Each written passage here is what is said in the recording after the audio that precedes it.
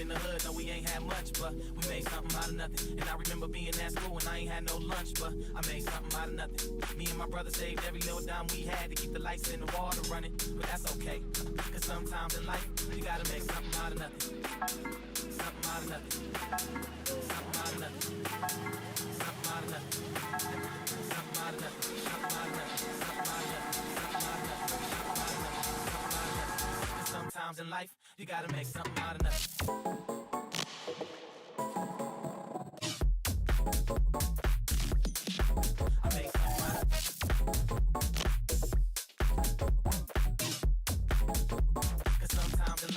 Gotta make something out of it.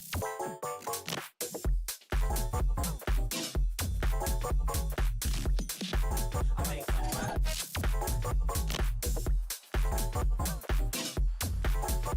Cause sometimes in life, you gotta make something out of it.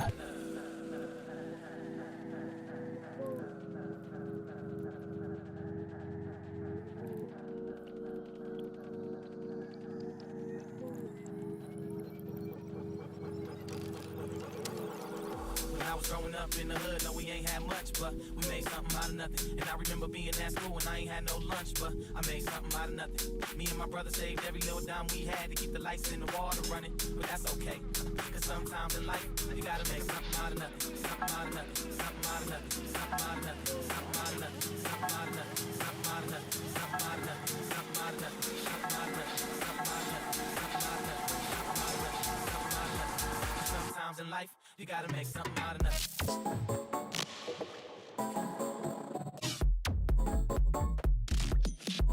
I made something out of nothing.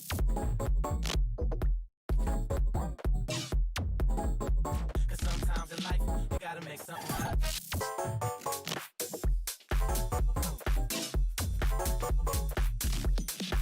I made something out of nothing.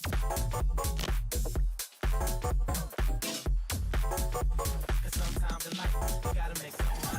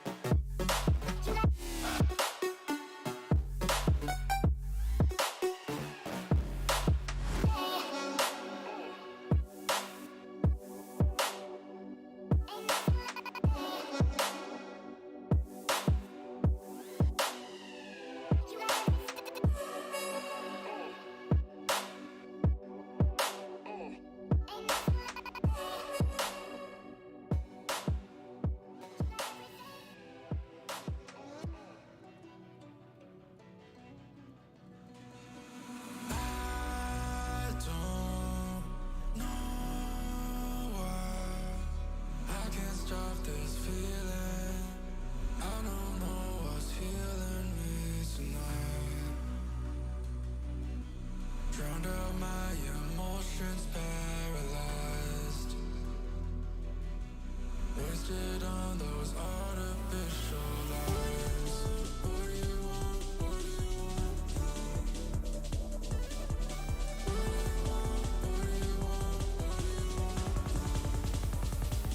What do you want?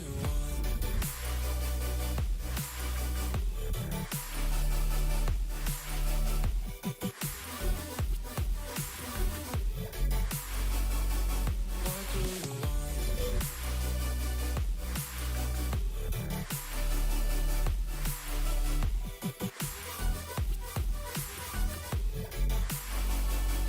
want? What do you want?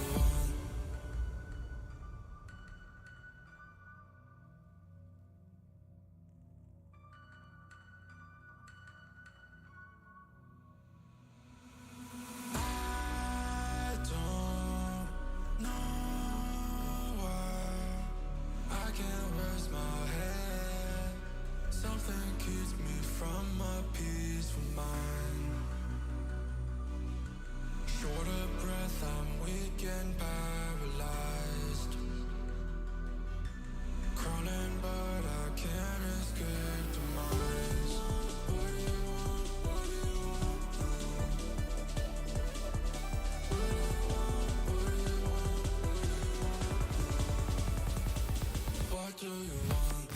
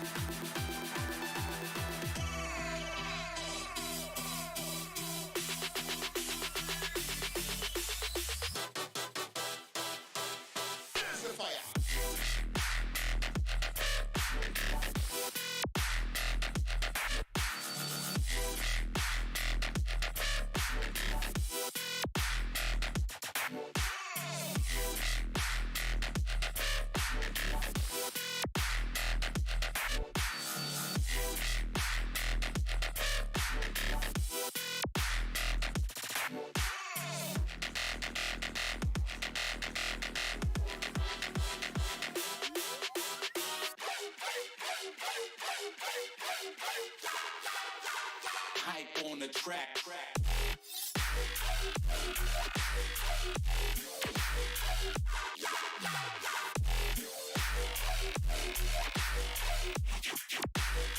Hype on the track. Hype on the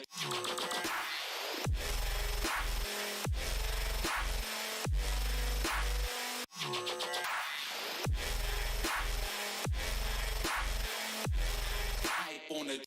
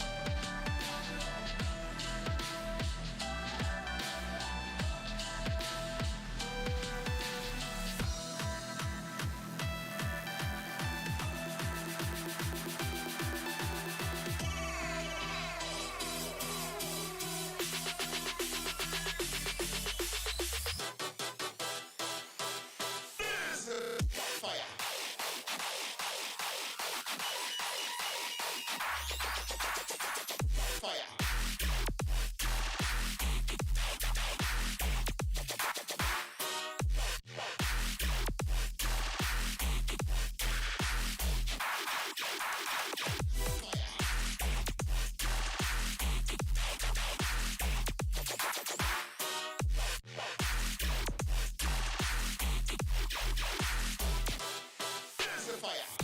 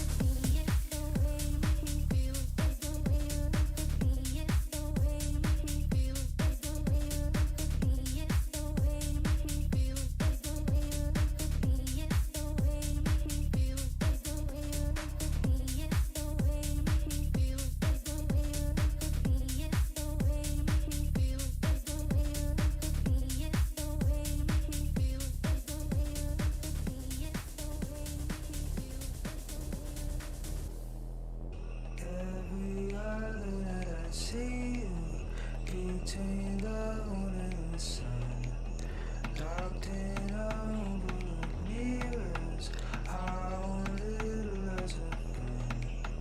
Whenever I try to chase you down, all I can find is your gun. Thought I finally shut you down, but it was my reflection. When am I gonna forget you? Oh, I try to get away from you more than I see you. Running. I don't know you anymore, but the trouble ain't memory stuck in my mind. I repeat. Tell me what I need to do to finally delete you from my mind. I'm gonna take a piece of my brain. Started listening to you, and so being like that. I'm not even touching, I should just quit.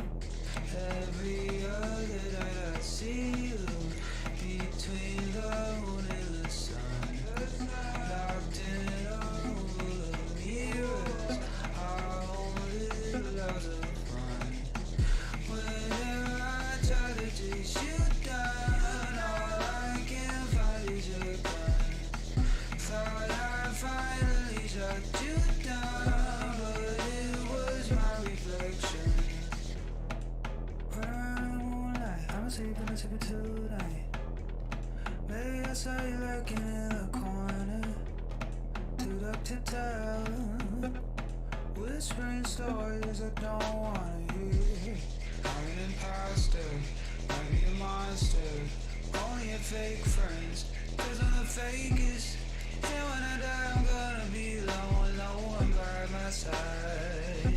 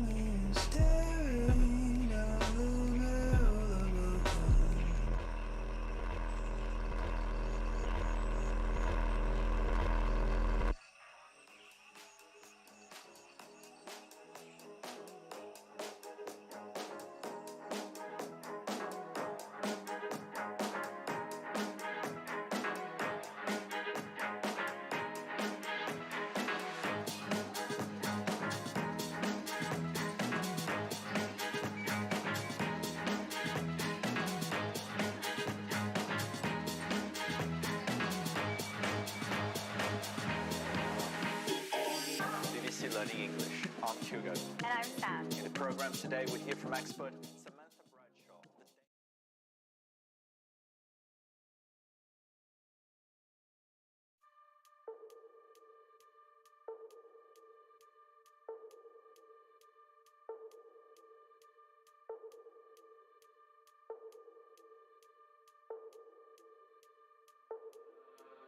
What you fretting for?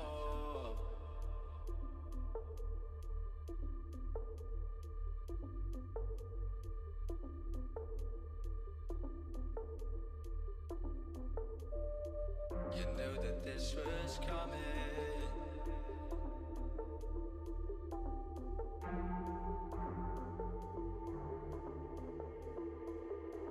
Tried to fight it, but you denied it.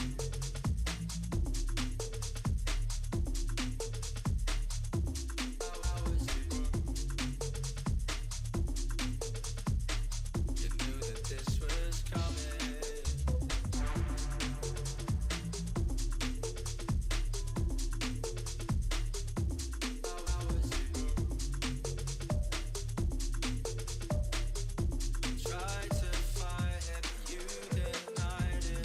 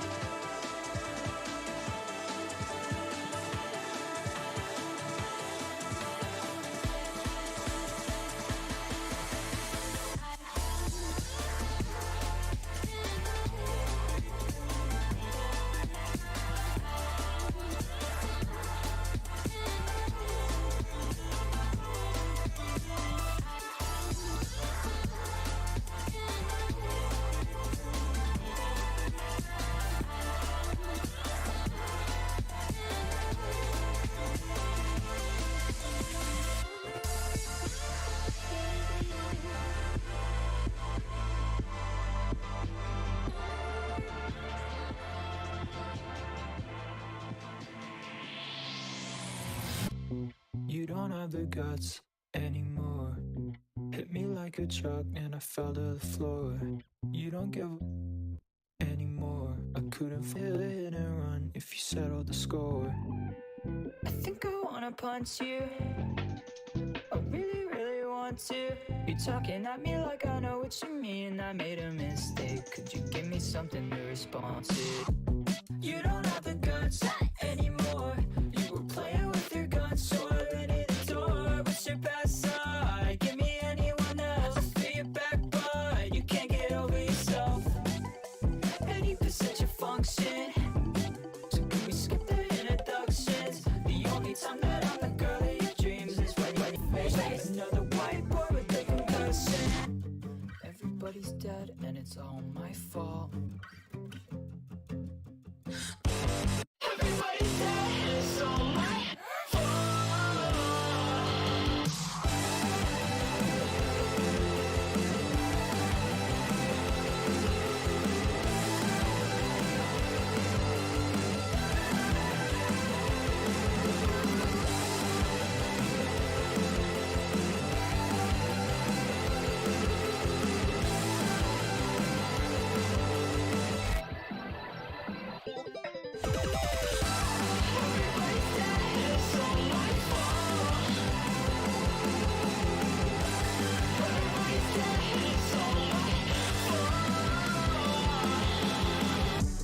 Everybody's dead and it's all my fault. Everybody's dead and it's all my fault. I'm way up, could never be under you. And I never move like a sucker do. Came out the mud and it wasn't because of you. Look at my stats, I got too many W. W, W, W, W. I got way too many W. Came out the mud and it wasn't because of you. W, W, W, W. Hey, I never care what the others do. I'm in the penthouse enjoying the upper view. Don't ever think that your lady is stuck with you. She pull up on me and tell me I'm lovable. Don't do the cap, never been gullible. I've been a plug and I'm unpluggable. Been undefeated, feel like a mother too. Call me.com, that's www. Really feeling myself. This ain't the place to approach me. I ain't never been on a shelf. I save that space for the trophies. I'm running to it, we get it and laugh. We catch a dub and we running it back. I'm like a boxer that's training to fight, cause I wake up and punching to get to the bag. I'm way up, could never be under you. And I never move like a sucker do. Came out the mud and it wasn't because of you. Look at my stats, I got too many W. W, W, W, W. I got way too many W. Came out the mud and it wasn't because of you. W, W, W, W. World. Yeah. Prices keep on going, world. Y'all still need to get your world. Nothing left to say, I'm world. I'm world. Hey, look at the drip, I'm looking colorful. I took a chick, kiss her in front of you. We got the win, that is a W. I ain't your twin, but I've been W. Said it before, I say it again and again. The way that I work is incredible. Do all the talking you want, I don't want to hear it. Whatever you say is incredible. Me and the losers are just not relatable. Don't call my phone cause I'm still unavailable. I've been the greatest and still undebatable. Breaking the records and make them unbreakable. Blazing the spot, mad clean. Hate it or not, game 7, game tie, vaccine. I'm taking a shot, I'm way up, could never be under you. And I never move like a sucker do. Came out the mud and it wasn't because of you. Look at my stats, I got too many W. W, W, W, W. I got way too many W. Came out the mud and it wasn't because of you. W, W, W, W. World. Yeah. Prices keep on going, world. Y'all still need to get your world. Nothing left to say, I'm world. I'm world.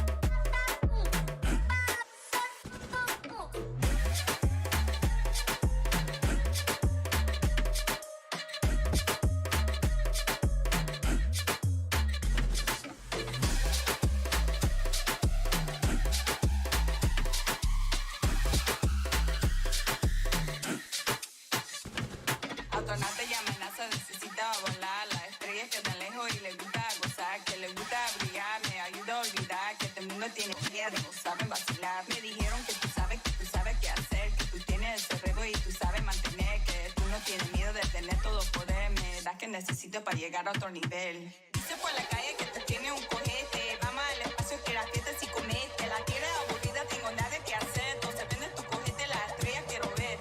Dice por la calle que tú tienes un cohete, vamos al espacio que la fiesta si comete. La tierra aburrida, tengo nada que hacer, entonces prende tu cohete, better rock it like I said.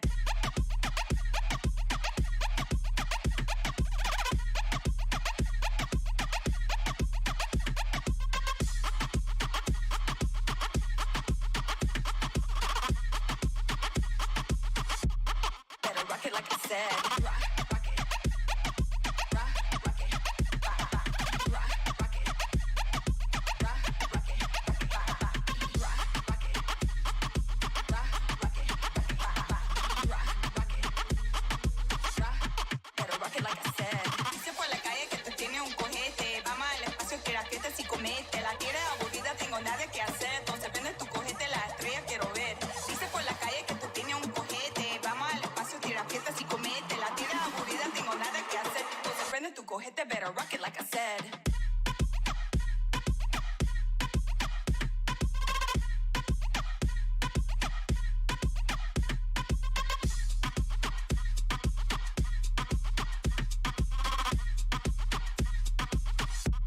Better rock it like I said.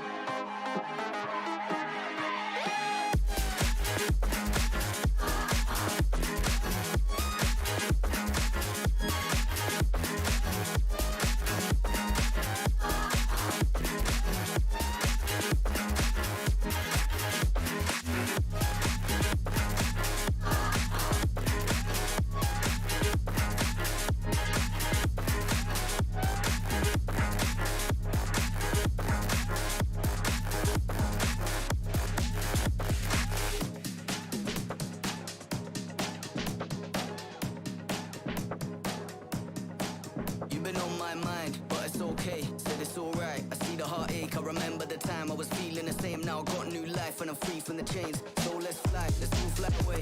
Look to the sky, look at that place where your dream of hitting another level never felt so free by the end of the day. That's all I pray.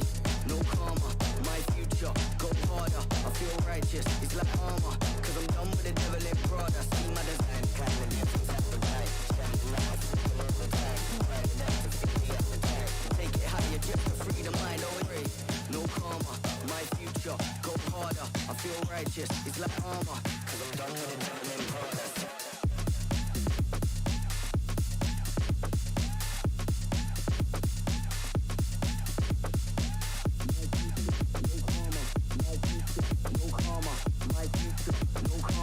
My future, no karma, my future, no karma, my future, no karma, my future, go harder, no karma, no karma, my future, no karma, my future, no karma, my future, go harder, no karma, no karma, my future, no karma, my future, no karma, my future, go harder, no karma, no karma, my future, no karma, my future, no karma, my future, go harder, no karma, no karma, no karma, no karma, no karma, no karma, no karma, no karma, no karma, no karma, no karma, no karma, no karma, no karma. You've been on my mind.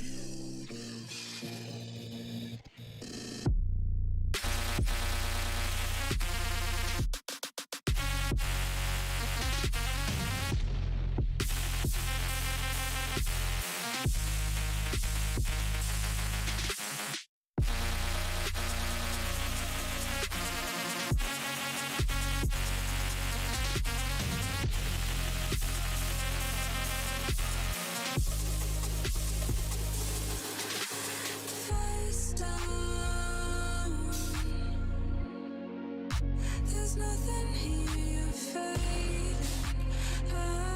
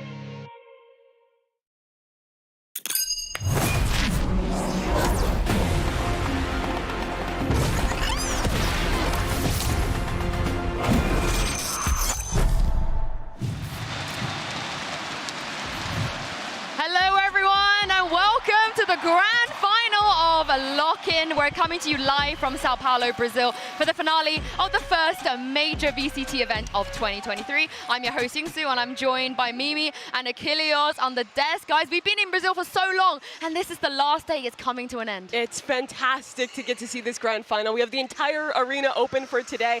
It's not even the show match yet and already it is so filled up in here. I mean, they're just showing fan signs and everyone's going absolutely crazy in the stands at the moment. So once we get the players out here, even for the show match, it's going to be incredibly loud in this arena. And then once the teams come out for the final, it's going to, the roof is going to get blown off this place. As you guys mentioned, there is a show match coming up between Team Tarek and Team FRT. And following that, we're going to be moving on to our best of 5 grand finale between Loud and Fnatic. But first, I think it's time to make this show match extra interesting because we're about to reveal a brand new agent and you'll get to see them in action on stage right behind me. So without further ado, it is my pleasure to introduce Gecko.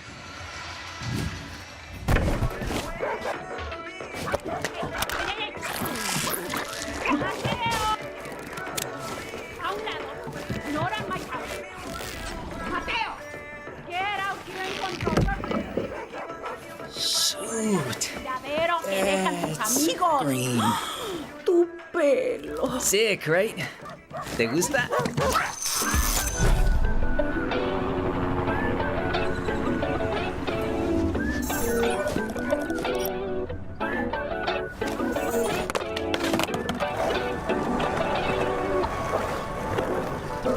I don't know where you've been sold, but I'd be insane not to play my role. Yeah, I know I can break a fall. The stakes are low.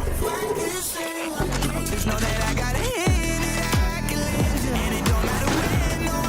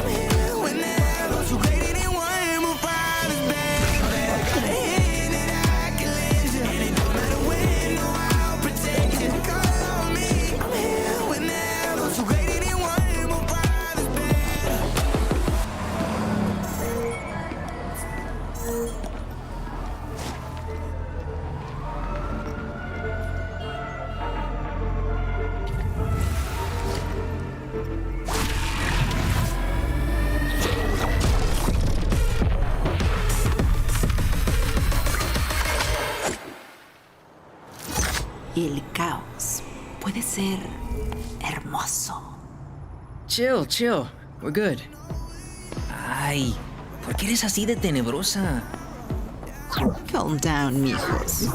Soy yo. Adoro tu cabello. Oh, yeah? Thanks, yeah. It felt like a vibe, you know? I kind of like it. I mean, it was super green when it first went in. Like, my mom was freaking out.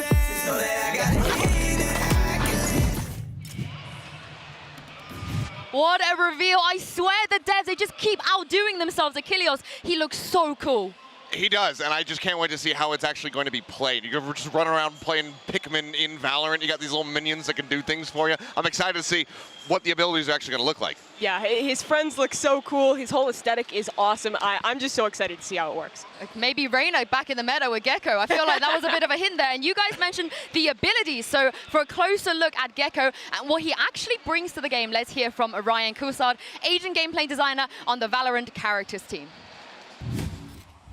Hello everybody, yeah, Brennan Sideshow here, joined with a very exclusive interview of Ryan Coussard, the game designer behind the new agent Gecko that's due to be released pretty soon. And yeah, thank you very much for joining us, Ryan. You know, I know you've just flown in recently straight into Brazil, so yeah, thank you for your time. Yeah, no, I'm stoked to be here. It's like I've always wanted to do some of the stuff with you guys, so it's cool to be on here. Well, let's talk about the abilities. The first one I think that we want to talk about is Mosh Pit, right? This ability, you know, heavy clearance. It looks really quite powerful as well in the right hands as well. So there's going to be a lot of similarities to KO's Fragment, but it's going to be more of an approachable, like it's going to be a very nice zone that it covers. It gives you a lot of time to kind of run out of it and a lot of time to react, but it is going to kind of give you a pretty big zone, and so it does crazy damage too, right? It does, yeah. So it's very similar to like Breach's Fusion Blast. So if you don't get out of it, you know, it's deadly to the center. So that is one of the abilities. That is the only ability that you can't go and pick back up again as well. Well, Mosh is still trying to figure it out. Like the other ones, you know, they're a little more grown. He's just a little baby trying to figure it out. Right. Okay, I see. Mosh, you know, it's for all, you know, listen, Mosh, we love Mosh, but not the signature ability of Gecko. In fact, that's a different ability, right? That's Dizzy. Right. Yeah, that's right. So the signature that we have, kind of the bread and butter, the initiator tool, is going to be Dizzy. So Dizzy is what you're using kind of round to round.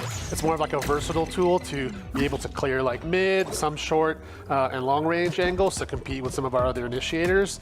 But it definitely has like a lot of different ways to kind of counterplay, and different ways to kind of change how you take spaces compared to some of our other initiators. And it is kind of similar to some other abilities in that it blinds your opponent, but it works in quite a different way, right? Right, yeah. We wanted to try something that was a little less, like it kind of obfuscates your screen a little bit less, gives you a little easier of a time to kind of maneuver around. Right. But it also has a lot of like downsides and a lot of trade-offs to, like it can kind of get shot and mitigate a lot of the area there.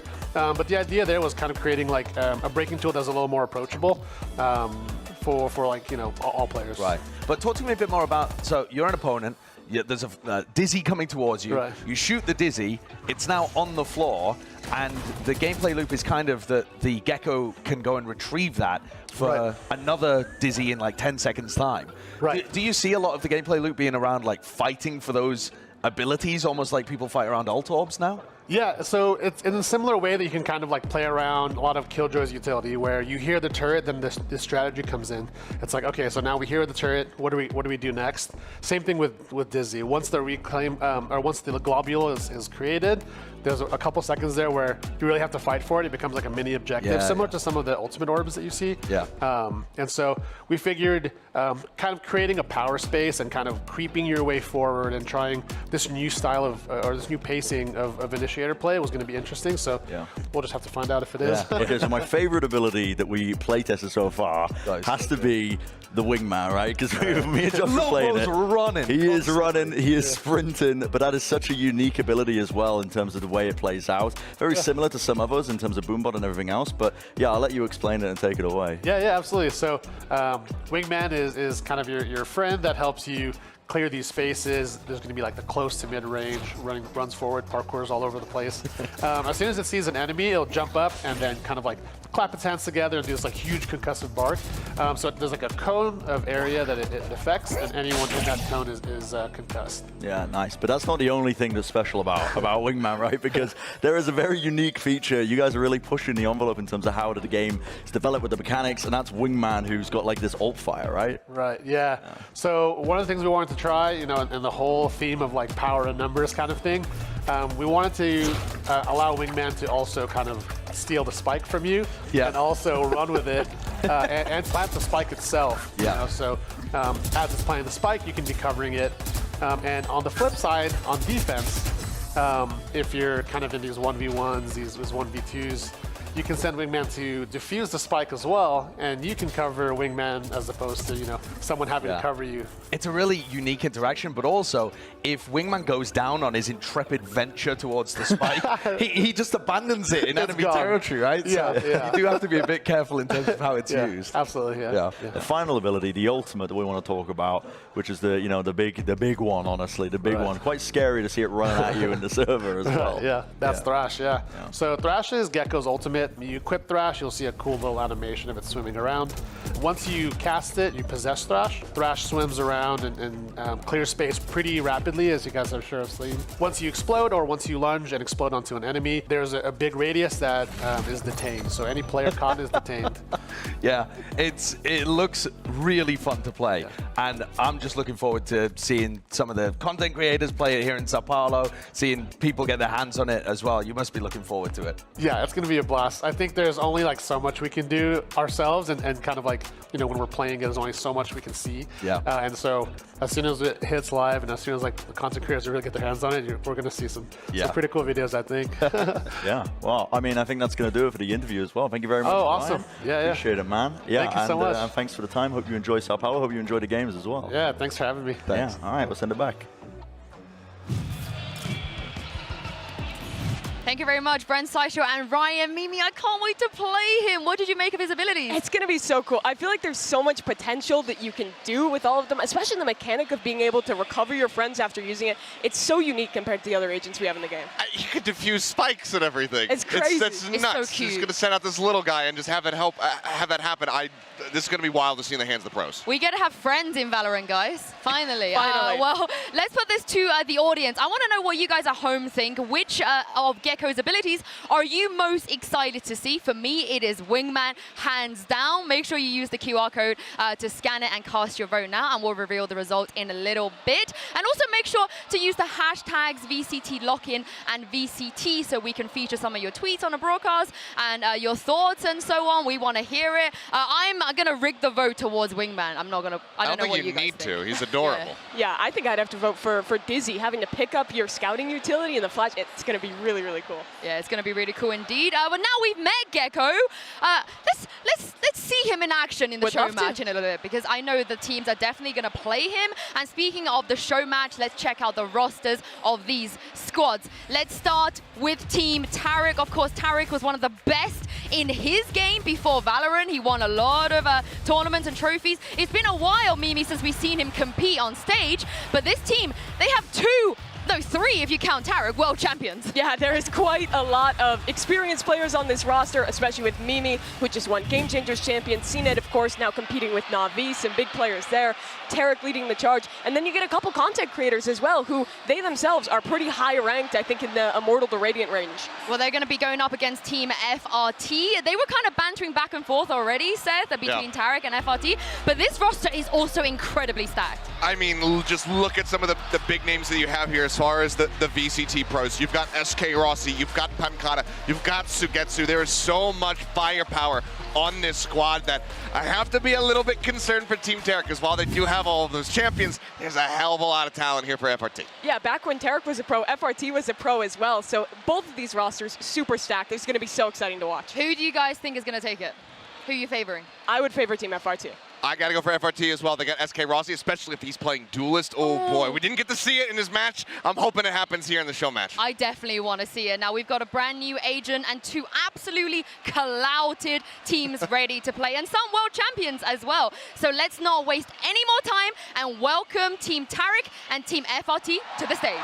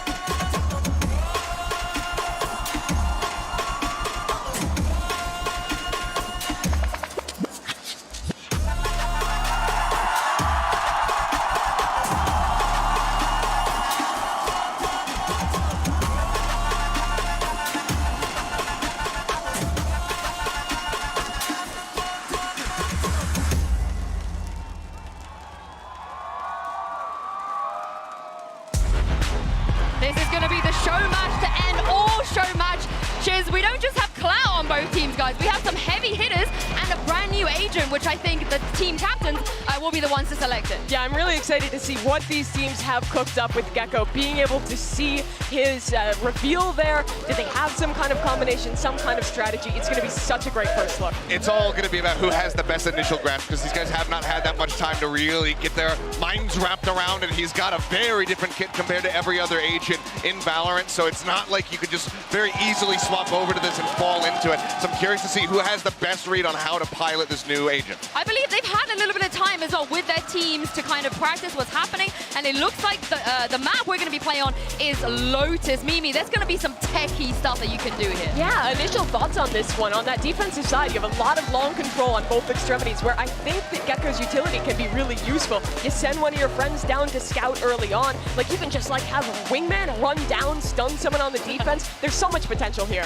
I mean, we saw that Lotus a couple times in the highlights there of his abilities, so yeah, I think there's going to be plenty of applications for it as we get into the Prime Gaming agent select. I'm really curious to see what these guys have ready to go against one another. Obviously, I want to see Rossi on that jet. Yeah. We see it highlighted, but on Lotus, wouldn't be shocked if the duelist comes out for the raise. And okay, we're getting silly. We got to talk to Ryan a little bit. He was really bigging up the fact that Harbor as well as Gecko could be a really insane combination with the Cove and Wingman. They're doing it. Spike. That seems like Team FRT's strategy. Yeah, it does look like it. And we're going to get Cino versus Rossi on the jet. This is a cataclysmic clash of jet players that I cannot wait to see. This alongside Gecko, piloted by both of these team captains, should make for an excellent show match. I can't wait to see this and see what's going to unfold and introduce you guys to your casters for today. Doug and Bala are joined by Ryan to take you guys through Lotus. Hey guys, I'm Ryan. You may not know who I am, or I'm unfamiliar, but I want to talk to you about my guests. I got Doug. I got the guest casters here. I got Bala. How you guys doing, man? Good, man. I'm glad we're your guests. Thank you for inviting us. Thank you for letting us join you on this desk. The best of the best only for the release, you know what I'm saying? It looks so sick already. We got the crowd involved, and they're hyped for both sides. I can't wait to see this because they were, I mean, just seeing the reactions on their faces while we were watching the trailer, it must feel really special for you and your team to see actually it get revealed today. Yeah, absolutely. So it was like a whole number of people. It's like the biggest effort I think we've had on the Valorant side for an agent, and so I think it's like a huge team effort to just kind of see all this stuff. And yeah, there we go. Let's get into this. And you know, the funny thing is too is when you think of a new agent, people often, even us, who kind of have an inside view of things, have no idea how much goes into something like this. Right. And I'm right away excited to see how these guys use Wingman. I mean, that's what the Dust was talking about, but like, can they get plants down? Can they actually make this thing work? They're gonna go for it right off the bat, I think. That's the wrong ability. There's Wingman coming out. Honestly, I just want to see him go try to plant. There he goes. He goes there. He's adorable. Bloop, bloop, bloop, bloop, bloop. Oh, no! Come on! Not Wingman! Yeah, this is what I was saying too, is Lotus is great for, you know, the B plants, it tends to be a little scarier, right? Like, you kind of put your body on the line. With a couple smokes or a couple flashes to kind of help Wingman in, the plant becomes a lot safer, and you just have to worry about the retake. Yeah, I just love that they go for it right away. Looks like there might be a little bit more tweaking to the strategy right off the bat. I want to see him succeed, though. I'm going to be really disappointed if he just dies every round. Oh, no, I think I'm gonna. Okay, seeing it going through as well. It's 3v2 right now. They're trying to recover it, but once that spike is down, you see the danger. You see how it's not just, okay, this guy can go plant and you get a free round win. There's a danger to it. Yeah. And Ryan, I know you mentioned this somewhat in the interview previously, but I want to just go ahead and talk about it again. This is perfect timing. So explain to me how that works. Wingman dies, and then I saw a little blob sitting out on the site. What is that? What do you do with that? Do you interact with it? How does this work? Yeah, so when Dizzy, Wingman, or Thrash, they die, shot, or time out, they'll turn into this little globule, like a dormant version of themselves. What a good word. Globule. I had to practice that one. And yeah, so they can reclaim it, you grab it, you got 10 seconds, and you can cast it again. Got it. So you're really interested in I mean, trying to farm that as much as you can, surely. Yeah, absolutely. I think what we're going to see on Gecko is there's a lot of different pacing, like I was kind of mentioning earlier. Yeah. There's going to be a lot of stuff you see where the defaults become stronger, or, you know, working with your team to get those reclaims. the longer you can last, the stronger you're going to be. And you saw actually FRT there try to use Dizzy to clear some space out of A main, and it didn't quite work out. Speaking of Dizzy, here he goes again. So what is he doing right there? Is it scanning? What's going on? Because there's a noise going on at the same time. Yeah, so as soon as Dizzy comes out, kind of activates, you'll see these little like energy radiant tentacles come out, start scanning. As soon as it sees an enemy in line of sight, it will fire off a plasma blast. So there's a recon element to it. Sure. That's really strong, it feels like. That is really strong. Mimi's really strong too. Let me ask you this. I also just saw as Dizzy was sent out into the abyss that round, he bounced off the wall. So there is some of that to it, right? You can bounce it off the wall to get cheeky angles? Yeah, you can kind of mix it up.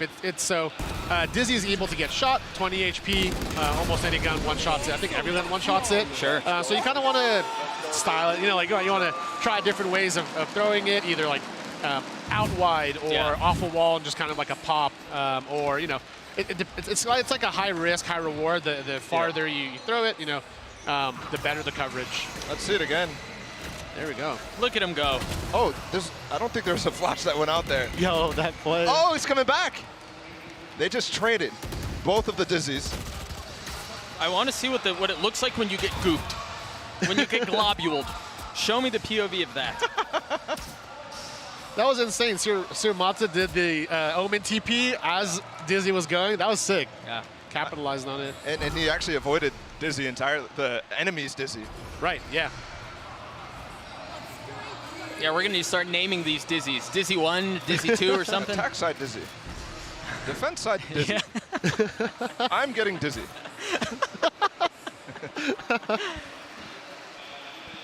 Unfortunately, no Gecko action for the rest of this round. But FRT do need it. They need a round here. You don't want to get blown out in your first show match ever. Mimi's still alive. Actually, 3 world champions alive right now in this show match. It's actually insane how stacked these rosters are. Ooh. Funny part is I thought we were going to have some fun with this show match. They're too good, man. They're too good, and I don't think you can with the crowd like this. See that? Oh. He's so weak. 2. Oh, but I don't think he knows where he is. He's got the dash proc, too.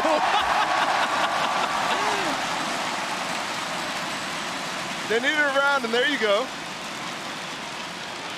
All because of the trade all the way back in A main. Also, very quickly, I know that this is supposed to be about Gecko, but I also just saw the Oni katana pulled out. There it is. And that's just so freaking sick, man. I will pay Riot right now from this desk. I need the katana.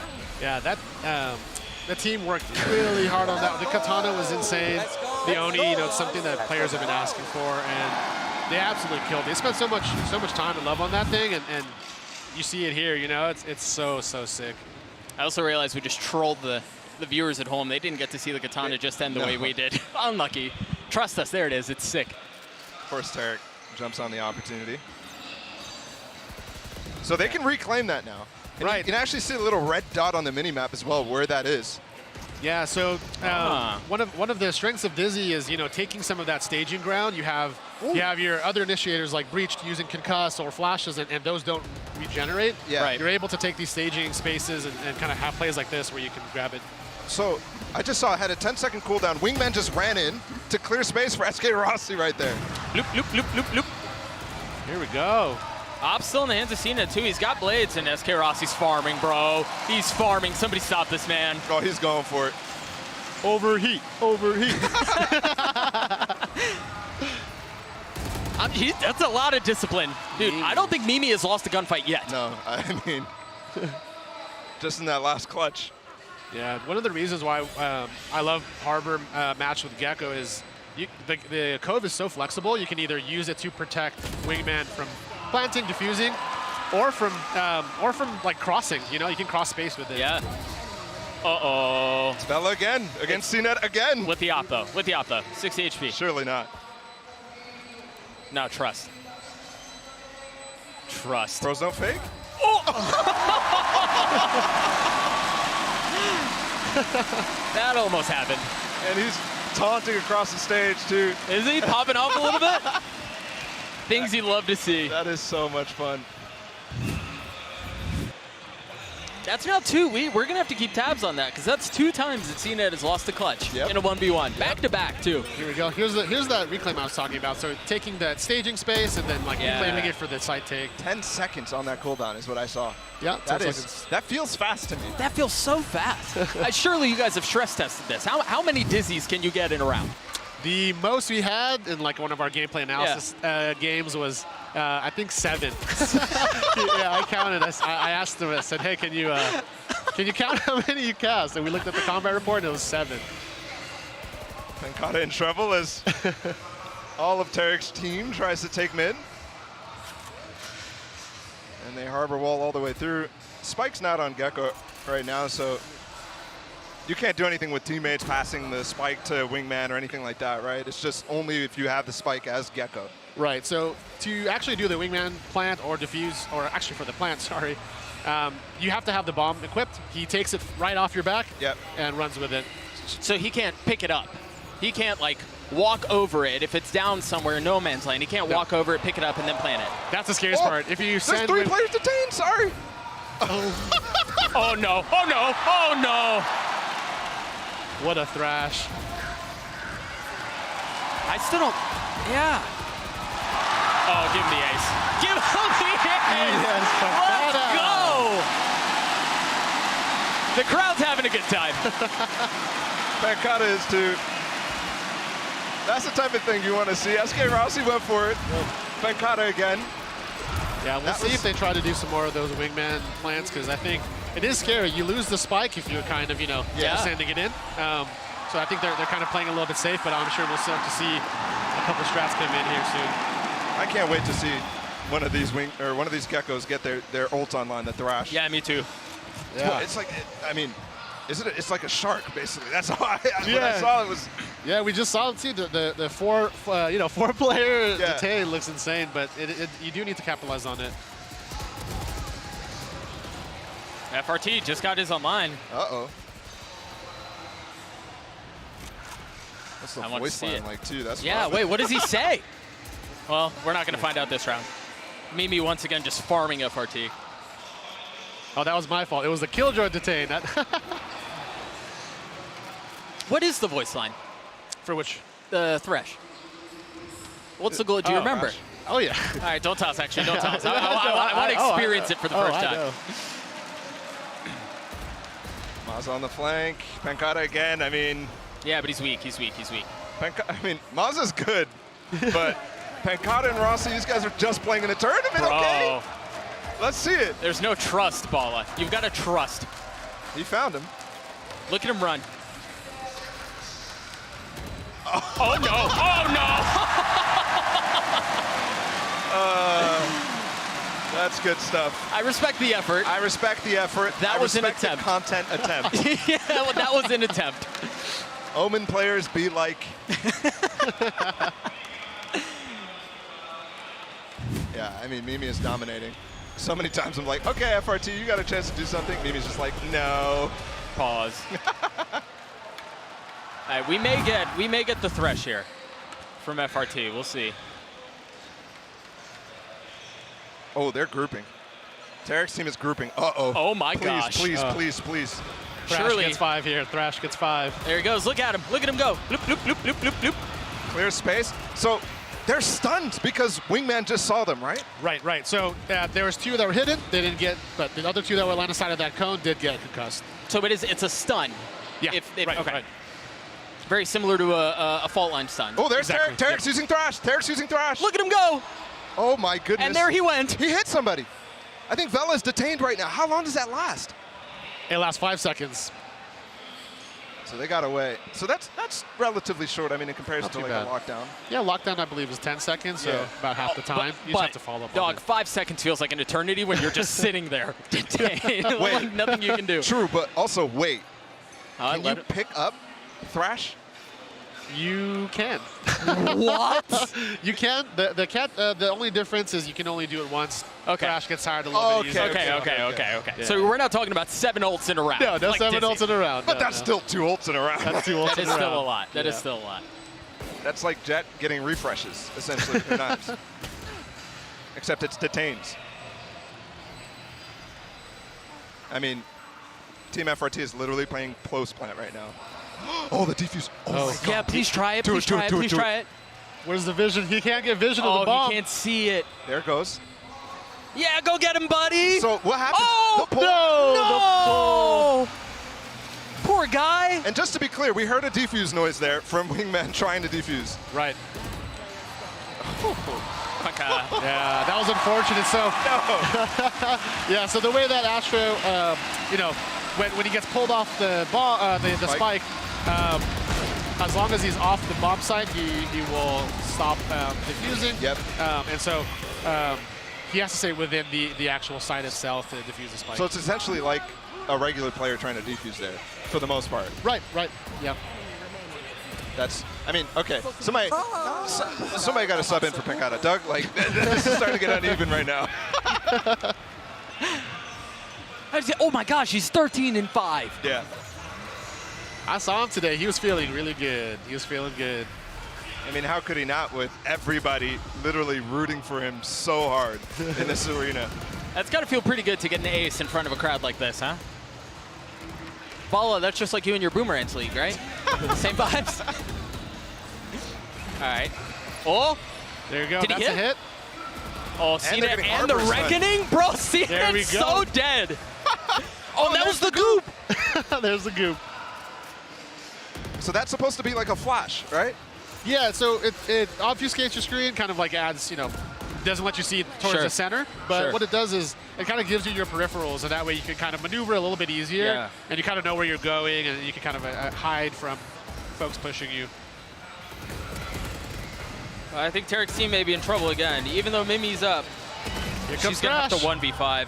Oh, it didn't hit? It did not hit, no. Oh, right, they so- picked it back up there, by the way. Yeah, I think they farmed that twice. Explain this to me though. So how does Thrash work? Does he have a fixed distance where he runs and then he pops? Can you pop it early? Can you lunge kind of like a Skydog? How does that work? Yeah, so as your Thrash kind of swimming through, left click forces you to lunge, and you kind of do your attack. Yep. In the air, you can left click again after a small delay and kind of explode early. Otherwise, if you hit a player, a 6-meter explosion happens. So it's pretty decent size, you know. So you can hit multiple people. You can hit multiple people. Good night. It's like a cubby size, right? Yeah, cubby size. I'd say Roughly? like, Sure. I think if you were to kind of throw into B or anyone within that little, the stairs area, Okay. would get hit. Got you. Reclaiming Dizzy. Oh. These players are nasty. Yeah. I was literally expecting to come into this and be like, okay, let's have some fun, get some wingman plants. Okay, FRT. CNET's the only one with a gun here. And he's making it work. Oh my gosh, he's going. So Getsu's literally trying to get back up towards Bella right now with the door. He's got a shorty. Ooh. Oh, he's got a shorty. Huge Oh, cascade. Mimi. Oh, no. Oh.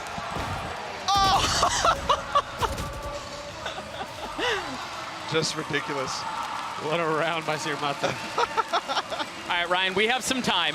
I'm going to get to pick your brain in a way I've always wanted to, but I've never been able to. Let's do it. Right? How can you talk me through some of the iterations of what Gecko has gone through? Give me like the most broken state that you guys had Gecko in at one point. Well, the reclaims had no cooldowns. You know? You know? Yeah, that'll do it. That's a good starting point. And with any of these, you know, we always test a bunch of the sizes. We like to, it's like maybe try the most extreme size, or we go crazy. They say we go crazy, and then start tuning it down to what is the version where it just does nothing. Yeah. Right? And so if you can find nothing, and if you can find extreme, you know that there's a middle that works. Somewhere in between there, yeah. Somewhere the universe would work, yeah. Oh, they're in Mosh right now. He's going to get another. Oh, my gosh. Tarek, okay. Yeah, he's heating up. Coming to the live. Yeah, one of the exciting things I want to see, we kind of saw it a little bit there, is when we start to see, like, similar to what Raze has with that nade. Oh, wait, they're actually popping out here. You can't touch C-Net with that op, though. You were saying about the similarities. Right. So so you have the Raze nade C's combo from Fade. Yeah. It's a beautiful combo on Lotus. You can do something very similar, right? And even if you have both, you can really clear that back area and take some space. It's really great for taking space, and I think Fade's one of the ones that I like playing with Gecko. So, like, just visually, it looks similar to a Viper Snakebite, right? A Viper Molly. Yeah. Is it damage over time, or is it more, because usually initiators don't have that except for shock darts. It's like instant damage, but it's not damage over time. How does it work? Yeah, so Mosh kind of grows and then starts to charge up. It works a little bit like Chaos Fragment, where it gives you a little bit of time and then starts exploding. Okay. The big difference is the explosions happen all at the end. So after 3 seconds, charges up, Mosh gets angry. And it's just one boom. pop. Just one pop. 150 in the center, yep. 150 in the center. So you're right. Something with like a C's. It's deadly. Right? Like a C's mosh pit combo. Instant kill. Yeah. They're starting to learn how to use Wingman to clear space, like to use it as a boom bot, essentially. Right. Yeah. One of our hopes was that Gecko would be a lot more approachable and kind of like it's a low barrier to entry. That's true. Right off the rip. That's right. true. Yeah. More approachable. But we still wanted to keep a lot of that like learnability and that high mastery. So I think we landed in a pretty good spot, but we'll have to see. So far, it looks like it. I mean, I definitely see improvements in how they're using the ability so far. Within 11 rounds, so. These executes are beautiful, by the way. Yeah, it's just going to be a 5v5. Did these guys practice? Did we give them scrim time? Like, this is ridiculous. I think this is like one of the first or second times they've played the game with this team. Yeah. It's the lockdown again from Mimi. You saw how dangerous that was last time, but the ult comes out from Vela. Look at how far back Sugetsu's playing as well. He's just able to cut off and he rotates in. No wingman shenanigans here. Yeah, go get him. Ooh, double knives pop. Anime battle. Nothing. SK Rossi gets the best. That was a tough angle to play, so. Yeah, it was. I'll give it to him. That's good for FRT's team. They were starting to look like Tarek might let Tarek come on a comeback, but no, they have 3 partnered players on their team right now. All right, Tarek has his ult again, too. Want to see if they do anything fun with it. You know, you mentioned, Ryan, you mentioned some of the synergy with Fade. Was there anything else as you guys were developing Gecko that stood out as far as like agent synergy or, some cool stuff like that?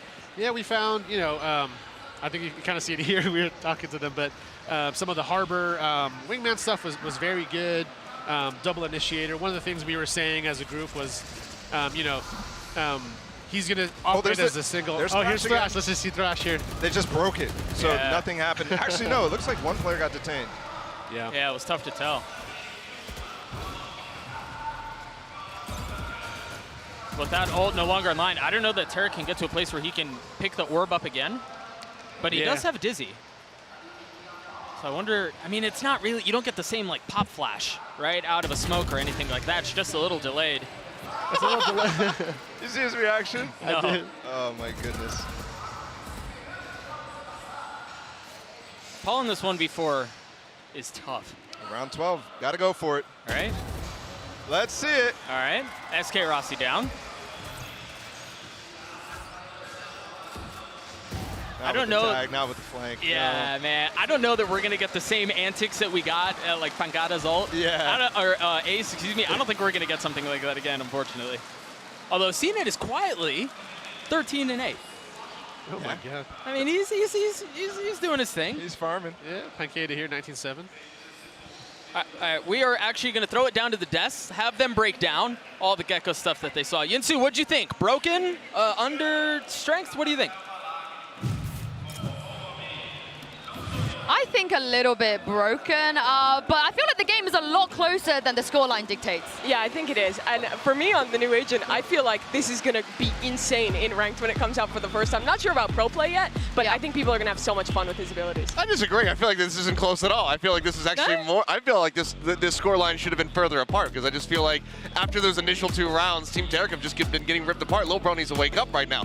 Get the team rallied back, get them into this game if they want to pick up some rounds. Well, Mimi mentioned those abilities. Earlier, we posted a poll on Twitter and asked you guys at home what Gecko ability you were most excited about. Let's check in and see the results. I voted for Wingman, and his overwhelming majority Wingman as well. Mimi, we so nearly saw some great moments, but it just kind of fell apart in the end. Yeah, you saw it started off on the pistol round there, where like they try and do the Wingman plant into the cove, but immediately they got shut down. I think Team Tarek identified, okay, we have one goal, it's to get rid of Wingman. But still, there was a lot of cool stuff seen throughout. I loved watching teams kind of adapt to how to use Dizzy. Yeah, there's been a lot of great repeated use, and I mean, one of the craziest things is just hearing Ryan talk about how many times you can get that in a round. 7?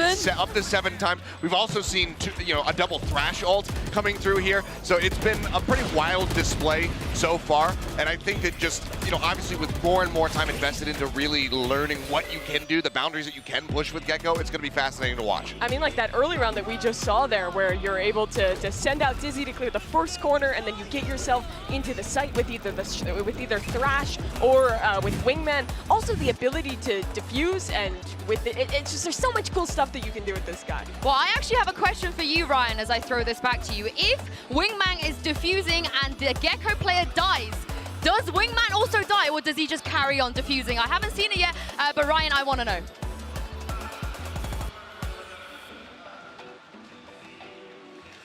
Yeah, I mean, Ryan, that's a very fair question. I'll give you the floor to answer what Yinsu is prodding at. Yeah. So, yeah, Yinsu, if Wingman is planting or defusing and Gecko dies, Wingman keeps going. He keeps going. He keeps going. Yes, keeps going. So, not only do you have to kill Gecko, but then you have to take care of Wingman as well. Right. In the 1v1 scenarios, if Wingman's all alone, he gets a little scared and he dies. So if it's ever a 1v1 and he's scared, he this is so adorable, bro. Poor guy. Yeah, he gets a little too scared and dies, but that's only if he's a lost alive. They tried to grab well with the mosh pit there. That would have been sick. I think they're listening to us. They have us on comms. They heard what we're trying to do. Bella, that was nasty. Just double shark scene it. I do hope we get to see, though, I mean, just how strong Mosh Pit is. Because, I mean, we can hear it and go, okay, instant kill, whatever, but seeing it is an entirely different story. Right. I really love what Paul is doing here. So the Sky is kind of, they're helping Tarek with the reclaim on these. You have a lot of support. You have Omen, you have Jet to kind of take the angles, and Sky to really piggyback a lot of that initiator utility to get these reclaims. Yeah.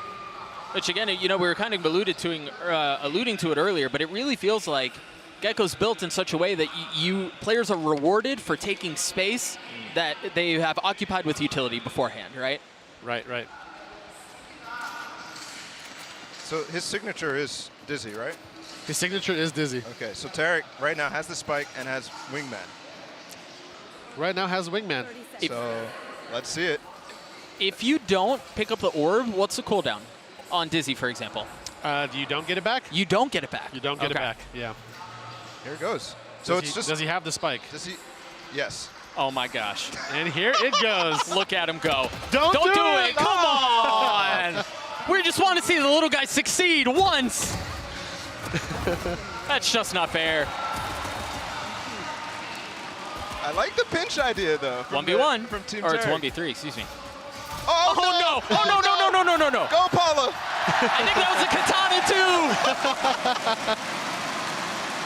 Oh, it hurts. Good sportsmanship, though. Pulls out the knife. Yeah, that's true. That was true. That's very good point. Shooting. I think that was going to be an easy 1v3 for Paula, so they had to... Yeah, true, actually. You had to nerf somehow. Right. It's only fair. Team FRT's like, please, knife, please. Please, we want the knife, please. So how does that mechanic actually work? Like planting? Is it a bind? Are you clicking? What are you aiming at? Yeah, so there's 2 commands here for Wingman. Left says go find some friends. right click is plant the spike. So only knows 2 things. And look at, so now here they're protecting Wingman with a couple things. Smoke here, Dizzy to kind of protect the plant, and here it is. He did it! Let's go! Yeah. Once he plants the spike, he's done, right? He's done, goes to sleep. You can wake him up again in 10 seconds. I mean, it's well-earned rest. Poor little guy. Yeah, I really love the iteration, too, of how they're taking B. I think we were talking about earlier, like, B's tough to take, tough to get the plant sometimes in, but FRT. Oh, no. Thank you, Tarek. Thank you, Tarek. Yeah, sorry, continue. Yeah, so the iteration, you know, throwing the smokes down, really protecting Wingman and helping them in, allows you to kind of flex how you play it. You know, like we saw the first time, sent it in by itself, all 5 played out. The second time they did it, sent a bunch of smokes in and played with it, Dizzy to protect. And here it is, you see again. Plants the bomb, goes back to sleep, Tarek goes to grab it. So that's why you were excited about the Harbor play, right? Because of the Cove? Right, the Cove, yeah. Would you prefer Harbor or Sage to synergize with this agent? We played both. Yeah? Yeah, it's good. Yeah, we've been really liking Sage or Harbor on Icebox. It's been really fun. I know, like, you know, some of those, oh my God. So I'm a Sheriff fan, and that was gorgeous. I became speechless for just a sec here. Hey, let me ask you this. As far as Dizzy goes, so, all right, you throw out Dizzy, right, and you tag somebody on the other team. Right. Do they show up on the minimap? They do not. Do you have any sort of confirmation that you have flashed somebody or gooped somebody? Yeah, so you will see, you will hear the audio that it fired. Okay. And sometimes you'll hear how many it fired. But the big difference is you kind of have to put your body on the line to really see where Dizzy shot. Yeah. Otherwise, you won't be able to see where it went. So you'll get some confirmation that it happened, but no real idea where. Look at him go again. There you go. Look at him go again. And the spike is down. Thank you, Wingman. I appreciate Tarek being a man of the people and helping us out here. That's 2 in a row. All 3 rounds, too, he tried it. Yep. Right. This might be another round win for him. Oh! The Wingman fakes are going off in my mind right now. That's twice that they've tried to flank because Wingman has taken so much attention against the plant. That is a cool idea. Yeah. And FRT here has Thrash.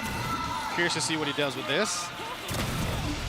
I think, especially like with like a fade or something like that, with some noise obscuring, or maybe like an Omen ult, like obscuring the mini-map, just some sort of information denial paired with Wingman planting could be real dangerous. So they're gonna try to get aggressive here. Here comes the mosh pit. Mosh, oh, this is gonna work! Oh, gravity wave! No! Almost got him. So, but that entire time, it didn't do any damage. It did not do any damage. Does it slow? Does it vulnerable? Does it anything? Nope, just nothing at all. Okay. It makes a really big zone, which is a little different from some of our mollies. So it's huge zone. 3 seconds, you don't get out, you die. Tarek's feeling himself. Yeah, he is. No Thrash this round either from FRT Unlucky, but Tarek does. One of the things we started seeing as we were doing, again, these play tests was the reclaim on Thrash started to play really well for attack in a way that felt really good, where, you know, if you use it for the take, grab Thrash after the spike's down, you can use it again for post plant, you know, so it has a lot of strength on the attack, where you might see some weakness on the defense, but on the attack, it's great. It's great for being able to do both.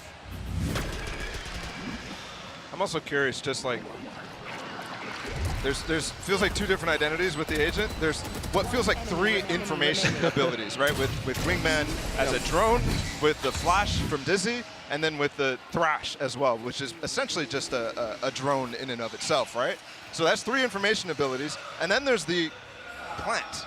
That feels somewhat dissonant and distant objectives, if that makes any sense. Right. Yeah, a lot of, as far as kind of like the reconnaissance that we have on Gecko, a lot of it is, it's high risk to get that recon, or you really have to be out there with Dizzy to see the information, and same with Wingman. Yeah. And what we wanted to achieve with this was more that if they were to see somebody, or if they shot someone, it's really clear what to do next, and so you're able to really work with your teammates in these games. We just saw, I mean, some insane team play. Actually, they used the Sky Dog on the right side, the Trailblazer, and then they used the Wingman on the other side. He's waiting the 5 seconds here for the plant. Oh, no, it didn't. A lot of ultimates online here. Yeah, I mean, an infinite amount. It feels like, especially double detain potentially here. Right. The lockdown and the thrash. It's a flash. He's going again. I want to see the ult used. Oh no, you didn't expect that. Beautiful sheriff shot by FRT. Flash over the top, a little cheeky. They just can't find a way in, man. Yeah, I mean, they all funneled through spawn, so even with Tarek just sending it into spawn, that's kind of easy. You know, I was just thinking earlier, I said something about how Dizzy really doesn't have the same pop out of a smoke mechanic, but technically, I mean, if you time it right, because I'm assuming there's a wind-up period right after you throw him where he cannot flash, right? But once he hits past that time window, he can pop whenever. So if you hit the timing right out of a smoke, it's an instant. Right, yeah, so it's the same as some of our other flashes where it's half a second, but there's a wind up and then it becomes active. Once it's active, it starts to scan, half a second, it fires. Got it. So you can technically do similar things like a pop flash. Yeah. It's really strong out of smokes. You saw there right over, and you can kind of like hide because it can get shot in the wind up. So you hide the wind up and it's active coming out of the smoke, right. That's very dope. Go get him, little buddy. All right, what was the inspiration to the little buddies? Why little guys? I think we wanted to create something or kind of really push that thematic of. I'm sorry, what just happened? Sorry, you can continue. You just wallbanged him. No, that was insane. So the thematic of. Yeah, sorry. Wait, can he spam that? Can you spam this? Oh, he tried. That was a nice try. Wow, Team Tarek's feeling it. Yeah, I mean, that was a number of ridiculous things that just happened right in a row. So I. No, yeah. We'll pick this up in a moment. Absolutely. FRT is ult. I mean, they're even adorable when he's holding them. Oh, jeez. Spike's not down, so this is tough for them to work with. Pat Caddis said, hold that. Oh, I got this. Paul's got some room, though. Paul's got some room. Here we go. Uh-oh. Oh, no. Ah, there you go. All right, so yeah, talk to me about the intention, the thought behind the little guys. I think we wanted to create some type of incentive to really want to grab something. Like, let's say if it was like scrap on the ground, like you might want to leave it there, right? So something that's like, hey, that's my wingman. Like, I'm not just going to leave you there, bud, you know? Like, you pick it up and go. You intentionally are making us emotionally invested in these little guys so that we'll go pick them back up again. Yeah, I think that's the hope.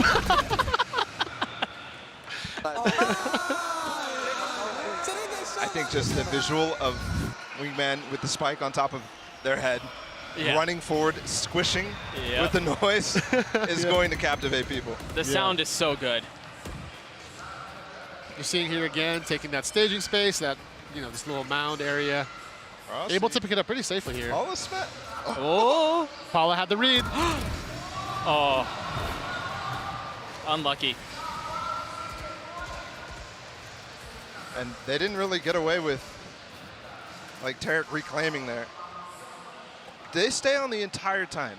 Like, once they fall, once they get used, they stay down the entire time. There's no disappearing time or anything like that. Oh, this combination's fantastic. He threw the wingman in. Oh. They have about 10 seconds, and then it's 20 seconds before they expire. Okay. Oh, so they do expire if you don't pick them up quickly enough. Yep. Okay.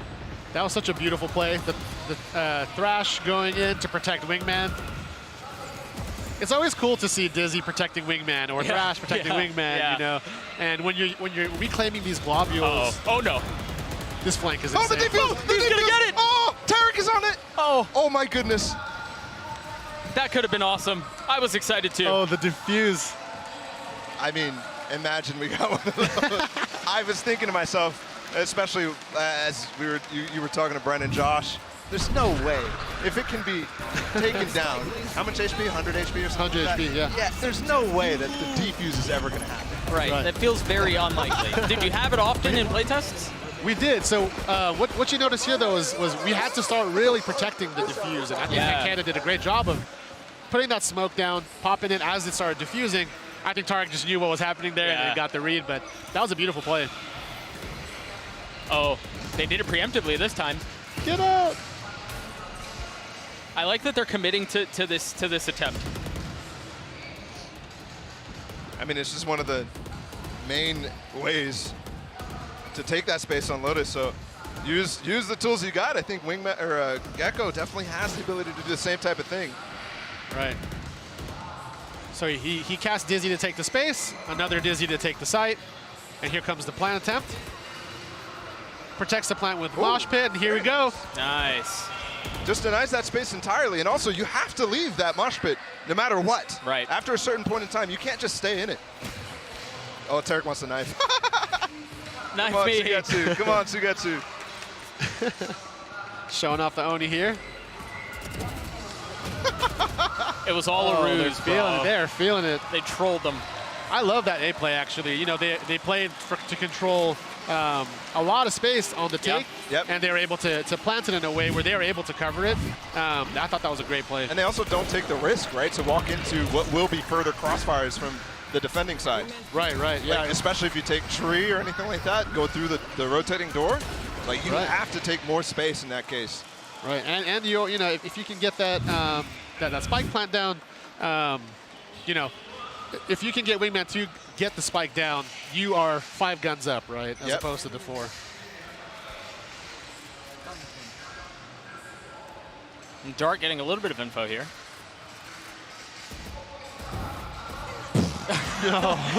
He's just picking up right where he left off. Come on. Does this feel like we've had more smoke spam kills than any other tournament before, Bala? Oh, in the overall tournament? Yeah. Oh, absolutely. Including the show match. Yes. This is just silly. Check PCs, check PCs.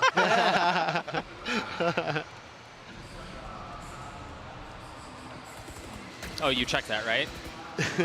Oh, that was almost so close for her to peek with the flash. The Dizzy. Does that flash your teammates?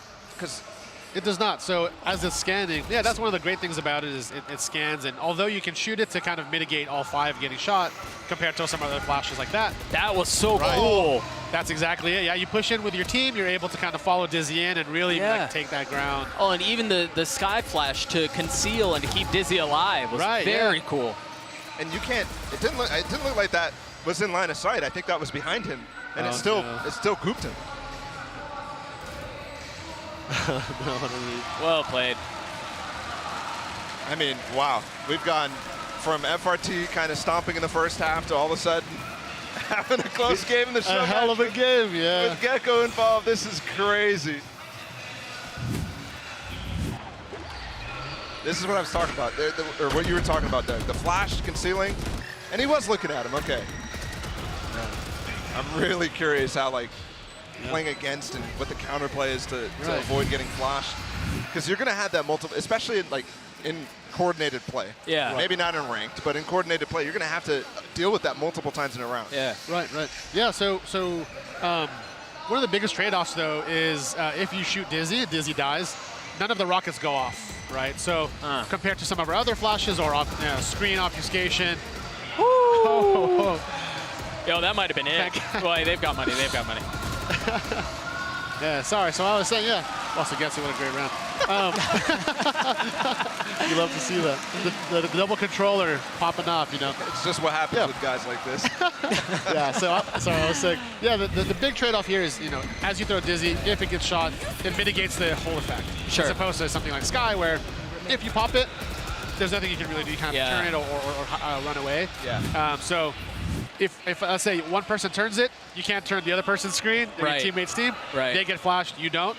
So it's like singular, almost like isolated counterplay versus this, where you can hit it to stop it from teammates. Oh, look at this combo. They invested a lot. If someone was there, that would have been beautiful. Yeah. Let me ask you, if Dizzy is behind you and pops and you don't see it, like it's directly behind you, will it still goop you? It will, yeah. Okay. So if it's behind you, it will shoot you. Ult used. CNET dancing around the Reckoning with the blades, and he's not able to find anything. This may be it for Team Tarek, man. Yeah, I don't see a way out of this. No, dude, they had a crazy comeback, Seekers? but I mean... I'm saying it's 12-12. Oh, I think we're going 12. Shot, bro. 2v5, let's get it. No shot. I'm thinking, Paula definitely. 1v5? 1v5. 1v5? Let her win it. This would be, extend the match. Oh, they're going for the knife, yes. She has a chance. Oh, gosh. Oh, gosh. Knife. Oh. Look at Pancata in the back, just op angle. He's just waiting. He's way too disciplined for antics like this. At this point, this is Gladiator. Send one person at a time. Yeah. Dude, she's gonna do it. Don't do the shorty. No, please not the around shorty. Around the corner. Here you go. The shorty. No, I can't watch. Paula takes this. I can't watch. Just spray the smoke. Look at him. He's smirking. He knows. No. Don't push the smoke. Don't push the smoke. There's a shorty on the other side. Oh, she's. No. What a game. That was awesome. That was so awesome. That was so cool. I mean, just moments like that, but getting the first chance to see the Asian too. Yeah. What a good time. And I think we got like a good, that was like some games, especially like sometimes I've been part of like free agent previews and stuff like that. You get the first game, it's like, nah, nobody really knows how to use the agent. Yeah. These guys knew. We got some good insight. We got some strats. We got the double controller strat, trying to really protect Wingman. Looks like we knew what they were trying to do there. And you have the Tarek's offensive group really trying to take that space. So, pretty cool. It was really, really awesome.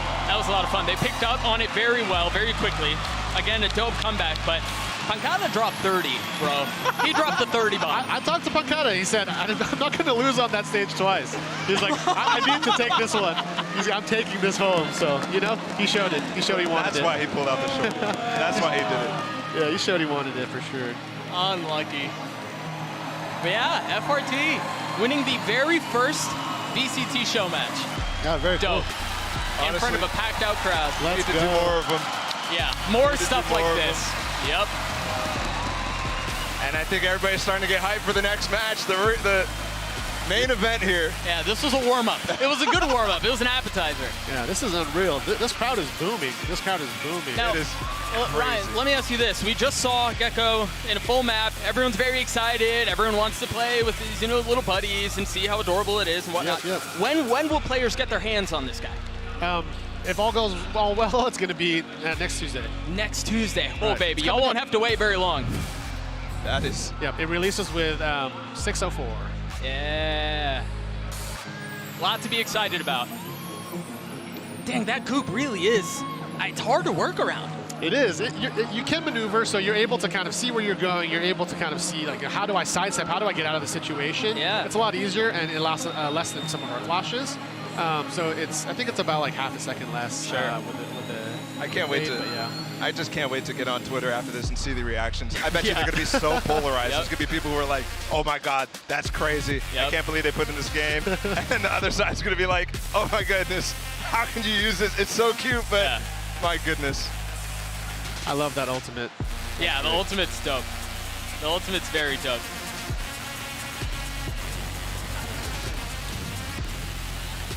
This was such a fun thing to go through. Yeah, the dizzy out of the smokes. It's strong. I'm telling you, it's strong. Here it is. You hit the timing right? Oh. Yeah. Dude, she had a run at it too, man. She was close. Yeah. Very unlucky. But again, Gecko, we've seen him on stage now. Bala, initial thoughts. Strong, too strong? What is your take? I think it's nice little middle ground. Yeah? I think in lower ranks, maybe it'll be fun and strong. Higher ranks, maybe a little weaker, but Sure. I think just a good agent overall. This is like one of those agents that I just have to smile. Yeah, with it's adorable. Congratulations Yes. on debuting Gecko, and thank you Absolutely. so much for letting us join you Thanks on for your hanging. desk. We're going to throw it down for an interview.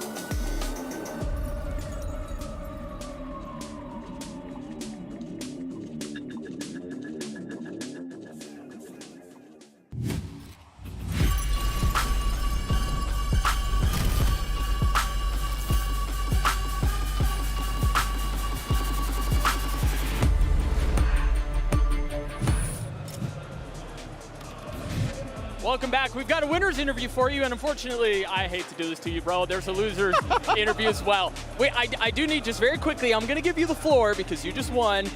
Chirp off a little bit. Give him a little trash talk. Let him know. Yo, I told you I would win. I told you, bruh. Feels bad. It feels bad, but you know, it was a fun time, and that's what matters the most. Hell yeah. And we got to show the new agent, Hell so yeah. that was dope. I love it. What a good opportunity ahead of the finals here. What did you guys think? Just first impressions overall. Tarek, you can start. I think it's really cool. I think he's actually overpowered. I don't know if we did a good job of showcasing it, but I think as time progresses, we're gonna see what he's actually his actual potential. So I'm excited to see what the community comes up with. Yeah, I mean, I feel the same feeling as him. It's like amazing. Everything is crazy. The game was, you know, but it's fine. In the end, we had fun. Yeah. Everybody was smiling, so I guess, yeah, we loved it. Oh, yeah. Very quickly, I want to give you a little love because you were so committed to having Wingman plant and defuse the spike. And we just, as for the content, we appreciate it. Yes, I was very committed as well. I remember one time, I think it was on Pistol, he was trying to play, and I jumped on him and I died for it. Yeah, it's really cute, and I think just the mechanic is so creative, so props to the devs.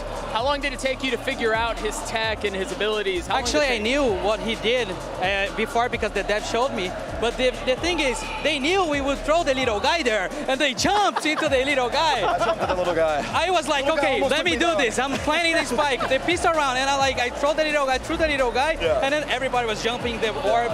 It's like crazy. I tried. At least I tried. Good shot, though. Yeah. I want to know about Thrash, because that thing looks really good. With the being able to lock down people, was that a significant, was it easy to dodge? Was there anything that was tough to use with it?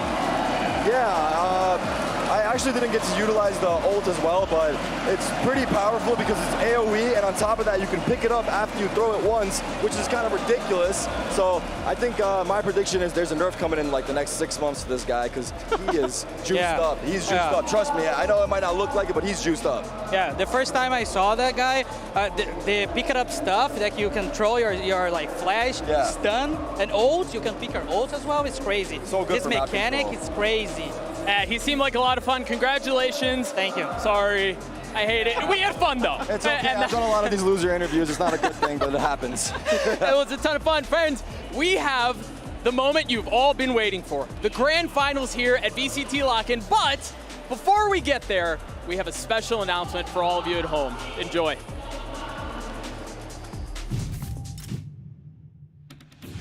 In 2023, the VCT is more global than ever.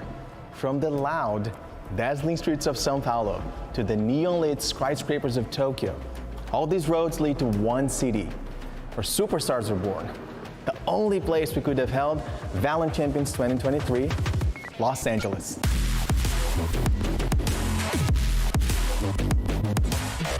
These hallowed halls have been home to some of the biggest names in entertainment and sport. From Kendrick Lamar to Rihanna, a million magic moments. This is where legends, no, champions are made. Welcome to the Kia Forum. It's been 7 years since Riot hosted a championship in our own backyard, and what better way to usher in the new era of the VCT than with a house party? You know, Brazil knows how to throw a good party too. You know what, Leo? You had your chance at a hometown show. Now, it's my turn.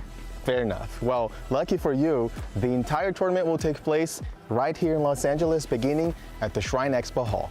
From August 6th to August 20th, the 16 best teams in the world will battle it out for a chance to make it all the way here, our biggest finals venue yet. Then, on August 24 to August 26, we'll close out the 2023 VCT season with the crowning of a new Valorant World Champion right here at the Kia Forum. Home to Hollywood. Home to champions. We'll see you here in Los Angeles this summer for Valorant Champions 2023.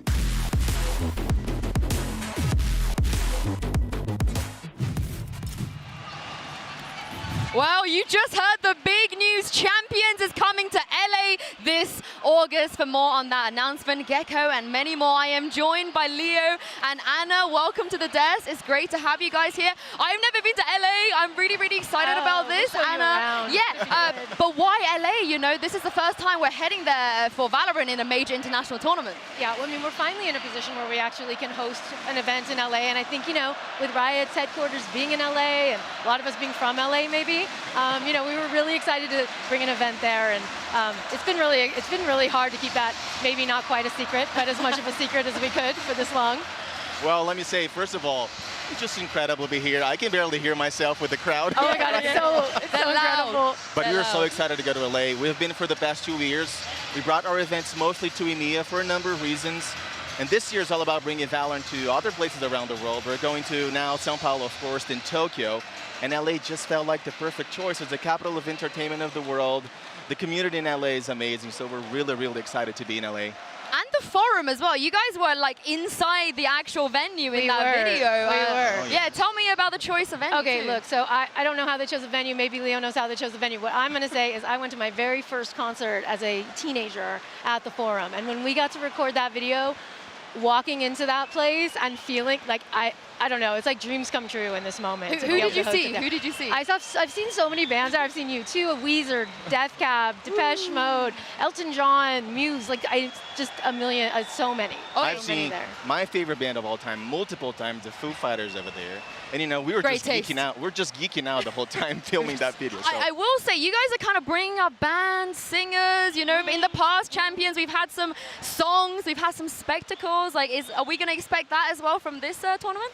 I mean, yeah, you go ahead. I just want to say, Champions is supposed to be the biggest moment of the year. That's where we pull all the stops. It's always supposed to be a spectacle for every Valorant player. So it's going to be a big fest. It's going to be a celebration. Yeah, yeah. And we're definitely thinking about Champs every year as like a moment for the entire community to celebrate all things Valorant. So yes, obviously the esport, but also just everything going on in the game. So I think you'll see what we've been able to pull off in São Paulo, but even bigger and better at Champs. Oh, I'm looking forward to the song. I'm going to take that as a confirmation. We are also looking forward to it. Oh, okay. Well, you guys mentioned São Paulo as well, and Leo, I know this is a big moment for you. Now you've experienced the desk, the venue, the crowd. What do you make of this event? Look, while we don't write the scripts, having Loud in the finals really helps because the crowd is insane, but it's just really nice to be here. We've been looking to come to Brazil for a while now. It's really special. The community is incredible. The energy in this venue right now is just amazing. So we're super, super happy to be here. And now I'm looking forward to the grand finals match. Yeah, totally. Yeah. We get to go to your home turf soon, but yeah, Anna, what do you make of this away venue? I mean, this is like getting me so hyped for LA, but I mean, I think this has been we've had a lot of amazing host cities so far, but this has been just an absolutely incredible host city. We've been here for what, about a month now, and just it's such amazing energy in this room, and it's going to be ridiculous as soon as we go to the games. Oh yeah, when Loud walk out, it's going to be crazy, and I'm assuming you're backing them to lift the trophy, surely? Look, I cannot be biased, you know, but I think it wouldn't be bad if they went in front of their home crowd. I'll say that. Okay. But Fnatic's looking really strong, so Anna, we'll help me out, help me out. I mean, you know I love you, Yinsu. I want to see both Strickers. Yes! Okay, I'm Team Anna all the way. But don't tell this crowd, because they will literally murder me. It's all good. Thank you so much, Anna and Leo, for joining me. Thank you so much for having us. Thank you for the announcement, Absolutely. and I cannot wait for the next events. But I'm getting ahead of myself, because we still have a grand final best of 5 between Loud and Fnatic. We're going to take a quick break here, but don't go anywhere, because you definitely don't want to miss this.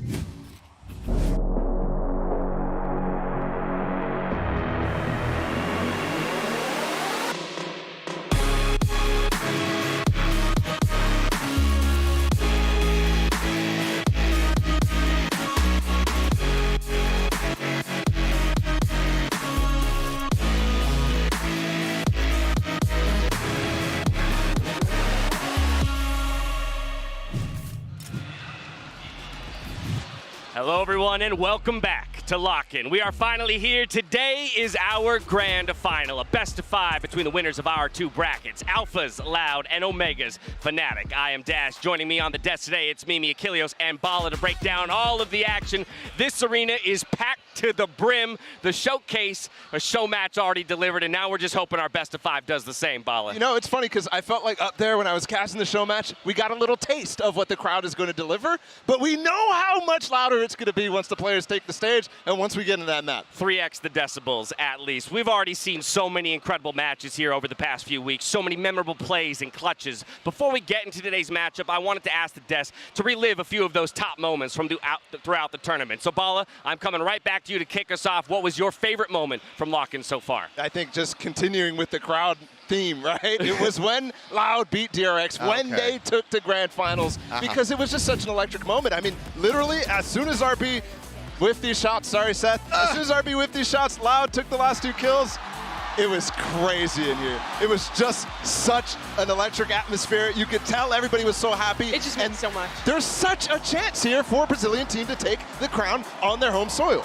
Look at that. I mean, so well deserved. The entire crowd behind them. My favorite moment of Lock-In was you making Seth relive that moment. Seth, what about you, buddy? What have you brought to the table? Surprisingly, it's not a DRX moment here because I'm still a little bit scarred from the things that Bala just brought up. But it's actually the series between EDG and 100 Thieves because it was one of the most hyped ones that we had up until we got into the semifinals. EDG, especially on this final map of Pearl, were pushing 100 Thieves to the very limit. It did. I mean, it took everything. Stellar being able to spray through the smoke, finding 2 kills to be able to get them back into this one, to be able to take this map, get into overtime, and then run it from there. EDG put up a hell of a show. I'm really looking forward to seeing what they and 100 Thieves can do in the future events. An incredible series, to say the least. Mimi, what'd you bring to the table for us? I want to narrow down to one specific moment. This also kind of centers around the crowd, but it was King when he won his 1v2 and he stood up and had that moment where he just like embraced the crowd in what he was able to do.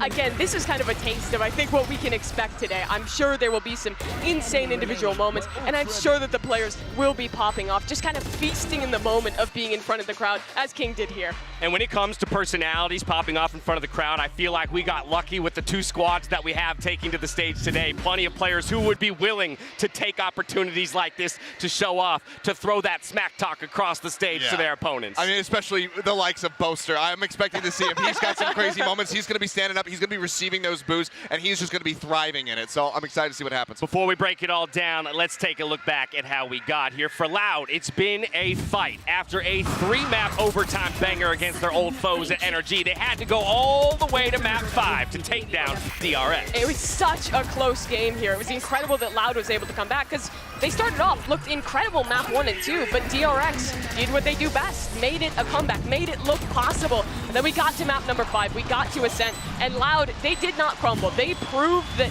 despite being tested so heavily by DRX, that they can still come back, come up with new ideas, and close out a close series like that under the pressure of this insane crowd. And for a team with 2 rookies on it, essentially the 2 players that came in, they're the guys who actually made the clutches against NRG happen. They're the guys who led the charge again to stop DRX from coming back. It's those things that are so impressive with Loud. Now, Achilles, on the other side, you've got Fnatic, right? Always the bridesmaid, never the bride. Choke Fnatic, they've heard it all before, but this revamped squad here has had a perfect run so far in Sao Paulo. Yesterday, they delivered a 3-0 over Navi. And this was something that we had never really anticipated. I mean, across the board on the desk, we were all expecting Navi to be able to take that. Myself, Mimi, Hypoc. It just felt like Navi weren't able to find their footing whatsoever. Not sure if it was an off day or if it was Fnatic really just kicking them off the back of their heels. They're completely on the ground the whole way through, whereas Fnatic never really gave them much options or many chances. 2 close maps, 1 blowout, and of course that blowout was on Navi's map pick. Fnatic just looked fierce. To me, it just felt like Fnatic being incredible. That was the moment we expected them to crumble. That was the moment we expect them to fall flat. And it was probably one of the most dominant games that they've played this entire tournament against Navi of all squads. I mean, Fnatic really is the EMEA super team. They're making people double, think and rethink their predictions coming into today, I'm sure, with that performance that they had yesterday. Another really important note coming into this grand final. No matter who wins today, we will have our first ever two-time champions in Valorant. We've been hunting for this for so long. Every single tournament we think, okay, the defending champions have a chance to do it again. Are they going to be doing it because they look so good winning the tournament? But there's so much turmoil in terms of teams going into the next tournament. So to see 100% getting a second trophy for one player in Chronicle or 3 players in Aspas, Sadak, and Les is just incredible. It's pretty cool to know that regardless of what happens, we're going to witness history today. Let's talk more about Loud, the hometown favorites. They're coming into this grand final as returning champions, but with a slightly different lineup. Yeah, Loud does have the chance here to find the first ever back-to-back in Valorant history, but I think it's made even more impressive because this is not the Loud from last year. This is a Loud that came in, picked up 2 new rookies that most people doubted would even be able to match what the former players on this squad could do, but they've been able to not only break through that expectation, but make it to another grand final in front of their home crowd, and now for the first time ever, it could be an organization winning 2 in a row. Run it back. Now I'm just hoping that we get a Phoenix on one of the maps. We've had every agent played at the event. Reina was the last one to make it through, so hey, you never really know, especially when you have a good amount of tape at this point. You're in the grand final. Both teams have been able to study each other. Maybe something like that Phoenix throwing a curveball. That play was not intended. Maybe it could happen. Put the It probably kibosh on won't. it before it even happens. Ball, if we're going to start working through individuals on that Loud roster, you start with none other than Sadak. Yeah, I think you have to, because this is the guy who rebuilt this team, right? He lost 2 star players, 2 players who you really expected to have a say in this team in this year that continues, and he's just insane. He's IGLing and he's still frying at the same time. He even took up some duelist roles this time. I mean, remember the turmoil that happened when everyone found out that the Loud squad that won champions wasn't going to be staying together. Everyone said, oh, that's it. This org is done. Yep. They lost Sasi. They lost Pancada. That was 2 of their best players. Sadak's just big jelly. He's like, I don't care. I've got these rookies. I'm going to train them up. I'm going to make sure that this works. And so far, it is looking great. And so much of 2022 Loud's storyline around building up that roster was we have Sadak, we have Sasi, you have the coach Bazooka. But this roster was just Sadak as the leader, having to rebuild, find new talent, and form something new. He's been able to do that, something that I don't think any other IGL has been able to do at the same level. Achilles, it's going to be Sadak making the calls. It's going to be Aspas looking for the duels, though. Will he pop off today? That's one of the big questions. He had a really rocky start in the first couple series, versus NRG especially, a little bit of a slow beginning, but then the guy just has been building steam, and then from the outset against TRX, he was crushing. If he has another hot start like this, then by God, they could be looking at a 2-0 start against Fnatic right off the bat in this set, because Aspas was absolutely tearing DRX apart initially. Yeah, that he was. And this guy is the big match player of all big match players. In the grand final of Champions 2022, this guy is what pushed Loud over the line to win that. And here again, he's coming back into the fray, putting up similar numbers, has a fantastic team behind him again, and it feels like Aspas is on the verge of repeating history. All right, Ball, let's move on to the other side of the matchup. Fnatic, a team that hasn't been to the grand final in quite some time. Feels like almost 2 years at this point. Exactly, and 2 years. Having another chance is great for them, because I think a lot of people finally, when we saw the roster get put together, we thought this is a chance. This is a chance for Boaster and Durka to finally do it again. They've had opportunities where they look like the best team in EMEA, but they just weren't able to make it through. So for them to have this opportunity is huge for them. It was Masters Reykjavik the first time they found themselves with the opportunity to take a title, ended in tragedy, 3-0 defeat to Sentinels. But there's a weird amount of poetry going on here with their own run at São Paulo. Yeah, I mean, still to this day, Sentinels, the only team, this original iteration of the roster, the only team that has made it into a grand final and taken a trophy without dropping a single map. Fnatic could do that today. I think it's very challenging, but I think rather than replacing the immaculate run, they'd just be happy to get the trophy itself. Yeah, and for the core of this team, the guys that were playing on that Reykjavik stage, Durka, Boaster, their coach, Mini, this means so much to them because over the last 2 years, since that happened, they have been through 5 different main roster players, have been trying to find the right mix. But here at LOCKIN, it seems like they have the perfect recipe. Pick up a star-studded duo in the offseason of Leo and Chronicle, keep the great strategy and ideas that you've always had, and it's just working, Paula. Yeah, and I think as well, something that's super impressive is Fnatic has gone through pressure stages multiple times. They've beaten Sentinels, crowd favorite. They've beaten Furia, crowd favorite. Then they go up and they face Na'Vi as well, and it's just ridiculous what these guys are able to do because that was the narrative coming into this. How are they going to maintain and go up against the pressure? I think the super team has helped Boaster and Durka do that flawlessly. Trying to do to Loud what's been done to them. Let's talk, though, about what this Fnatic squad is doing differently than what we've seen seen them do before. What is their game plan here at LOCKIN? I think what's been interesting about their game plan at LOCKIN is that they've stuck to what they know, which is coming up with really good ideas and having fantastic game plans. For example, you look at their Fracture. They're really trying to optimize things, grabbing orbs constantly to have these really cool set plays around ultimates, always buying half armor. They've always had that nerdiness, but in this tournament, they've also been able to show the adaptability and the ability to perform under pressure like you were talking about. Now we put a bunch of focus on Aspas already. We'd be doing a disservice to the Fnatic squad if we didn't also take a look at Durka. I mean, it's just another star-studded player in Durka, somebody that you can rely on to have those pop-off moments. I mean, similar to Aspas, we have seen Durka starting off really hot. Then when he moves over to something like the Raze, he's widely playing entry. He's still gaining information for his team, but he's not putting up the same kind of figures. But when he is on that jet especially, this man has to be respected. He demands it. I think the parallels that we actually put on Fnatic and Sentinels' run to have an undefeated record so far in maps, yeah, maybe we won't get that today, but Durka is on pace to actually have a similar performance to TenZ, which has been held up there as a benchmark best of all time tournament performance, and Durka is there. Durka is there. What a title to steal if you can make it happen here today on the grand final stage. We only got about a minute or so left before we get down there, so it's time to put it all on the line. Predictions from the three of you down the line. Mimi, I'm starting with you. Who takes it today? I know that this is Loud's home crowd, and I know they have a lot of advantages going into this one, but I have to predict Fnatic. It seems like they are unstoppable right now. 3-0ing Na'Vi yesterday convinced me. Okay, Fnatic call over here. Seth, who are you going with? I'm going to differentiate. I'm going to go for Loud here, honestly, and that's because I was browsing Reddit. There's a nice little post there, and it turns out that the team that has eliminated an All Riot event since 2014, the team that has eliminated Cloud9, has then gone on to lose to the inevitable winner of the this tournament. Man put his predictions in there. What you got? What you got? Fnatic, and I think this one is probably the toughest match to predict the entire time, but I'm going to go with them for specific reasons. Their adaptability, they've already played up to the pressure. I think they can take Loud with the home crowd still here, and Boaster's going to lift the trophy. Couple converts from yesterday's series, but we do have a split destiny today, which tells me we've got a great matchup ahead of us. It's time to get the match started. 30 teams have fallen, and after this best of 5, only one will remain. Today, we get our champion. It's Loud versus Fnatic. The LOCKIN Grand Final starts right now.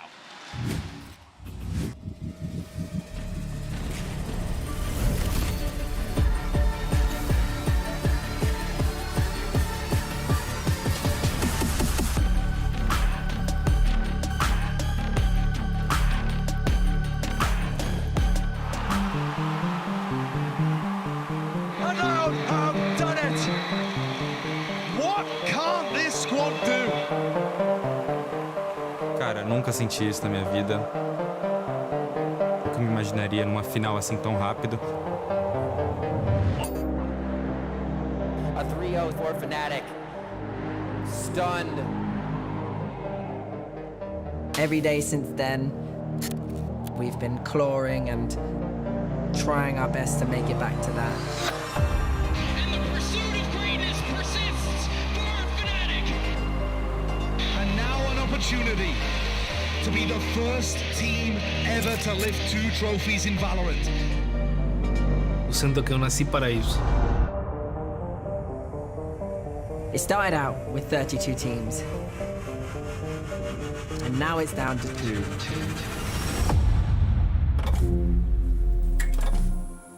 Loud, they're the favorites, but we're coming to win. This time, we'll try to end it. Fnatic ain't here to mess around. We're here to play. Eu quero deixar o Sadak orgulhoso. Eu tô aqui pra ser um exemplo, e esse exemplo vai ser lendário. Give him a chance! Unreal performance in favor of Fnatic.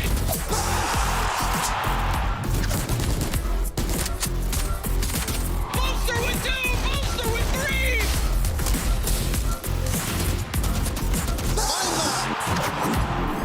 Loud. So you've taken the trophy in Istanbul from Althea. So we're gonna have to return the favor. Essa é pro Brasil, rapaziada. Faz o N e vamos para essa final.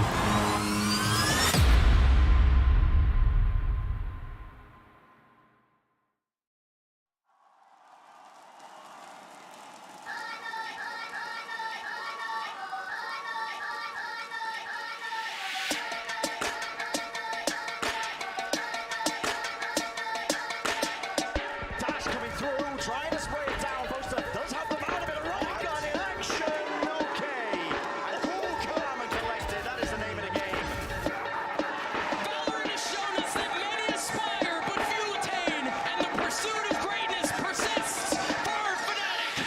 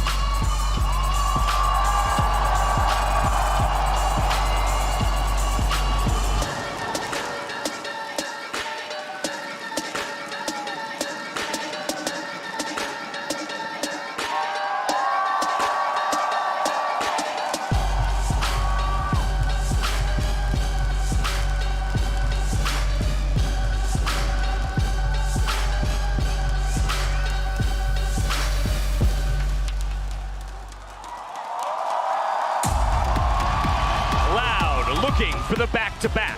Fnatic with a second chance. It all comes down to this. 3-map wins stand between our teams and being crowned king here on the stage in São Paulo. And there is no preparing yourself for the biggest crowd in Valorant land history. And it is so fun to see not only the players on Loud play to the crowd, but also the crowd to be ruthless in their approach to how Fnatic walk on. Out here, 17 years old, they give the most boos out of anybody. Fnatic has played in front of big crowds before, but this is something different. This crowd does not want them to win a round. It is so heavily swayed in the favor of Loud, and for them, it would mean the world to win here in São Paulo. I mean, the swings in volume in this arena, depending on how the rounds are going, depending on how the maps are going, is going to be completely and utterly stark. Yeah. One round taken by Fnatic, a singular kill, and this place can be silenced in a moment. Loud are looking to prevent that. They want to crank it up to 11. Not that I would suggest this, but I'm pretty sure you can watch this series with your eyes closed and you'd still know the way it's going based on the crowd noise. We're diving into the map. Vito's Bala I'm coming to you first as we wait for the reveals. Yeah, I'm super interested to see what Loud veto here. It should be Haven. They've not been playing this map. And also, Fnatic should be sticking to Pearl. I think that's such a big advantage for them throughout their entire tournament. Every single team has been relying on Pearl, Loud included with that Harbor Viper comp. That's a big advantage. It is, and both these teams will ban away their opponent's strongest map in one way. Haven out for Fnatic, Pearl out for the side of Loud. We head to Ascent as our first pick here. Loud, this is interesting to see them choosing into this one so early into the series. I almost expect them to maybe try and show something special on the Lotus, something they had cooked up, but not to be. Fnatic go Fracture the second. That they do. I mean, just fresh off a victory. This was the final map of the series just yesterday versus Na'Vi. Granted, it was a little bit closer. 13-11, they were able to get that win. They're still feeling confident in the Fracture pick, and Split now going to be coming through as well for Loud. That one's a weird one for me. Split is a double duelist for both sides, and I really don't know how those compositions go up against each other because you put so much into your stars. So that's one that I think could go either way. Lotus here, we haven't seen Loud play it yet. Fnatic, we had a chance to see it yesterday against Na'Vi. It looked pretty solid. It did. There's big question about what Loud wants to play there. Map number 5, we will land on Icebox. Fnatic, historically one of their best maps, but here at this tournament, we've seen Loud come out with that Harbor composition and look fantastic there. I think Fnatic is super happy that even though Icebox has historically been one of their best, this is the place where they had Harbor Viper. This is the place where Loud can lean into the strengths that they've been working on all tournament long. So we start with Ascent where they get that Viper, but we still don't get that Harbor. It's a little weird because, like I said, they're getting out of Pearl. Loud has been using that to their advantage the entire time. And I love this Viper composition we saw from Loud last time. The ideas they had combining the Snake Bite with other utility, it was fantastic. But Fnatic has seen it now. Map 1, Ascent, Prime Gaming, Agent Select.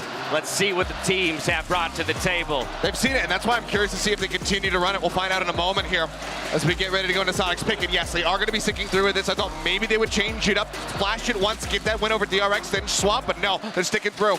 I think this comp select right here, this Agent Select, sets the tone for the entire series. Both these teams are not known to be switching up comps too often. So to see this right off the bat, maybe that is a sign for things to come. Maybe we won't get any Agent Select changes throughout the entire series. It's going to be interesting to see, but we start this map on Ascent, Fnatic on the defense. This is a map where where Durka can feel so incredibly comfortable to take space, to op on this defense, and for the side of Loud, they're going to have to shut him down. Yeah, for me, it's still all going to be about this Jet v Jet, Durka versus Aspas. Let's see who comes out on top. The teams are ready to load into the map, so we're about to send it over to our casters. As we do, we're sending love out to Pansy, who can't be here with us today.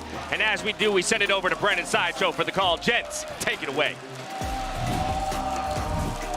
32 teams whittled down to just 2 right here, and the stage is set, Josh, for a grand battle between Loud and Fnatic, and without doubt, no doubts in my mind, we are going to see history being made here today. It's guaranteed. There has never been a team to be able to acquire 2 titles in Valorant. No player that has lifted 2 trophies. But at the end of this match, we will have somebody, either Chronicle on the side of Fnatic, or that Loud core of Sadak, Les, and Aspas, who won champions in 2022. And what a way it would be. The crowd are looking forward to it. The desk has set it up. That Jet battle is what I'm going to be keeping my eyes on too. Loud and no slouches on the attack side, and it is a long way to earning that trophy for both of these squads. Long way indeed. 5 potential maps for both sides, eager to write that next chapter in their history books, but a pistol round is where it begins. This is a very cautious approach for now, but an explosion. Dog's going to be leading the charge. Aspas following right behind it, and nothing in their sights to stop it, but Nana swarms at his feet. Aspas moves one of them. Alarm bot spotted. Turret as well. That's going to be clearing the backside of Jenny. And you're going to see Fnatic in general on this map go for set retakes. They don't like to flood in as the plant is going down. They like to be very structured, make sure there's nobody tree, clear out anybody that could be backstabbing, and they're going to realize here that all 5 players are towards site and A main. So peace of mind towards Cat. Knife against it, flash up the top, can't detonate it though, suppressed. Fragment Nade going to be clearing a part of that one, and now here comes the waterfall right down and out. Fragment Nade finds it, and a fight's being taken. Fnatic laying claim to the map, laying claim to the site. It's all down to this. Les with the most to do, trying to spam it, and Poster starting things up. Man's gonna need a security detail with attempts like that, but a pistol round one nevertheless. What a way to approach it. What a mentality that showcases heading into round one. Boos echoing out in the arena, but that speaks to me that not only is Boaster dialed in, but he's willing to get up in Loud's face early. Fnatic are all, you know, laughs and jokes, smiles when it's outside the server, but you can tell in those interview pieces, when Boaster's talking, his whole Valorant career, his life for the last few years has been focused on getting this title. And the trophy now is within touching distance, but like I said, the journey there to earn it is gonna be an arduous one today. So close, you can almost taste it. Okay, crossfire setup. Lovely opener here for Loud, but a return from Durka. Paranoia. Matches onto his face, might have been friendly fire, but okay, Aspas completely separated from the rest of his team now. Just getting a little bit awkward still. Bit of spam through the walls. You've handed the rifle over to Aspas with the Bulldog. This guy can make short work of many targets. Awkward for Chronicle too. It's a good 0 point. It finds both of them at close mid. But Chronicle, if he had committed to that fight, would have been in dangerous territory if they had turned on him. It's a weird situation with Boaster committed. Everybody weak on Loud, but you can't afford to give this round away if you're in the Fnatic camp. All it takes is that one reaction. Crosshair onto the head to be found, and Alfie has missed it. Advantage turned around, yep, and the timing is missed. Alfie none the wiser. Contact is the name of the game, and well, the angle's watched. Alfie falls, and it's up to Chronicle. Turled up, bides his time, waits it out. Here's the plan, but denies. Now he's got backup, teammates helping him. And it should be safe hands. So much to do for 2 years. Spike in his hands with 6 seconds remaining. Absolutely unwinnable unless Boaster gives away his life, but no. Scurries away, tail between his legs. But it is that round win that he was hunting for. And what a difference. Boaster immediately forced to make an about face on his mentality from round one to round two. Goes for the knife swagger kill in the pistol. And like you said, Brent, forced to just escape with his dignity intact. Look at that record all time from Loud. I said no teams won 2 titles, but Loud are different. They've only ever lost to 2 squads. The old crew, the current NRG core. They've only lost 4 series ever. 34-4 the record. Here comes Durka. Tiles crunch play, but no one to receive the brutal end of that one. Instead, it's going to be up to Leo. Here's the Trailblazer. This is an instant response. Dash forwards on top of Generator now. Cuts up the angles. And who's that? Bunkered down into the back of the site in hell. It's Alfier, and up close and personal, just the way he likes it. But a trade nevertheless. That's going to be the return of fire. And do they want to try and get aggressive? Doesn't look likely. Paranoia might have set something up. A bit of spam now. Equal damage exchange on both parts. Les is on the lurk as well. He's got a pinch coming from Catwalk. And Boaster might not be ready for this. Going down so low. This last layer, final element to it. TP into the site though. It's a faster play by Fnatic still. They want to try and take this one before they can set up. Loud anchoring the positions. Kawazine unknown. Did not know where the players were coming from still. Doubled up in hell. Here comes Les. And Loud are just demonic.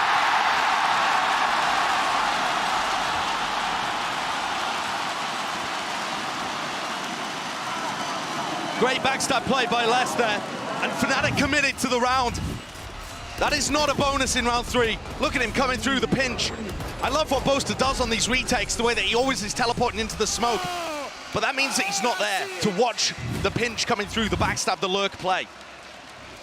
Les is good for it, and that applies pressure early. Fnatic drop down onto an eco. That's all of the damage that was done in round 2, coming back to bite them. So answered in kind.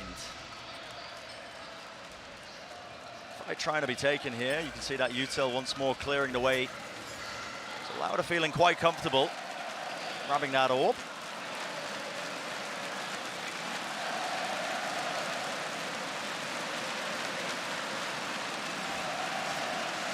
Steady as it goes. Loud love to put a focus on these A-site hits. They're very drilled with them.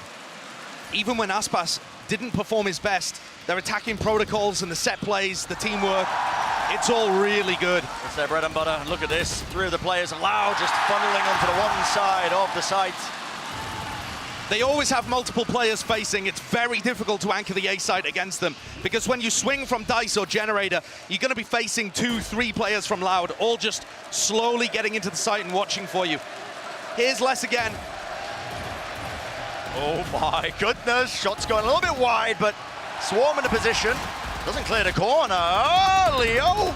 Double spray down.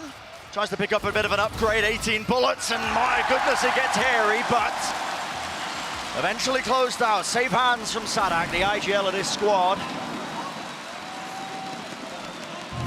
A small limiter onto the economy, but nothing that Loud can't shake off quickly. And this map, of course, the first one in the series, is favored towards Loud. They've looked better, and it's one of the teams that's been the best of all time with the former roster, and they don't look like they're slowing down now, versus Fnatic's ascent that was really dodgy in the past, but has just been slowly refined with the addition of Leo and Chronicle. Leo fighting here with Durka in mid, looking to break a dart for him, perhaps. This Viper Orb that gets bloomed is really tough for Durka because it can drop at any time. It is not like an Omen Smoke. And he just, just gets out the way. They seem to know, though. He know the position and the dash into the wall. What a blunder. Loud quick to capitalize, and look at the squeeze that's occurring. Leo has to back up, has to back away, and he does claim the one. Still Seekers now. Used to try and take that market position. Loud wondering what's going on, and Leo goes for it. Okay, Hunter's Fury up close, and a flash play! What is that? Fnatic cooking up plays out of nowhere.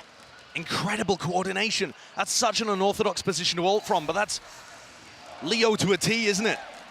Always doing something new on Initiator. And now the pressure on these final 2 players from Loud. Barely any health between them. Spike in hand, that's about the only saving grace. What is going on there? Clear, the players are low, still Leo just not quite ready for it. Maybe looking at the mini-map or looking towards tiles, communicating, not focused on what's going on in front of him, and it's opened a gap. Oh, and it cleared their way through. Look at that, Viper wall up still, the angle's not watched for, and Alvia this time will not be caught unaware. Great stuff. Very diligent. And what a set play from Fnatic. They were throwing those out many times in the semi-final against Na'Vi. Not necessarily on this map, of course, but on Fracture we saw such awesome set coordinated aggression. This team has now taken all of that set play excellence from Boaster, from Mini, and added to it the intuition of players like Leo and Chronicle.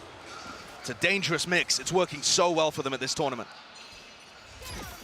The ability to cook up plays like that on the fly. No hesitancy. Well-earned round for Fnatic now. So Chronicle's moved his way over to B, playing with the Odin there to look to deny Les's lockdown, I would assume. A bit of a passive setup too from Alfia, but it's the A side of the map that's getting tested, and that is really common for Loud. They're going to end A frequently. Mid control, A splits, A bursts.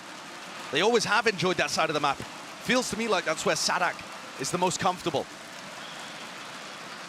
Given 2 years in an advanced position, he has his ult to reposition at a moment's notice. So not too worried about him just watching that, but it looks like setting up now for bit of that tree control. Trailblazer. Once more, Aspas is the one who's making sure that he can claim and vacuum up all that space. Revealed though, still has to hug the wall. Paranoia goes so wide. Durka tries to go for a bite of the apple, but he's pushed back nevertheless. Now we see it. Viper's Pit drop down. The strength of this composition comes from this big ultimate. We saw DRX getting faltered time and time again, but this time Fnatic are not going to be deterred. They want to try and take this one, jumping down onto the site. Up top, and as Durka claims it first, that jet head-to-head, Manifest. Tuiz has ulted behind them, and the spike is not inside the pit. But it is chaos. It's anyone's game right now, anyone's rounds. Tap at a spike, seeing if they can force the positioning. It's Chronicle, unaware of any sort of players in his sight lines. The pit drop down to the 2v2. And Boaster's taking it, half of the defuse, gets out of his life, and Leo, what is that? 3 in a round, and he just closes it out. It's more than safe hands at this point, Josh. The man's pulling them ahead. He's unbelievable. This 19-year-old player, the prince that was promised of initiators from EMEA, has just made such a difference to this squad. He's their best player. He's the best player in this tournament from Fnatic. And that is a very, very tough bar. When you're playing it with players like Durka, Alfia, Chronicle, being the best player on the squad is absurd. 11-4 currently, dominates Haven, rules Ascent. 35% clutch rate in the tournament, by the way. Ridiculous. Almost unheard of. And what is the answer gonna be from Loud? This is bold from Durka. The Viper Wall makes it very difficult to challenge this position, because if it goes up and down, anyone could be behind it. They're crawling. A lovely one claim, still shock dart, Chronicle, bit of a bailout. Hold down a mouse one and they all come tumbling down. And you saw there as well a gorgeous shock dart. Ooh. To be able to knock Kawanzin out of his Trailblazer, I mean, Leo's got it all, the utility, the game sense is all there to match. And what does 2E's do in this position? The arena holds their breath. Praying for that miracle. Not handed any easy ones. Alfia quick to shut it down. Fnatic have so many ideas on the defensive side. Leo's frequently going to be throwing these really deep darts that inform rotates, and when you have a team like Loud that loves stacking on one side of the map, running a lot of 4-1 executes, those darts get really good value. And so far too, we've just seen fantastic coordination between, especially, I want to point out, Brent, the two new players on Fnatic. The Hunter's Fury and the Flash, that's Leo, that's Chronicle. That's not the core players on Fnatic. This round too, the shock dart to cancel the Trailblazer and then Chronicle spraying everybody down with the Odin. Those are the two new guys. And when I looked at this Fnatic squad, and to be honest, the Loud squad too, I thought both teams would need more time to win a trophy, because each team had made 2 roster moves in the offseason. But I've spoken at length about Leo. Chronicle, though, I want to wax lyrical for a second about this guy, because he has been so close to winning 2 trophies before. He was widely regarded as the best player in the world at the end of 2021, when he won Berlin and almost took champions in the same year. But his 2022 season was just miserable. He got denied that LAN by 2 milliseconds, if you remember that game. Dreams crushed under the weight of political forces out of his control, and he was just left as a loose end after LCQ. But his individual impact is insane for Fnatic, and he's close to being the only repeat winner in Valorant history. Chronicle has an unreal story that it feels like he's close to a culmination of some kind of arc in this tournament. Loud are going to be doing everything to deny that. They've got their eyes also set on a similar goal, that back-to-back title, a trophy lift for them, especially with this Loud core. Early presence. Once more, it's a similar approach. Loud, they do this time and time again. If you've been watching their games, they love to play heavy and hard here for this A main control. Suppression onto Kawanzin. They're normally going to follow the Trailblazer if they do hit A. So that's going to keep 3 players from Fnatic on this side of the map. Durka's operator doesn't really have a great way of being cleared. Seems like a good position to play, in my opinion. Off to the side. The Trailblazer. A wider swing from Sadak, lucky to get out alive, and he does a decent amount of damage. Bruising Durka, but not dissuading him. Going back for more. Darlining him up. How does Sadak claim that one? But it's an even fight. Made a bit less so. Fnatic are returning fire. And a bit of a pause in the round. Boaster teleports behind them. Less with the jump peek, he knows. He's got to be aware of this. Kawazin's alone on just on the side planning. There's no backup. Every angle has to be watched for, and it's just looking nigh impossible. Doors closed in their face. Lockdown is going to be pushing them deep into wine. It's a heavy positioning known. Heavy commitment of an ultimate, but that just shows you how determined Fnatic are to break the economy again of Loud. Look at the layers of smokes here. Weapon out, flash connects. Oh, trying to return it. Spray down. Boaster with a backstab. It's amazing stuff. 2 ults used, but they're both perfect. Boaster never overstepping, never overflanking, just causing chaos in the ranks, pulling less back, and and then he's exactly there when his team needs him, playing anti-flash, ready to swing. What incredible value Durka got with the operator too. It's one of the major factors here that other teams haven't punished Loud for. There is no Sova in this comp, right? There's no drone to be able to go in, there's no recon dart. The Oppa can hold that angle for a long time. Yep, certainly. Trailblazer's not going to be pushing you off that angle. Now emphasis placed, look at this. Durka wants to take the fight straight down mid. Now this is harder because he's going to have smokes in his face, guaranteed. Indeed he does. Loud not messing around though. Knocked down to the weaker weapons. And here we go. Anything but patient. It's fast. It's rapid. They want to take control of this one. Stun onto Boaster. Where is he TP into? Cuts across the angle. There's a smoke in his way, and they are none the wiser. Loud getting silenced here. A tap of the spike. Rotates around. It's a little bit awkward, but guess what? It's a triple for Boaster. Durka. All reliable. And 2 at the end. That's the cherry on top. Fnatic looks so good. This was supposed to be Loud's best chance of being able to start the series out on a good footing. They're insane on Ascent. You saw the stat earlier. Nobody ever beats them on this map. 1 loss all time. It used to be Fnatic's worst, but they look so prepared.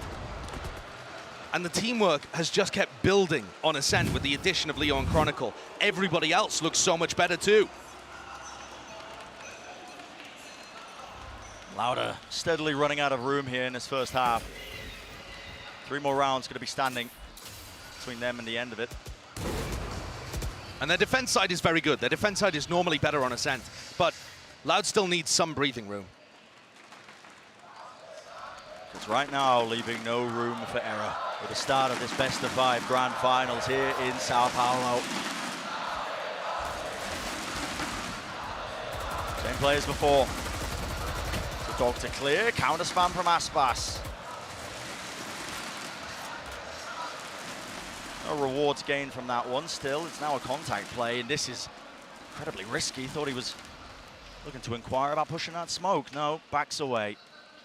I think something like that might be a good idea, though. From Loud's perspective, they need to break down these defensive protocols by Fnatic. Throw something new in there. Trying to reclear. Boaster's on a high ground angle here. Spots just Kawazin. Now the Seekers. Great spam. Again, Boaster. It's good for it. Knows that there could have been a player pushing up behind it still. Field can be active now, the Seekers. One after another, layering that util. Pushing forwards, and they want to fight for this. A bit of running gun, Sanak! Lovely job done, still need to deal with Leo. Ready and waiting, he's been performing miracles. Jumping, hopping round the side, but less is that extra guy. And he's making it so damn hard. Still, the jiggle with the movement, Alfier traded. Down to Chronicle, and how does he want to play this in a 1v3? Odin's not ideal for it. Money in his back pocket, though. Could play this if he wants to, but so many angles watched, and a cautious tail from him as he tries to clear it, but Loud to get that additional round. And that is what I wanted to see from Loud. Make the pathing unusual. Pushing up there towards Heaven is great, because those players on site don't quite know how to react. 2 players in Heaven, Boaster didn't realize they were pushing towards him. He assumed it was an A split. Throwing in a little curveball there is excellent from Loud. It gets them back in, build an economical cushion, and now you can hit them with some kind of fast A hit or an A split that ends in a Viper ult. And if you manage to get 4 on the board, this isn't a bad attacking half. Fnatic going to be aiming to stop all of that and more. Durka keeps looking for these opportunities in mid, despite the fact he's got the Viper orb in his face. And Boaster, what a bold play this is. Oh, this surely, oh my, timing is everything. Didn't quite have the window of opportunity. It's up to Chronicle to see if he can, again, push them away. And the unforced errors creeping in here from Fnatic are going to let Loud back into the game. Leo, anti-flash position, turret. At his back, broken though. Now to util, dodges it to the side. Leo though cannot withstand it. Up to Alfier. 2 players swarm his position. Claims a second.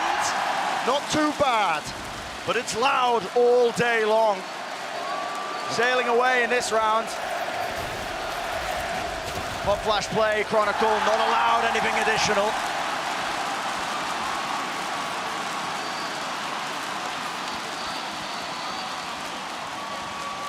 Well, after the misstep from Boaster, all the rest is excellent from Loud. Sending that flash in and dealing with Leo, who's normally good for one in that situation, but it's the punish onto Durka that I really love. The awareness to know that off Leo's contact, Durka's gonna updraft and go for some kind of knife play. I think that's an excellent idea from Fnatic, and Loud are already one step ahead, and they have turned this. Round 10 and 11 have made this a good half. They'd be loving it if they can get the final one. 5 rounds on Ascent attack. Beautiful beginning. Look at how difficult it is for Durka to be able to get any space in mid or B main. These are normally areas where jet hoppers thrive. But as the wall fades, it gives him the sight line. Durka quick to meet his match here. Lockdown going to be placed. Hunter's Fury from the back of the site means that is taken care of. Answered in kind with an ultimate over the top. That's Aspas dashing. Once more, Leo's there. And it's a bit awkward, it's a bit strained, but 2 years is out on an island. No help from the rest of his team, down to just 2.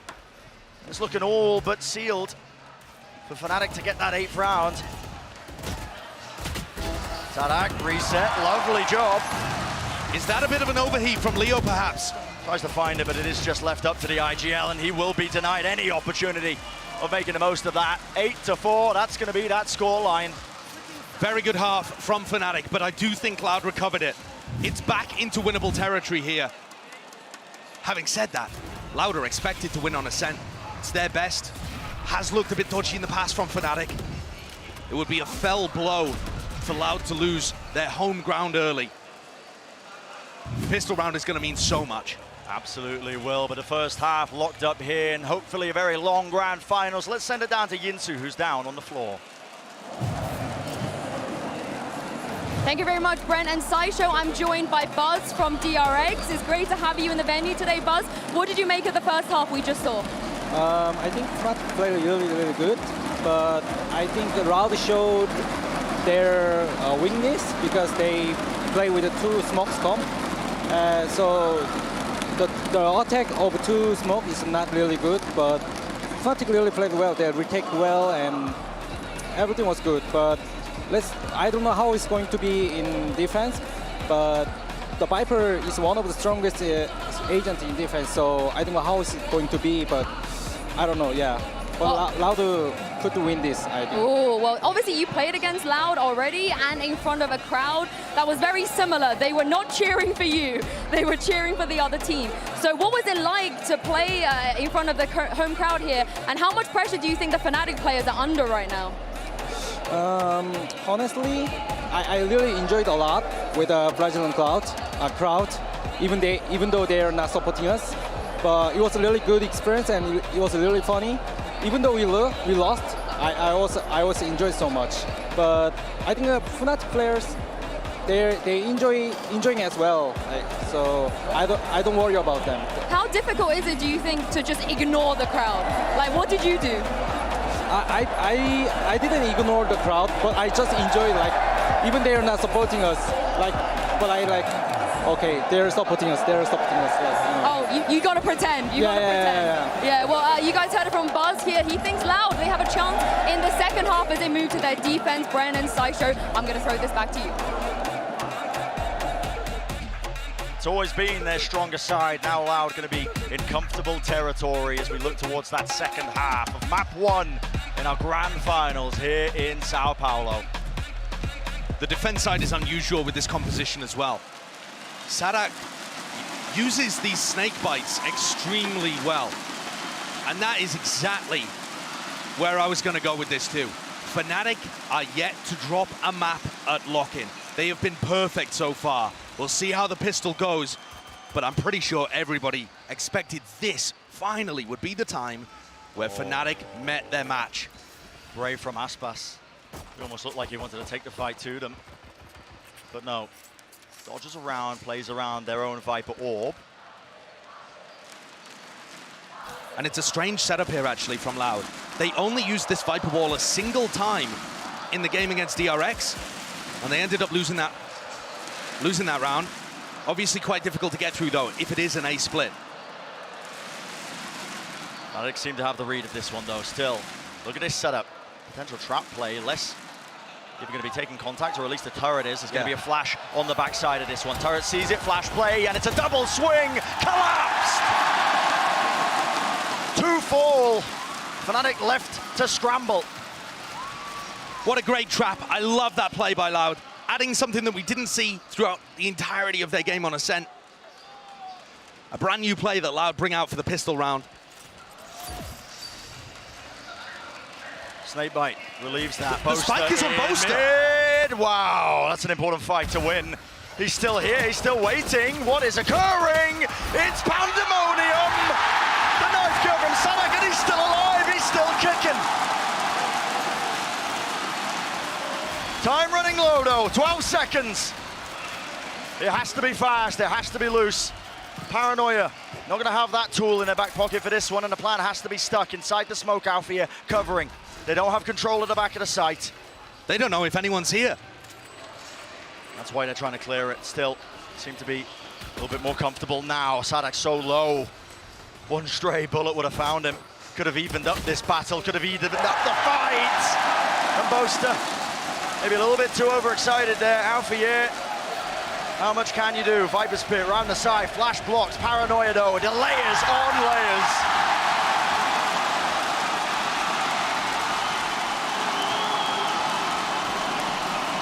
How does Loud recover that? What did I just witness? An insane trap play off the rip to make it a 5v3, and then this. Sadak's bringing a knife to a gunfight, and Catwalk who comes out on top. Unbelievable. Leo's left rattled. Boaster should have done enough to equalize, but that is an absurd round. And Loud are back to their classic defensive setup here.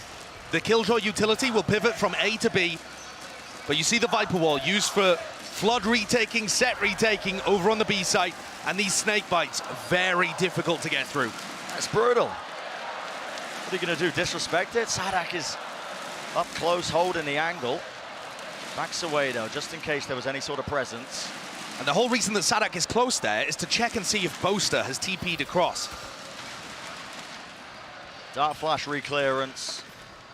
This setup though from Loud doesn't have a great ability to retake A main in the mid round. There's no KO there to be able to reflash it. So now that Fnatic have taken A main, they probably have it for the rest of the round. So they can leave, and Loud will probably never have great information about whether or not Fnatic could re-hit A. I like how Boaster's playing this one, but you've got to remember Fnatic are still at a fairly heavy gun disadvantage here. Absolutely. Not favored when it comes down to any of those duels, any of those gunfights.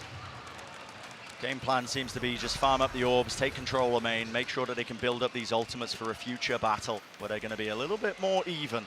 And Fnatic have been very diligent about that. Mimi on the desk was talking about it when it came to their Fracture gameplay, but they do it on all of the maps. Almost there, triggers. No play off of it, but it's just that spam. It's down a fake. 20 seconds. It's going to be an A split. Spike is leaning towards A, but they've got to deal with Sadak. Dart at his back still. He's cool, calm, and collected. Removing the util. And they're running out of time. This could be a disaster for Fnatic. Overcooking this one. Can't be saving these pistols. Not into this round. And Sadak will answer kindly.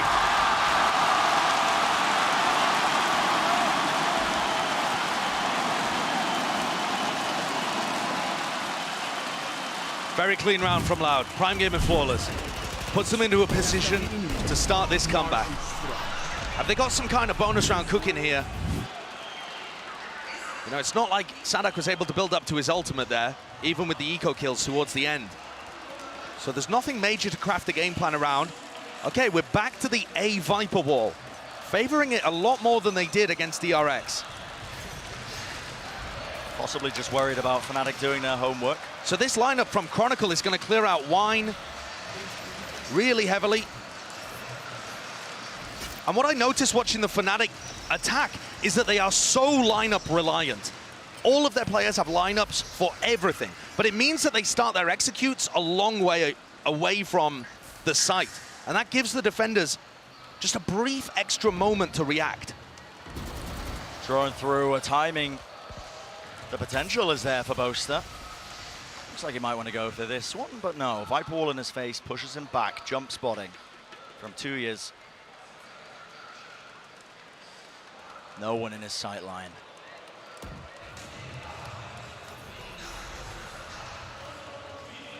It's so delicate from Fnatic. Waiting around, a bit of presence shown though. Alarm bot's cleared.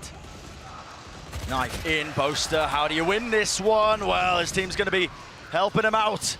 Choke point contained, doubled up position. Aspas. How do you bail yourself out? Dash active. A bit of help for them, but already the damage is done. Fnatic have claimed this site. Going to start to get this plant down. Still, play to be made. Dashes forward, cuts it up. They know Alfie is here, and he loses the battle. Handing over a rifle. Aspas is deadly. Vandal in his hands. Flick of the wrist, dodging, weaving, and buckling underneath it. It's Fnatic though to come out on top. Decent round from Fnatic, creating some mid-pressure by breaking that alarm bot. And economic damage against Boaster's team, it doesn't really do too much. This Fnatic squad is so committed to running light armor in pretty much every round to avoid having to eco as much as other teams. Definitely something to keep your eyes on. Maybe you can spot those moments where a Phantom headshot potentially does more than it otherwise would, but overall, it means that when they come into rounds like this, even though it was a decent bonus from Loud, Fnatic is still looking pretty. That is a big push. He's alone, he's isolated, stunned up, that is disgusting. No right to win that one. Could barely rattle off any bullets, yet still he does. It's a massive opener. Cowanzine using one of his flashes and peeking behind it to clear tiles. 3 players are still going to be leaning A on the defense because of all of this information that Cowanzine is getting. But at some point, he may overstep. I mean, look at these players from Cat. They're going to see him. All about that fight. Overstaying his welcome in tiles. Cowanzine, he did get good information, but pays for it with his life. Fnatic, massive advantage heading into this round, and the Stampede is going to start rumbling its way over towards the B site. This has got to just be a save from Loud. You can't get the B retake working, especially with Sadak's wall committed on the opposite side and the IGL himself in the spawn queue. Fnatic are going to get a freebie here. And Chronicle 1 away from the null command being online. There's a few errors creeping into Loud's game here, right? Aspas is not having a great game himself. 5 and 12 currently, and looked really timid in round 15 when he was taking that fight with the Spectre. Just dancing around, not willing to really fight anybody on even footing. Of course, with the inferior weapon, but I normally expect Aspas to be more confident and aggressive than that. Brimming with it. And now in this round, you know, you should really be able to take Alpha out like that. Fnatic's individual prowess, the EMEA super team, the brilliance exuding from each of these players is carrying them over the line in moments like that. Raw skill. It's been a clear difference maker, as we've been mentioning before. Fnatic, seems like they broke barely a sweat at times. Listen, don't get me wrong, pushed here and there on a map or two, but not dropping a single one to make their way all the way to this grand finals. The weaponry is not great here. Cowanzine with the Guardian, Sadak with a Spectre. Aspas still taking the Operator over to A main.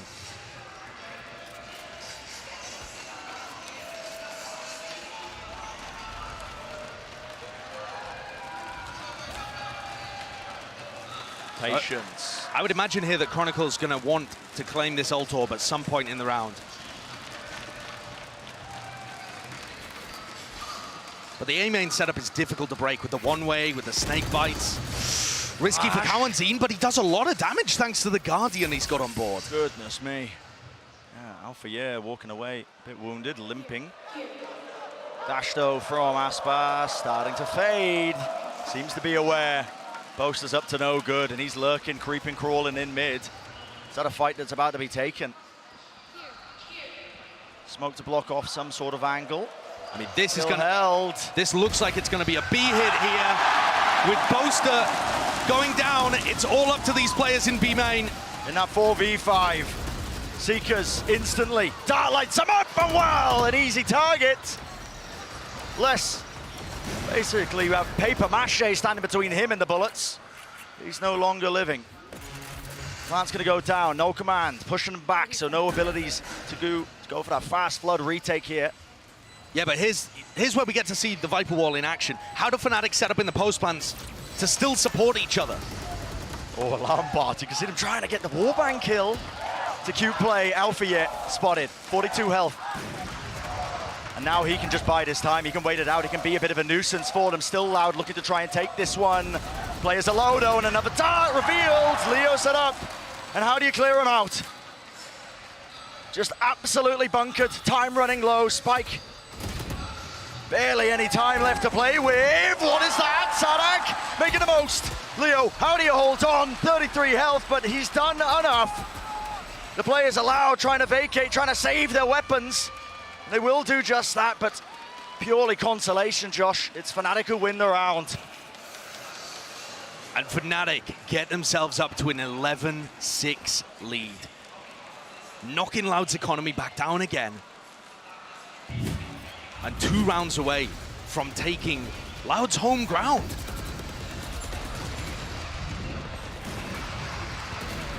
I think Alpha does so well in this round too. Once he gets spotted in mid, to just delay, because it burns so much time off the clock, and eventually the clock was Loud's biggest enemy. Fraud is going to have some words with his team here. They're giving up early picks, losing those initial battles, and then not quite able to hold on to the site. We were taking a look at the Jet head-to-head early. You expect Aspas to be able to get into more positions where he can control the map. It feels very much like Fnatic are choking him out. 6 and 13 here. Didn't play incredibly on an individual level when Loud went up against DRX, but that time Sadak's calling, the game plan, bailed them out. It is going to have to be a masterclass on the defense side to recover this. And it's a big blow. It's a BO5, so a long way yet. But Loud should have been the favorites in map 1. Oh yeah. And things only get more difficult for the Brazilian hometown squad after this. Not a great start to their hopes and dreams of trying to grab that back-to-back title, to lift the trophy once more in front of that hometown crowd. Fnatic are going to be joyous though. This is a great lead for them. 11-6. Knife at the back. Kawazine, no chance of him using any util. This is fast. Okay, Fnatic not wasting any time. Moving forwards though. This Viper Wall is awkward. How do you maneuver your way around this one? Still 2 players anchoring it to the back, so Loud comfortable for now. Still hot flash play, and there's the response. Chronicle there. Judge in the back line. Fearless from Boaster. 7 Takes the fight anyway. Doubled up though. That is going to be nice. Making it easy for them. And Leo, a minute left. But the game plan has crumbled. Whatever timeout Loud has taken, paying dividends. Leo's ice cold in these situations. It's a very difficult one to win. But you can see that he's happy to be patient, disciplined. See if Loud are going to make any mistakes and give him a free one. 30 seconds, off angle by 2 years is far too good. No way! The movement from Leo doesn't make himself an easy target, and now he's found it down to that 1v2. Spike in his hands. And the defenders spread out. They didn't realize the spike was down. One less problem to deal with, but a swing off the turret. That's discipline.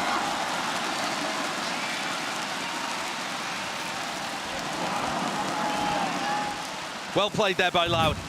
A necessary round to get themselves back into things when their economy was looking poor too. Only a judge on Sadak, but he still made things work.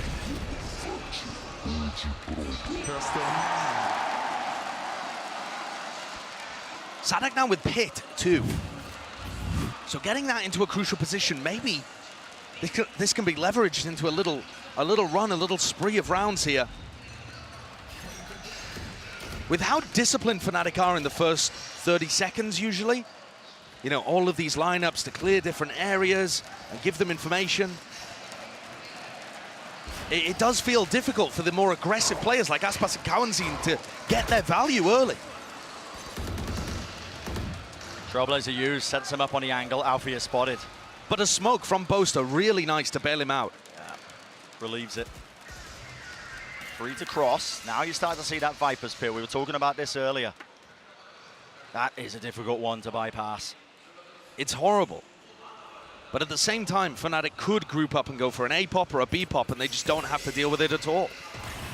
Drone use close. Aspas. Disrespect shown. There's no shot, man. He's still got the dash, but all that util lobbed at his face. Has to back away now to the rest of the site. Lockdown placed, not in a spammable angle.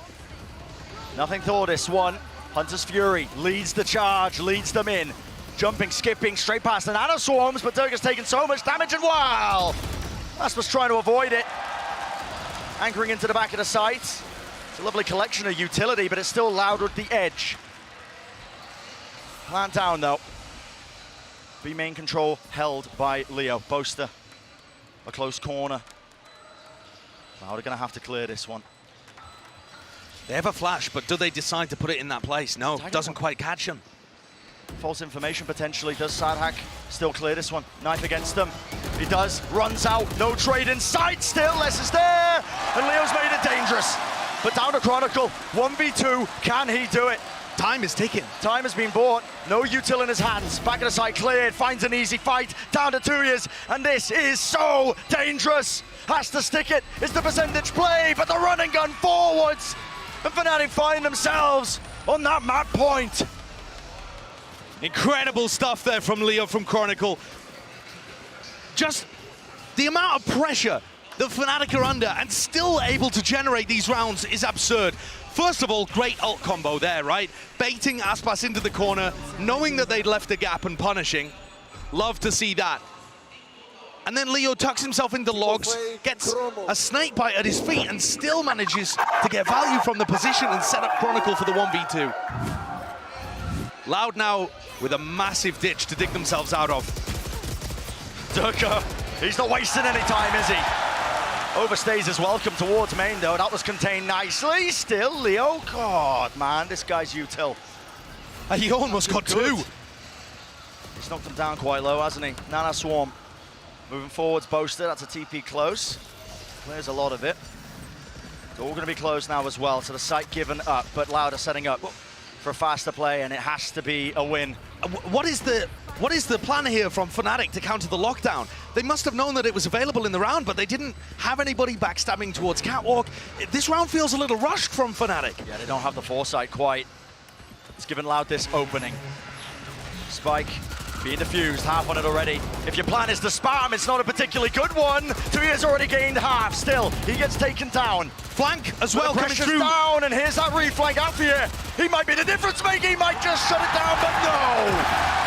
Kawazine, the trust in his teammates, extends the play for but a moment. And that is a classic Loud retake.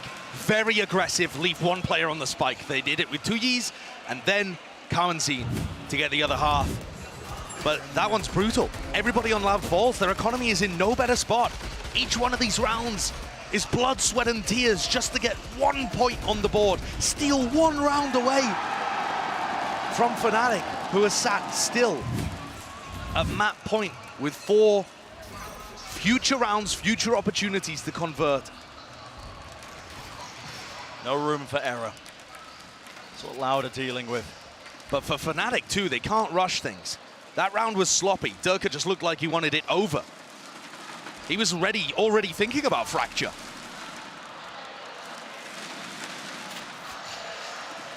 So this time it is Fnatic who are taking their time with it.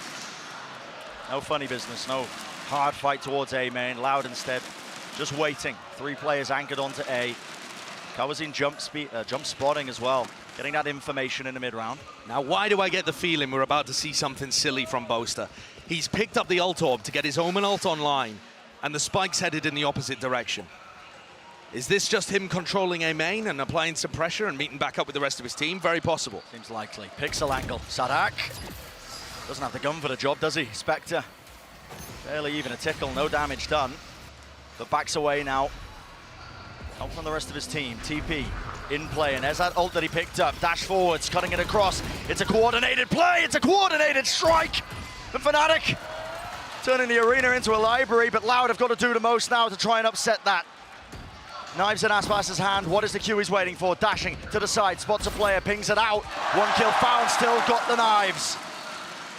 An upgrade in the weapon. Les has cleared out B main as well. But it's a 2v3. Make it a 1v3. Aspas just nigh impossible to keep them in the map. On their favored stationary ground, still held down. And that 13th round is claimed. Fnatic off to a fantastic lead. First blood in the series for the EMEA Super Team, showcasing here in São Paulo that home territory means nothing. Home ground advantage means nothing. They battled against the crowd and they battled against Loud's favored map pick and come out on top, still undefeated. Still yet to drop a map. Remember that they got 3-0'd the last time that this team went to a grand final. This is their first opportunity since our inaugural LAN in Valorant for Boaster to lift the trophy with Durka. All the way back, 2021 of Reykjavik. They got their sights set on that trophy to lift it. Is that dream come true? But obviously, any more maps left to be played before they even start thinking about it. And I think you've got to give such incredible credit to Leo. He's been their best player in the tournament so far, my bet for tournament MVP, and he was the difference maker in so many of these rounds. Top of the scoreboard, that consistent factor over and over again. These highlights just iterating it. Fnatic have come prepared for this fight. A little bit bloodied, but still looking comfortable. That's going to do it for map number 1. We'll see you just after this for the continuation of the series.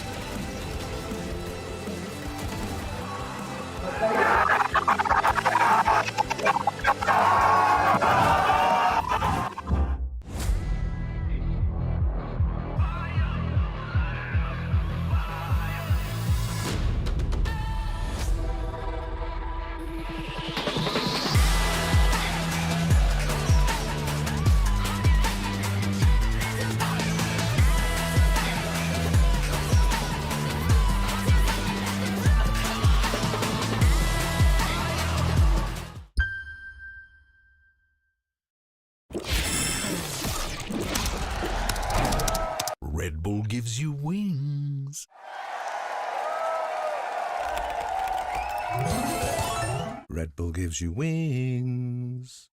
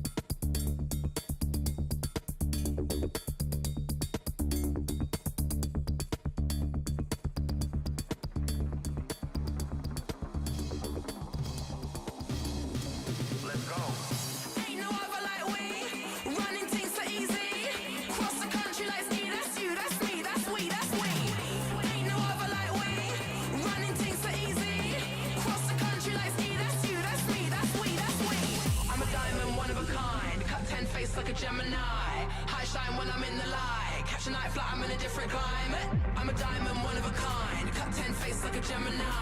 High shine when I'm in the light. Catch a night flight, I'm in a different climate.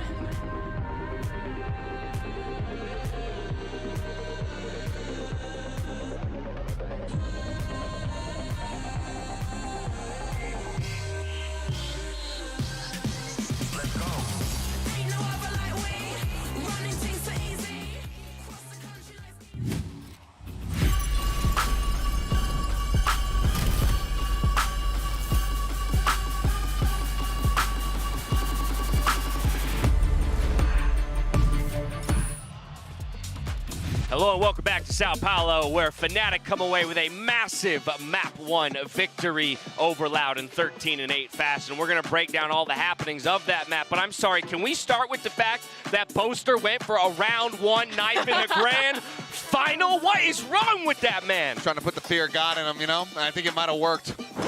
I mean, what a way to set the tone for the entire matchup. But what a game from Fnatic. They keep their flawless streak. They send Loud to have their second ever loss on this map. And the way they played was absolutely fantastic. I think this Viper comp is definitely something that can be a little hard to play around, a little bit hard to think about, but Fnatic called against it perfectly. Yeah, the only other loss was against Optic in their very first Grand Finals appearance. So this is their third now, and you really did expect, Josh and Bren were mentioning it, the fact that they should be favored on this map, but I think Fnatic came out with the exact same ultimate prowess that we saw on Fracture on this map too. This round 5 from Leo was phenomenal. I'm surprised that Loud is giving them the space to have this sort of opportunity. The pause in the approach was really what killed them here, but Chronicle and Leo are working so well together. And that was what was fantastic for Fnatic this map. They came in with a good game plan of how to counter out this Viper. You wait for the utility to go down, you pop with these faster takes, but they also had great calls on the fly, particularly with Leo, with Chronicle, like you're talking about. That coordination was on point, and the quickness at which they come up with these plans is so impressive. Yeah, Fnatic playing with fluidity from the very early rounds, Achilleos, and taking a look at one specific matchup. We've already said his name plenty, Leo, but we also have to talk about the other side, Cowanzine, putting a big focus on this one because Leo feels like he's in his comfort zone. No, he absolutely has. And I mean, the prince that was promised, as Sideshow put it there on the cast, this guy has been an absolute treat, a front runner for MVP, and he kicks off this series just absolutely crushing. 329 coming out on this initiator, a 3.0 KD.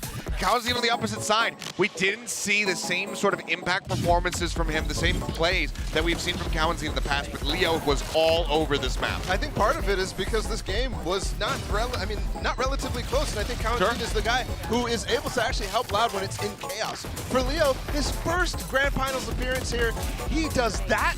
23-12, top fragger on the server. 19 years old. It's Finals MVP level stuff if he continues this type of run, and he's already had a tournament. Yeah, he very much is on that course. It is incredible to watch this guy play. And for Loud, it puts him in such a tough position, because even when it felt like they had these good ideas, when they found the key back in, Fnatic has that star power. They have Leo, they have Chronicle clutching up in those late rounds. I think the biggest concern for me is that in addition to Cowanzine obviously kind of getting blown out of the water there compared to Leo, as far as just those individual players are concerned, we weren't able to see him setting things up for Aspas, who ends up bottom fragging in this lobby. This is that Jet stomping ground, and unfortunately, Aspas was not really able to step up to the plate here. I think one of the pitfalls of that comp is just having a Sky. They don't have a Sova to actually drone in Aspas. Like Josh was mentioning, they don't have as much tools to get through. All you really have is to flash Durka off an angle. So you're really reserved to doing that, and I think that is where Aspas struggles as well. Another note as well on the Sky compositions in general, Loud actually has been struggling against Ops. Early on that defense side, Durka did start to get going,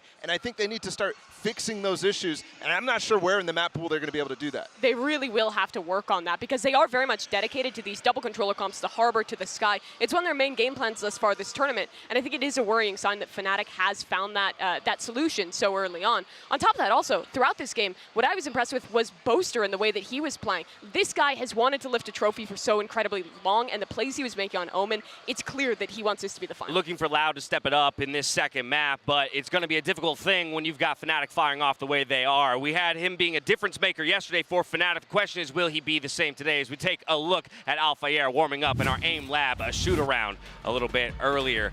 This guy didn't have to do too much work, if I'm being honest, on map number 1, and that's the nice thing about the way that Fnatic's playing, is that now he can look to step up map 2 and really shut out Loud. Yeah, I think not having to do much work is maybe an understatement, because I think his role allows for him to just do what he needs to do, and that gives room for Boaster, that gives room for Leo, that gives room for Chronicle as well, and Durka as well to just be there as an anchor. Alpha I think did quite well.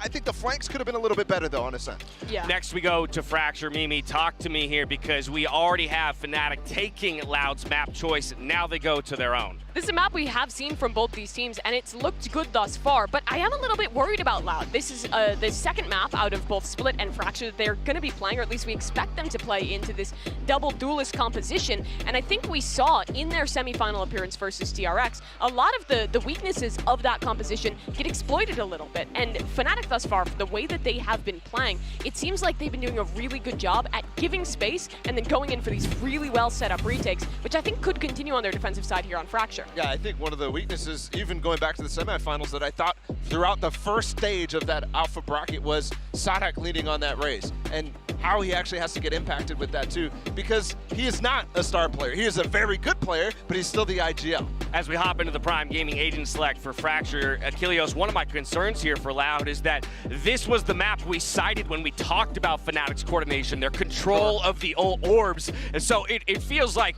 they're even more so in exactly the place they want to be. Yeah, but they did just play it yesterday, so plenty to watch there from the side of Loud, who, granted, did suffer a loss to DRX on this map. DRX are incredibly well drilled at it, so I don't think you can excuse it. For me, the big people to watch here, still, it's going to be Cowanzine, and then it's going to be Chronicle on the opposite side. The breaches, determining what the tempo of these pushes, these attacks coming into the sites is going to be. If Chronicle and Cowanzine can have a similar impact to each other, this could be a really close map. In this first half, I'm looking at the post plants and the retakes. Fnatic fantastic in these posts, but Loud plays forward in their retakes. They're great at them. We're ready for map number 2 to get underway. Can Loud strike back and bring us to a 1-1 as we send it back to our casters of Brennan Sideshow for the call? There lies the question, doesn't it? Fnatic striking that first blow in this best-of-5 grand finals, and we'll see if Loud can answer in kind, returning fire on a map pick that's not theirs as we head into Fracture. And I think this is the moment where those players that have been to 2 grand finals before, I'm looking towards Sadak, I'm looking at Aspas and Les, the veterans of this squad to really step up and act as examples and role models to Cowanzine and Tuis to show them how it's done and how you perform when the pressure is on. Especially for Aspas in his role from going rookie to veteran. I think he's been great in these high pressure moments, but this is how he's having to shift. No longer the rookie superstar of the team, now he also has the responsibilities of leading his team mentally at times. Early presence there from the utility. Nade up close, and look at that. Swarm into position. Les is in trouble. Leaps and bounds away from the side and barely gets away with his life. It's a faster play still. Loud look to try and fight them. From the back entrance there of Arcades. I was seen so low. Leo still holding a close corner. That's lovely. Util responded with though the flash. And they do deal with it. 2 years. Fantastic play. Still Durka. Traded. 2v3. Fnatic players doubled up in tower. Vital pistol round. Really getting down to the bare bone elements. Aspas, do you want to try and take this fight? A bit of damage. Molly at his feet. Space to defuse. Out for Year.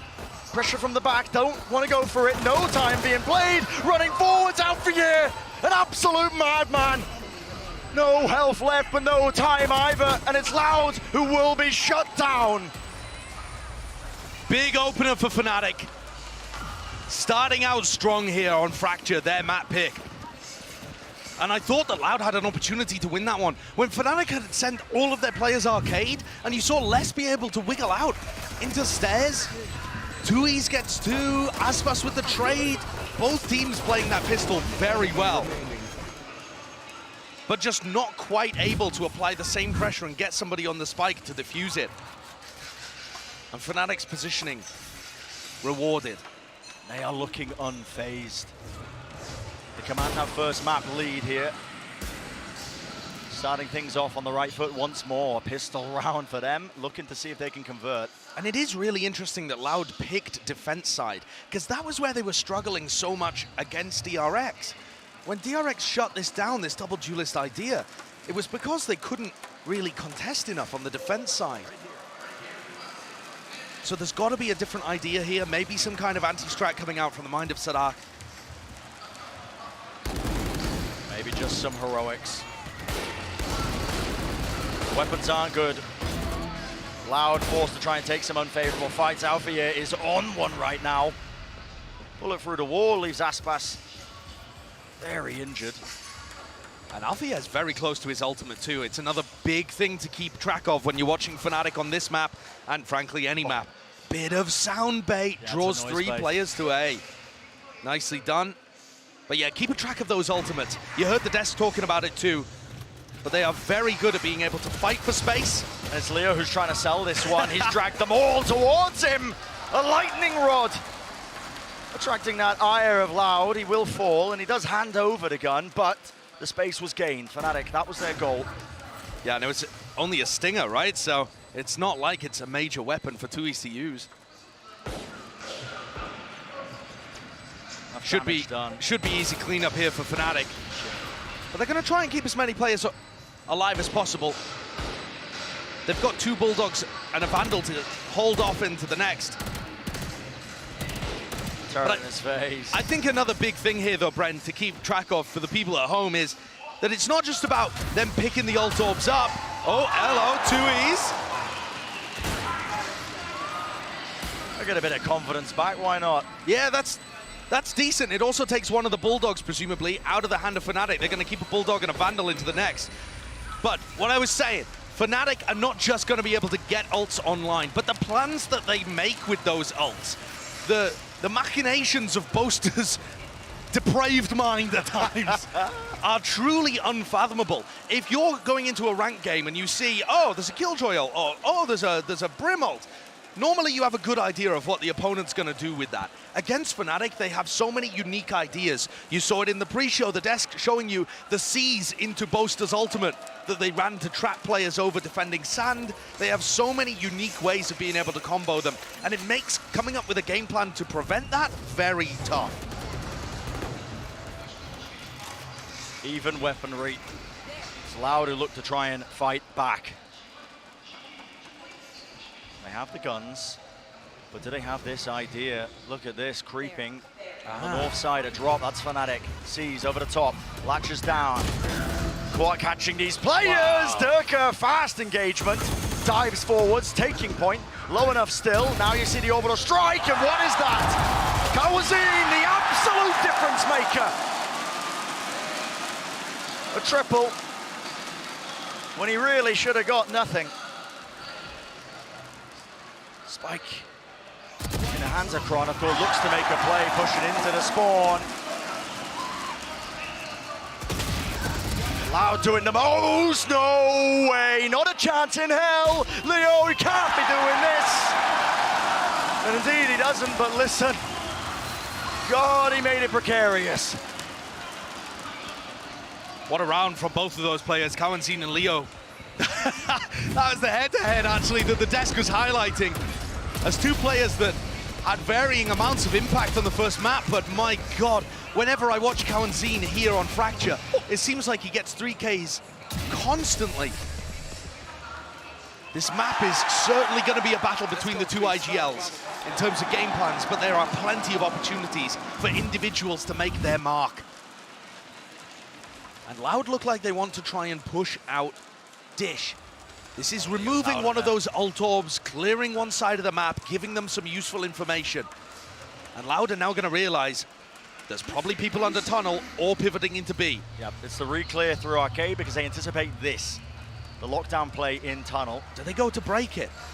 Looks like they're just giving up the site. The entirety of Loud are grouped up here on the north side. And the Nanoswarm there to defend it as well. Still. A little bit bloodied there, Boaster looking for the right angle, and here is the go button! Rolling Thunder cuts across, but stuns on stuns. No one can really gain any ground. Boombot is there. Durka pushed back away from the nade. Boaster's got his ult online. How does he want to use it? Right here, right now! Catching, connecting, Stinger as well. Lets it rip and wrangles the beast. Left into the 2v3. Loud. Farm bot place, they know nobody's pushing, but waves of this utility are now going to start to come through, or at least Chronicle, stun, out in the open, Leo! A swing to bail out his teammate, his compatriot. 3-1, Fnatic taking this lead. It is very difficult to beat Fnatic when they have ults online. The game plans are just immaculate with it. And over the course of this whole tournament, I have been mightily impressed with Boaster. The addition of Leo and Chronicle seems to have freed up the IGL to not have to macro as much, to think more about his own game.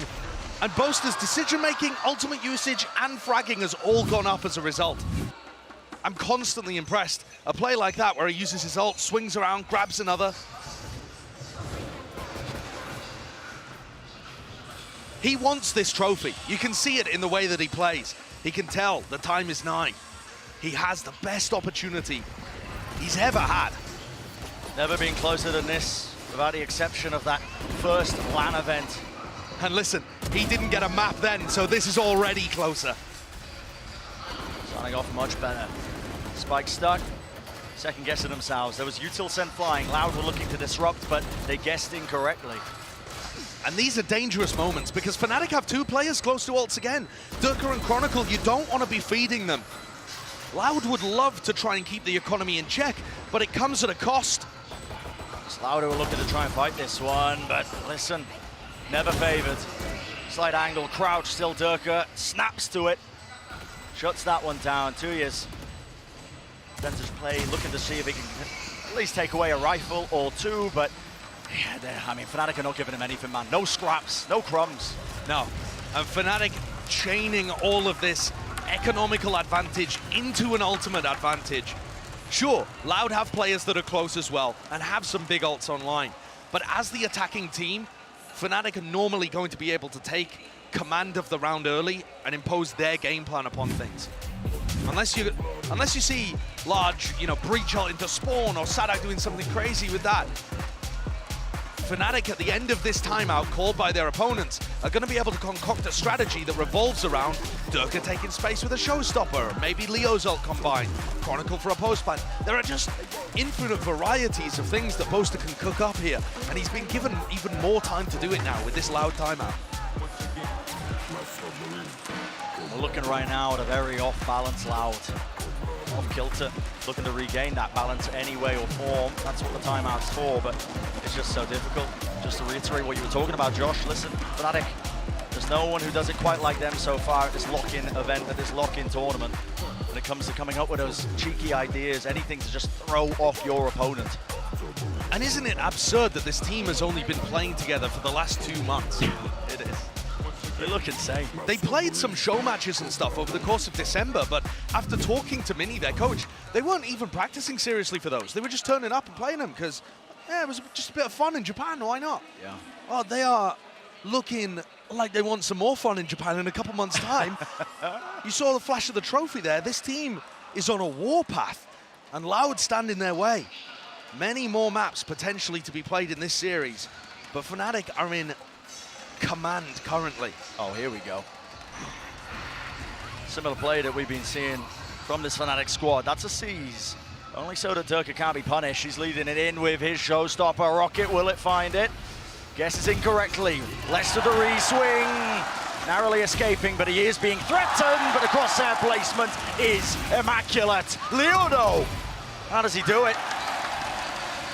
Raw potential made manifest. The backside of Horse there, still the spike is out in the open. Like a little gift from Wingman, isn't it? Dropped into the laps of Loud. And a pretty big breakdown in terms of the coordination there from Fnatic. Had a long time to talk about how the ults were working, but Alpha was not tight enough to Durka. What is this with 50 seconds left? Calling the long rotate. Heavy all rotate. The way through spawn. And look at this, knives out, not worried that anybody could be lurking. Why would they be? The spike sat in front of them, no Omen ult to worry about. 2E's is watching for it. He knows there is a slim chance this play has been made. I believe the turret might spot them as well as they come around this corner. It does. 2 years is ready. Does he expect a second? He hears it. Leo jiggling the movement. Once more left. He needs the ace. So much to do. Spammable. Less in that position. Shot not found. Oh my goodness! And it's down to this. Time pressure is there. Nightfall. No more sound cues. Top of the plant. Leo, he's struggling and he just can't collect it. Aspas steps up. And he finishes it. I cannot believe that. I thought he'd done it. I thought Leo had that. So much damage done to Aspas. In some sense, the duelist for Loud is lucky to get away with it. This 2K to start things out. And then all of that damage done while Aspas was up a drop. Literally 1 HP. Oh my. A single bullet. It would have done it. But Aspas stands strong and delivers when his team needs him. That's what I mean by being the difference maker, by making a statement. Oh. Being an example. Oh no. Is it Loud who want to take the fight? It is indeed. Rocket went flying. Sadak will pay for it though. 1 for 1 at that. Aspas still. Sloppy from Fnatic.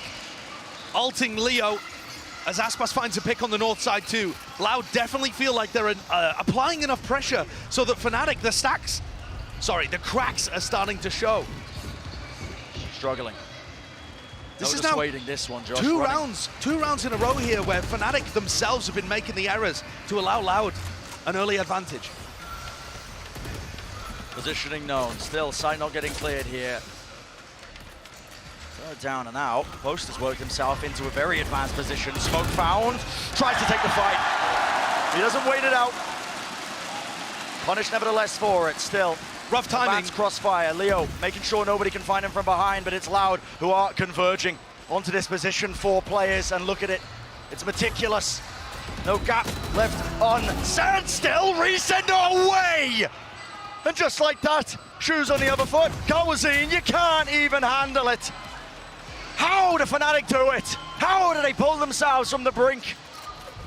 Leo and Chronicle continue to put the super into super team. Fnatic look insane with these two firing on all cylinders. Any round is winnable. The plant out in the open is awesome there.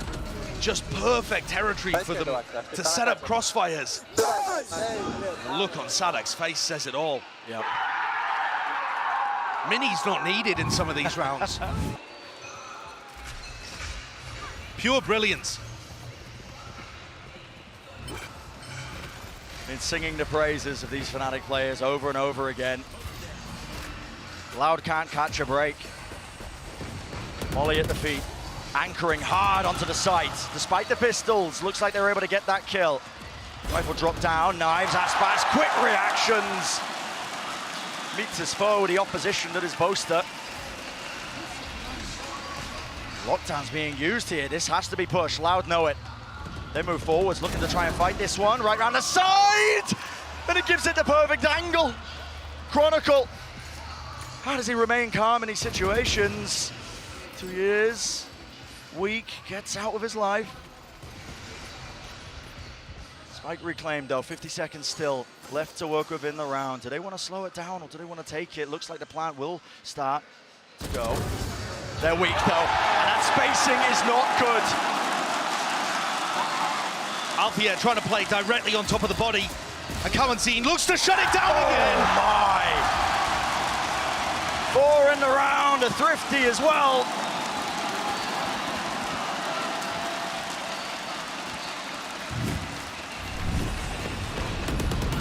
It's all of the new players to the grand final, isn't it, Brent? They all are desperate to write their own story and add a new page to the history of both of these teams. Loud are going to be pleased. Momentum was shifting in this map. The scales tipping in the favor of Fnatic, but they respond. Now just 2 away from that even scoreline. Fast again. That's the play. Spammers also catching.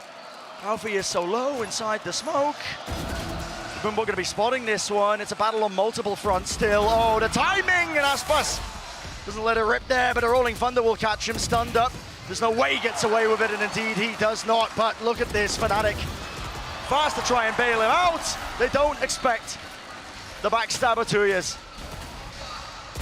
Flash in the face of Leo. Reaction's not there to dodge it. Boaster's made it winnable with that kill. He knows where the last 2 players are. Spike down, obviously, but a minute to play with. He can threaten misdirection in a lot of different ways. Does he still want to take this?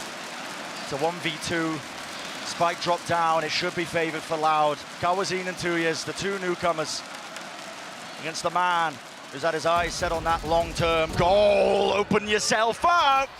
And Kawazine, there's no re-swing, there's no readjustments, but a misstep. Kawazine, always the closer.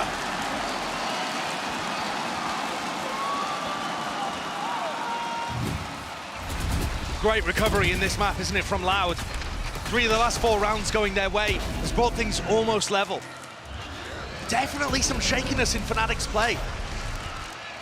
They're kind of patching it up with the individual brilliance coming out from Chronicle and Leo, but overall, I think this timeout is absolutely needed because Loud are looking like the more diligent team. And I was saying that I was looking towards Aspas and Sadak to really step up in this double duelist role and show the rest of the squad how it's done. But Kawazine, he hasn't been to a grand finals before, but he's got that LAN experience from his time on NIP. 17-year-old player, showed incredible promise when he played at previous global tournaments. And just think about this.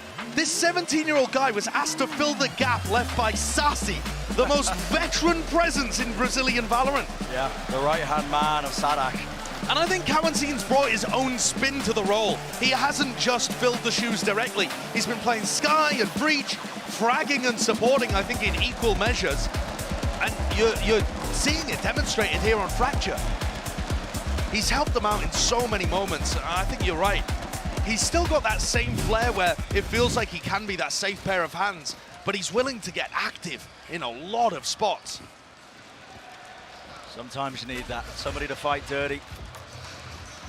Throw a bit of a curveball at them, why not? Take a swing in a fight. Loud steadily regaining their footing. And Loud have been fighting aggressively for an area of the map at least.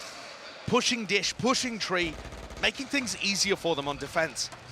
Fnatic haven't been great at stopping that so far, but they've thrived in the chaos. The goal for them now to try and play into this.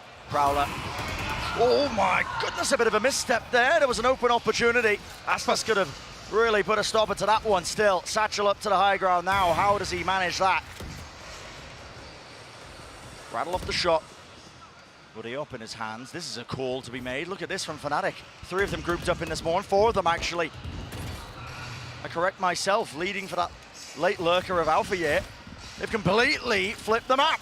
Does Tuis have any idea about this? He's got to get the call, and he's forced to take a risky approach and clear out Tree. It's an injection of chaos. Fnatic looking to see if they can really start to drive a wedge between the rest of them. Still, they contain. Kawazine, so disciplined. 1 kill, backs away, doesn't give away anything else. Very diligent cloudburst there actually for Aspas as he repositions to get rid of Alpha, yeah. Can Durka make magic? It doesn't look like he's aware. Doubled up, rifle spotted. And Louder in control. What can Boaster do? 4 players meeting them. It would have to be a monumental play. Blinded up though, spam at the box, right to his back. And the man's gonna file it underneath him.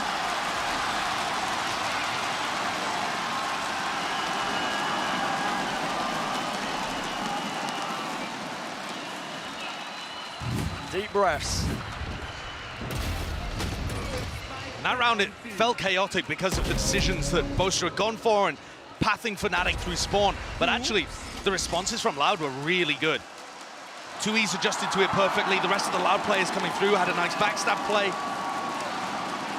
And even Sadak was ready to get the punish onto Durka. They dealt with that chaotic round very nicely. They've come back into Fracture, looking super strong here on their defense side, making nice adjustments after the DRX game. Quite sublime. 5-5, 2 more rounds, 2 more opportunities to gain that narrow lead. Boombot in the corner, Boaster dodging, weaving, seeing if he can avoid it, but he did end up having to break it. Durka has his ult online. It's Durka and Chronicle over at Dish with 2 ults to work with. And how will this fight get taken? I mean, I think Loud just have to give the site here, right? You can play back in. I don't really think you want to be using Tuis' ult to deny the plant. Whoa, that's a long-range one. Sailed across the map. No kills found those. Durka was dropped down quite low. Plant now. Orbital strike and the stun. Chronicle. Goodness gracious me, man. B hopping away. Survives for now. Now the Rolling Thunder, and it's a collapse. Fnatic want to fight. They don't want to make this easy. Taking back their space. Nightfall online, and Plant will go down. Not too many problems. Molly missing. So many angles to watch for. So many angles to watch for. Yet it's Aspas. Consistent. And where is the layers? Where is the play? 2 years holds it down. Defending the lockdown. To his dying breath, but he will not fall. Left up to Leo, and he just cannot maintain.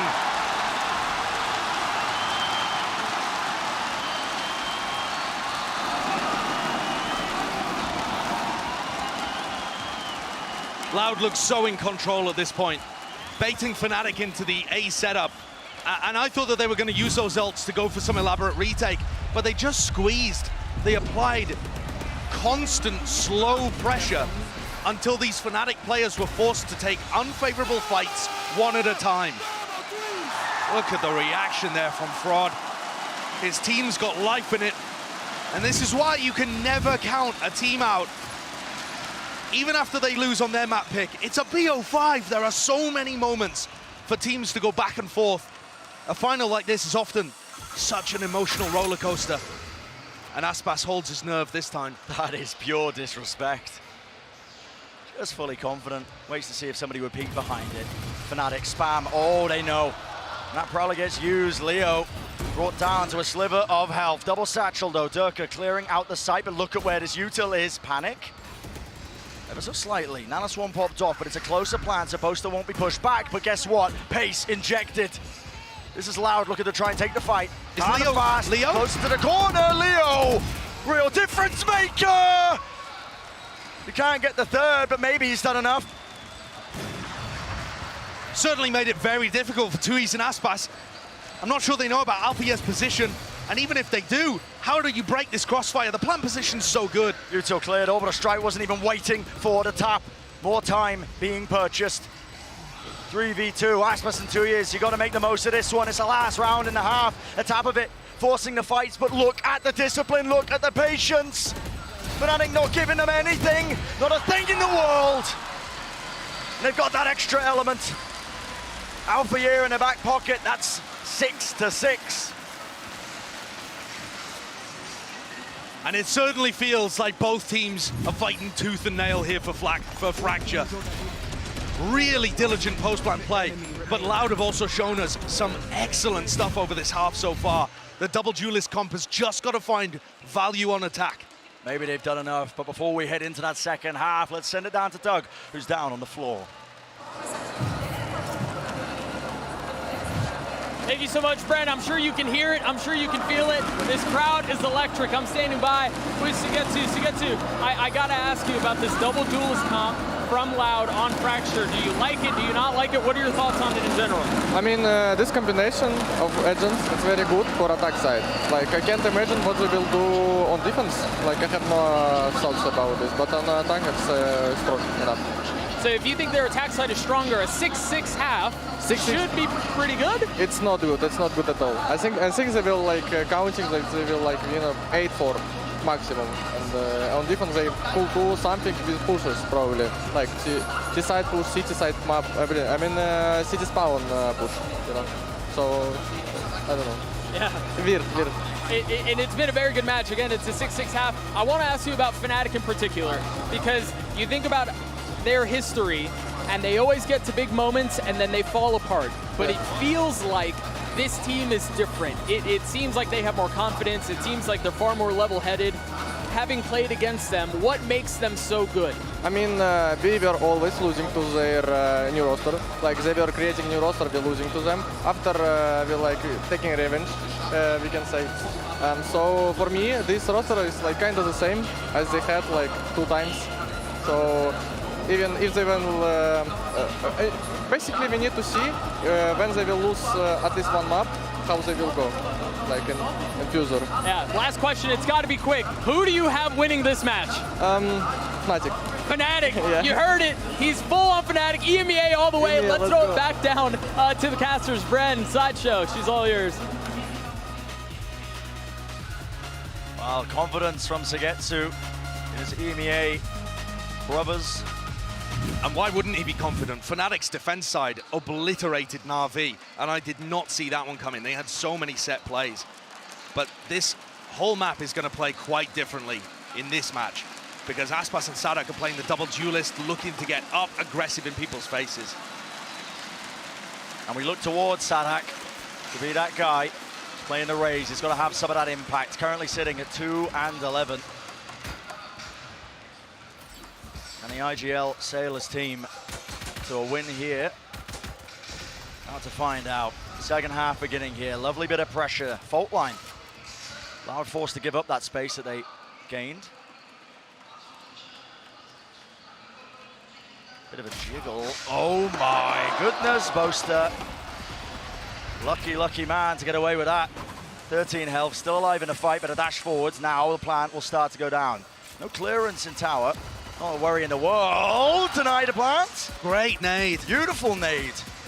Just bounds right into the arc. And now you see it. Fast re-clearance. B main wants to be taken. Fnatic, they're not wasting any time, but a call is made. Aspas. Sky. Running, skipping, hopping all the way through Canteen. Stun. Re-swing. Not expecting it. And Boaster. Oh my goodness, damage being done. He was really being pushed to his limits. Aspas. How does he want to fight that one with his teammate? Up in tower, sticking all the way. You gotta contest this, and they don't. Fnatic, once more, the arena sounding more like a library. They have stunned and deafened. Such a good pistol round from Fnatic there. Being able to control that, but I think the crucial one is just that Boaster doesn't get cleared. The push deep into spawn should have gotten rid of Boaster, leaving Aspas healthy and Sadak alive.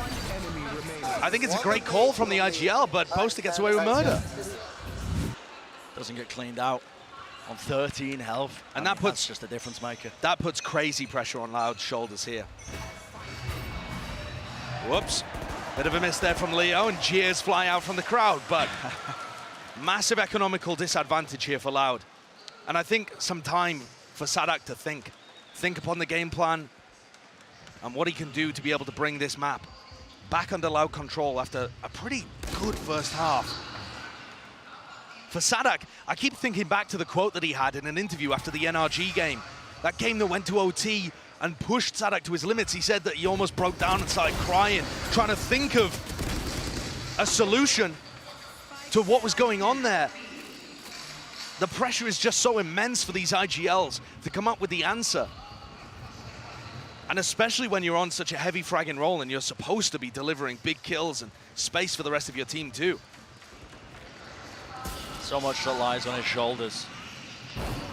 The mantle of responsibility. For now, it's Loud looking to claim anything they can. They'll be happy with a couple of kills going into this one, but steadily making their way forwards. Ground gained, but they want that spike down. They want to get into that post plant. Difficult to try and re-clear this. Stray shot to the body. Leo. Lovely trade. Still, less is there. Watching his teammates back, and time running low. Shouldn't be able to get this plant down. A couple of players ready to push him.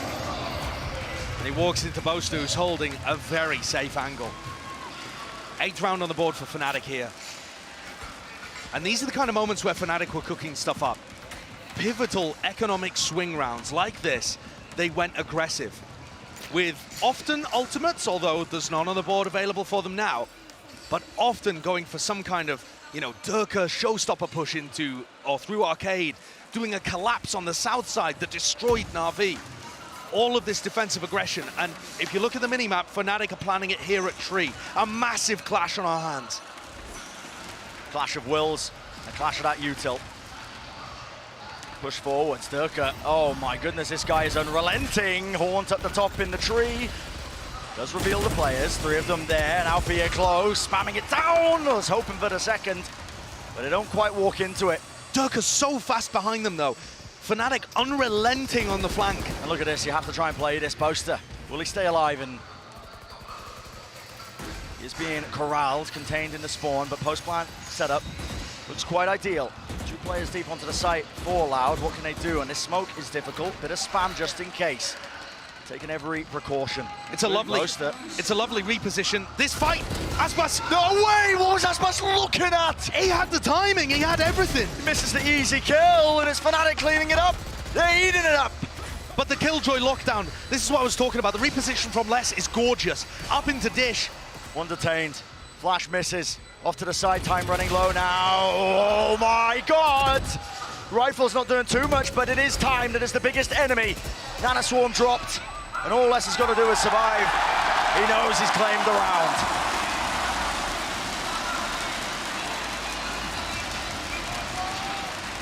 Fnatic look like that could have been a round 1 for them. But it's the crucial reposition that Les goes for, recognizing that if all of these players are flanking from the south side of the map, Dish is going to be open. A bold move, a good ultimate.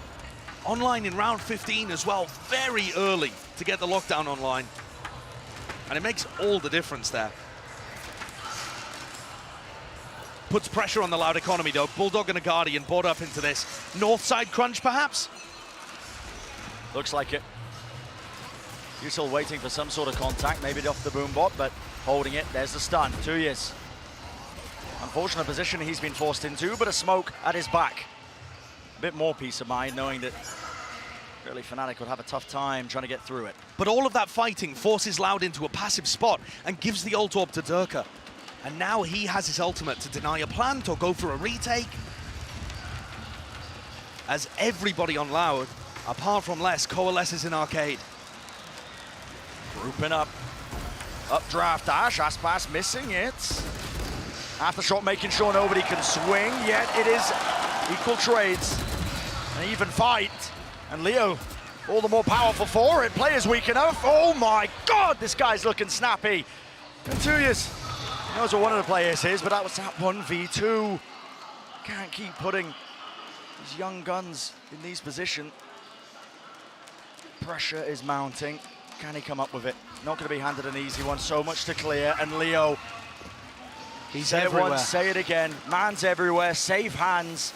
Again, pulling them forward. A 2-round lead.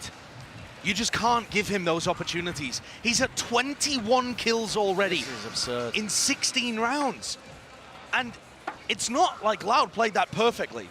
Leo was offered opportunity after opportunity to take 1v1s, and he wins them. But Loud got snarled up there. Really big communication problem. Maybe the pressure or the nerves getting to them. The weight of being 1 map down and losing control of Fracture, perhaps. But the timings were all off, and now they're just going to group and hope that Aspas can fly them through. 4 or 5 of them, Util sailing right over the edge, and a fight to be taken still. Fnatic unable to give up any ground, unwilling to give up any ground, but it's afforded them the ult. Rolling Thunder clears and cleaves, but still there's layers to it. The Molotov at their feet, Gaozine burned to a crisp and a risky play indeed. Watched for though. Attracting the ire of Alphair, never really a comfortable position. And they know exactly where they are. This is Fnatic with such a commanding lead now, momentum behind them, looking to try and seal it and claim that second map here in our grand finals. You just saw it there, Loud are going to take a timeout after this one. Another attempt at a thrifty. So their economy's still in an all right position, but they just can't get value from the duelist players. Against so much of the rest of the field, against everybody other than Fnatic, it feels like you're getting huge moments coming out from Aspas and very solid fragging coming from Sadak. Bala's right. Sadak hasn't been a superstar player on the Rays, but he's, against most teams, been very solid and putting up decent performances. Here, he's getting himself in good spots. His brain's working, but 3 and 16, not able to find the duels.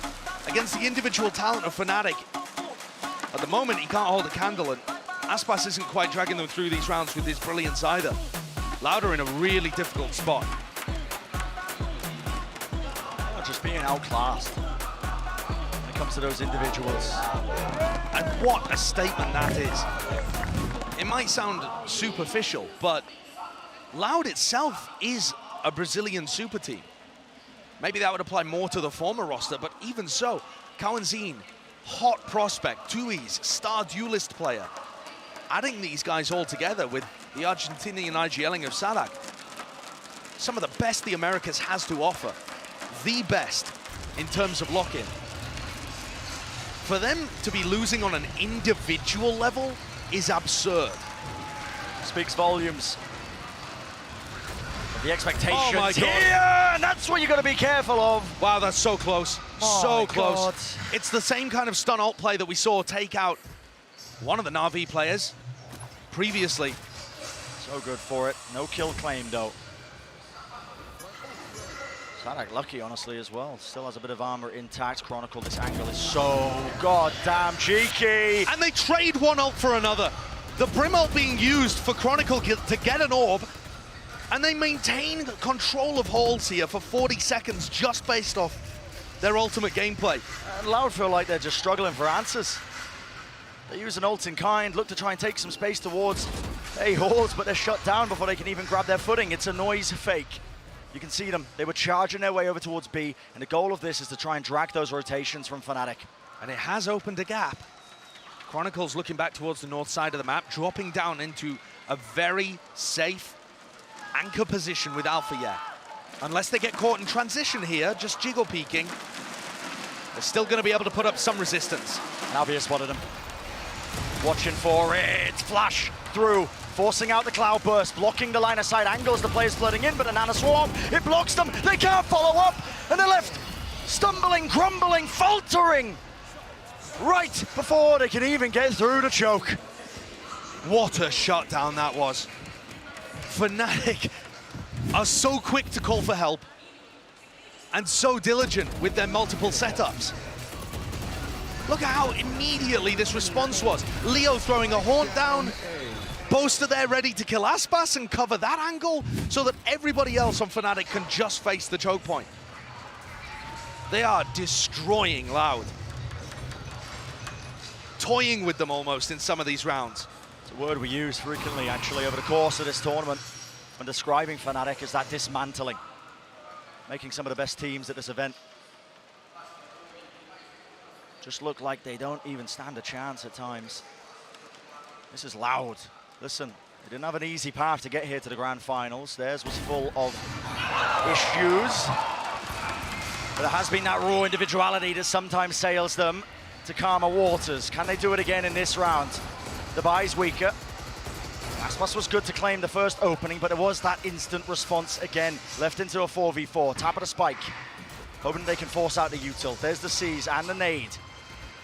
And this looks like a cancel from Sadak, getting fed information by less. But he's got to know that Althea is still around here. He can hear the turret, and the alarm bot's still up. It's a great shot, but just too far away. Althea survives on 5 HP, and that Brutal. could be pivotal. Absolutely brutal. Backs away, survives.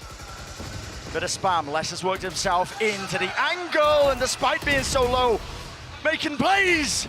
Skipping a hop through. Fnatic are so quick to plug up any sort of gaps in the defensive protocols. The help comes instantly, and Aspas on a bit of a lurk play, left to pick up the pieces with 20 seconds left. Has to be the most. No time to waste. Spike out in the open. Spam angle, 7 bullets. And he just doesn't anticipate it. Clearance is there, but as soon as the shot's fired, Durka, confidence in bounds. And this is Fnatic once more crawling their way to that map point. Steamrolling their way to that map point. There has been no chance for Loud in this half. Defense side, they put up some resistance. On attack, Fnatic's ability to control the map has just proved far too much for them. The ultimate cycling, again, always in favor of Fnatic. And a reminder, Fnatic obviously have still yet to drop a map at LOCKIN, and I don't think it's happening here. It would have to be 5 rounds from Loud. Try and get a semblance of OT, and they just can't quite come up with the answers, because how can you against this, man? Look how many different defensive setups there are, how many trap plays and layers. This team has only had a few months together.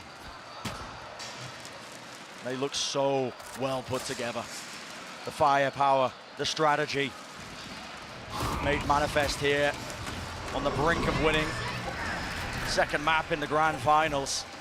Nightfall only tags onto the one, pushes them back, but it just feels like Loud are hoping for anything. An unforced error, someone just gets into their sight line. Aspas is the man to watch for. Pressure applied though onto multiple areas. Door opened up, they're gonna be able to hear this one. So Fnatic still uncertain as to where this is trying to land. Spike finally being picked up though, and Les has got himself into a forward position. Could be a real thorn in the side, but he's cleaned up nevertheless. Spike has to go down here. Lockdown in play. Fnatic might be looking to try and close up this map. The right pretty both. Oh my goodness. It's a good nade though to take out the lockdown. 3 players left standing. Loud trying to hold on. Any sort of grip they can get onto this series. Aspas is good. He equalizes it in a 3-on-3 fight. Flash dodged. The Fnatic are scaling, taking that space onto the site now. How does this get taken? Stun across. Chronicle! 2 found. Aftershock pushes them away, but it's all too little and all too late. Alpha Year with all the time in the world, and that is just brutal. Second map claimed here in this grand finals. A warpath being carved out. Scorched earth here as Fnatic bully their way through. No resistance from Loud in that half, none whatsoever. 2-0 up in the series and 1 map away from Chronicle lifting his 2nd trophy, and the rest of Fnatic finally getting that sweet title that they've been going for years at this point. The job's not finished. It's a best of 5. The tide of battle could change at a given moment. Loud still in this one, but they've got to claw their way back from an unbelievable deficit. And once again, Leo, the best player in the server. He's got to be on for tournament MVP at this point. Mini's reaction to some of these plays from Leo from Chronicle are all absurd. Loud have to step up to start to match this. Fnatic, firepower in spades, strategy book seems to be bigger than the Bible. That's going to do it for map number 2. We'll see on the other side of this break just how far this series will really go.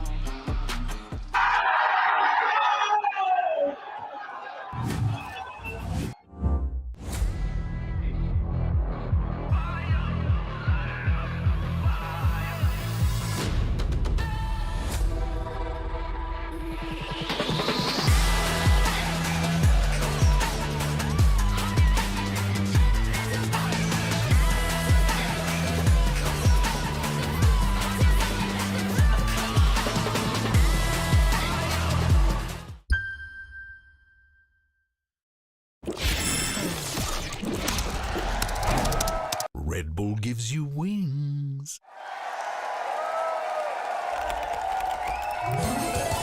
Red Bull gives you wings.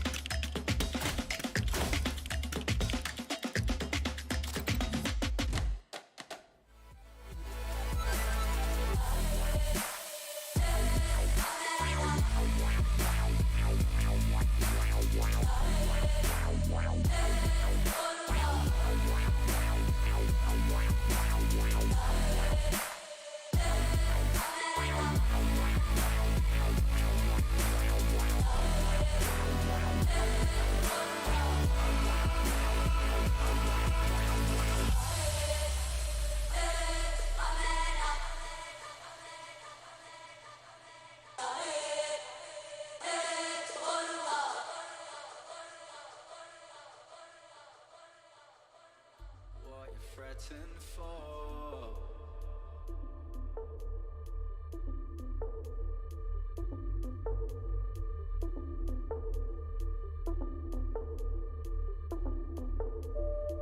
You knew that this was coming.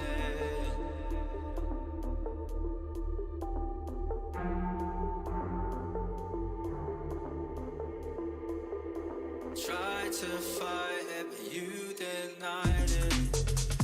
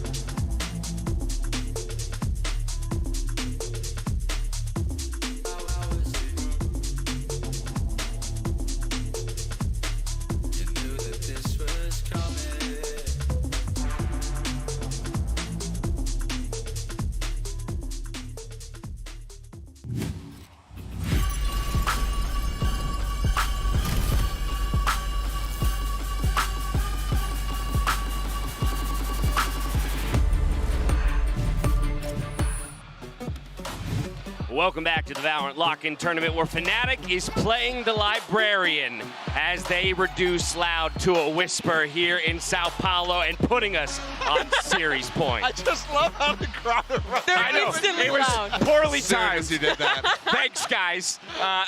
This is still, though, a very dangerous spot for Loud. They are now in a position where they themselves have to reverse sweep. They were the team to shut down DRX, stop them from being able to be the first team in the big VCT circuit here to be able to do that.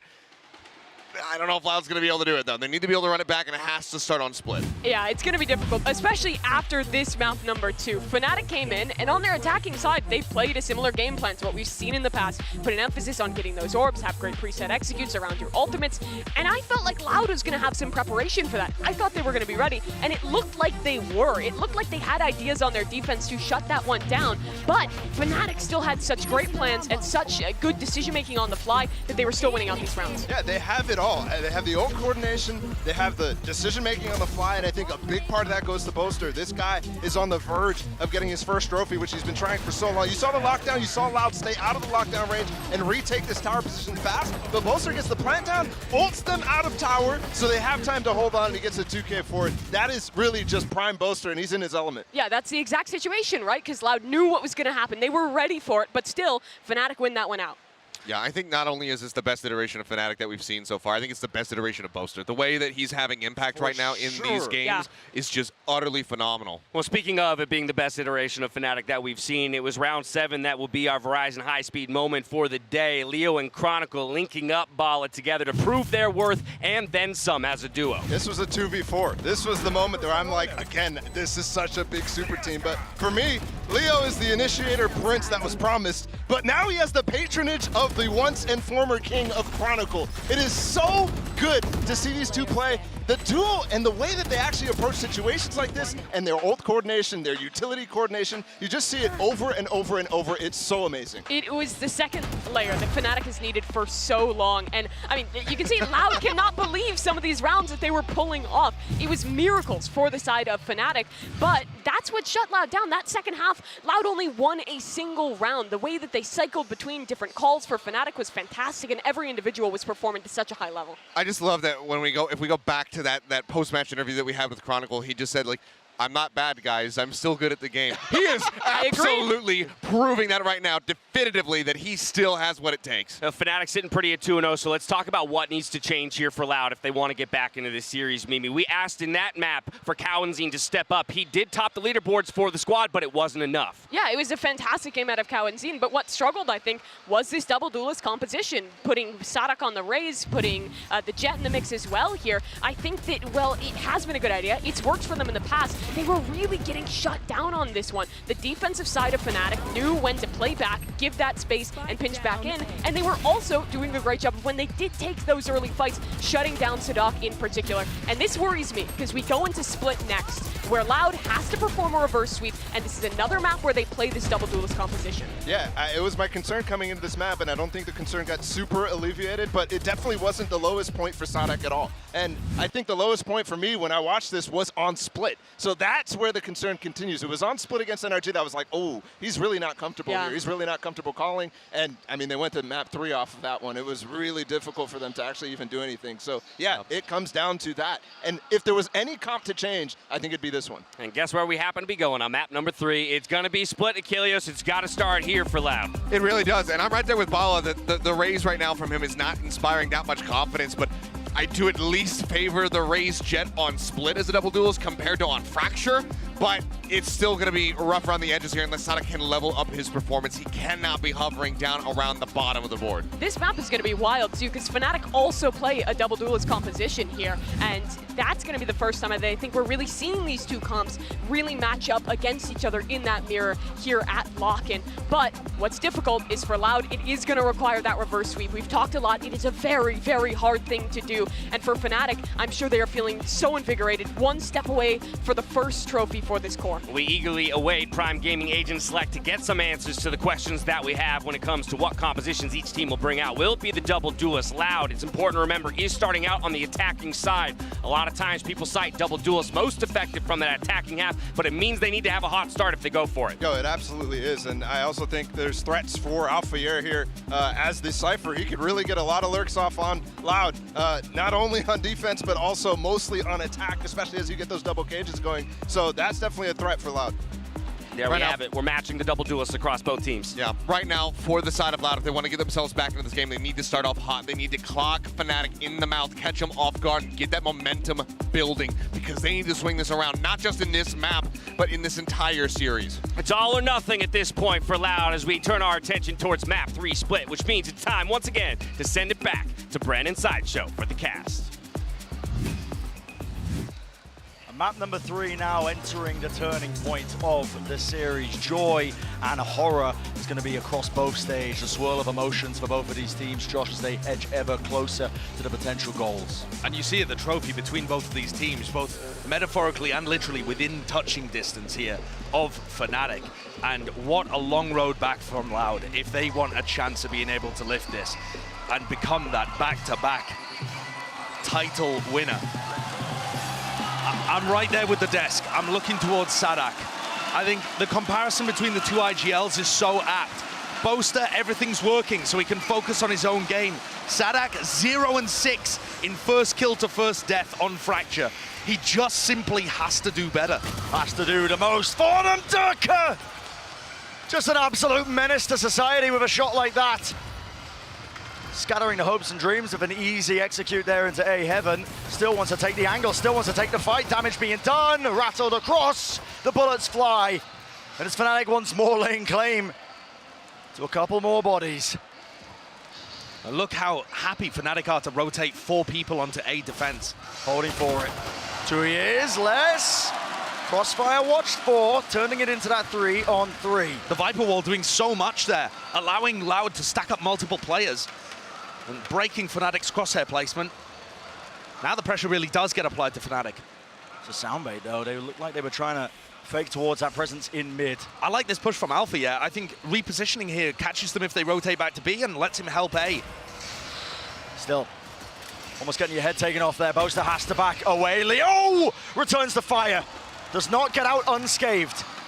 Spike has entered the side. It's up to them. Kawazine with the plant. Dweez has a start, but he's got to fend off Alpha, And this is it. It's all about the timing, which Alpha, he knows exactly. It's handed to him on a plate. That 1v2. Fnatic, the potential is there for them, and the crossfire just immaculate. This team is sailing their way. Obviously, they've had some rough waters to navigate over the course of their entire history, but taking this pistol round one step closer to the hopes and dreams.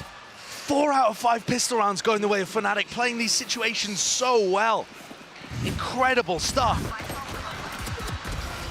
And as we get closer throughout this map, I mean, that is what's going to be running through Boaster and Durka's head for sure. They haven't had to do the most in this series so far. Leo and Chronicle really stepping up for them, the new additions, but the history is just going to come to life as they take these steps closer and closer to lifting their first trophy together. Sage Wall planted in mid here. Really good on the anti-eco. Going to take a lot for Loud to be able to break that, but they do very quickly. And that speaks of a heavy commitment towards the middle of the map for the wall to be broken so early. Just one portion of it. Smoke to plug up the gaps. Close angles. That B main control still being held for now, but look at this, Durka. He's not shy. Willing to take that fight, but he's being met face to face there. Classic right click doing a lot of damage. Claiming that kill, but it's responded with. And the cam. So many of these setups by Fnatic. Well thought out. Yeah, really good. Alfia's got many of these where the cam gives information in B heaven at the same time as B main. Dash away, nade against the wall, rebound, slow as well. Gonna be a pivot here into Boaster, but he's full health with a Bulldog. Oh, and maybe even a cancel. Okay. Loud don't have too many chances of winning this round. Fnatic are surrounding them on all fronts. Nothing left open. It's going to take a miracle and more. Lovely crossfires by Fnatic. Noise being made with that jump down. 20 seconds left, and these trips have not been dealt with. Alfia doesn't even wait for the timing, doesn't even wait for it before he strikes. 3 in a round, a triple claimed. It's Fnatic. Lights out performance. And Alfia is going to be very crucial on this half of the map. Fnatic got to choose the defense side, and the trips are going to be useful. I mean, often going to be broken, though, by Sadak with his blast packs or updraft dashed over.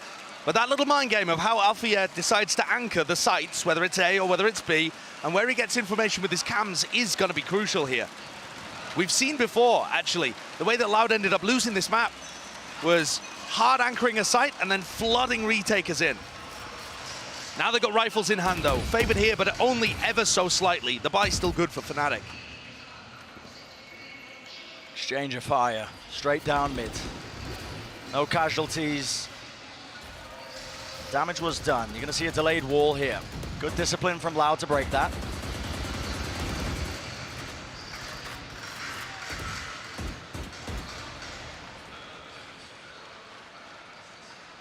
Look at Les taking his time with him. Nade going to be used in response again, pushes them out of heaven. And Lauda really finding it difficult to get anything done. This cam position, Alfia maneuvering his setup. Really good pressure in B heaven has pulled Durka away from the A site. So only Alfia here. Yep, he's alone, anchoring. The cam position is still really good. It'll give him enough time to react and pop his cages and play hard anchor backside. Seems like Fnatic have got a read on this in one way or form.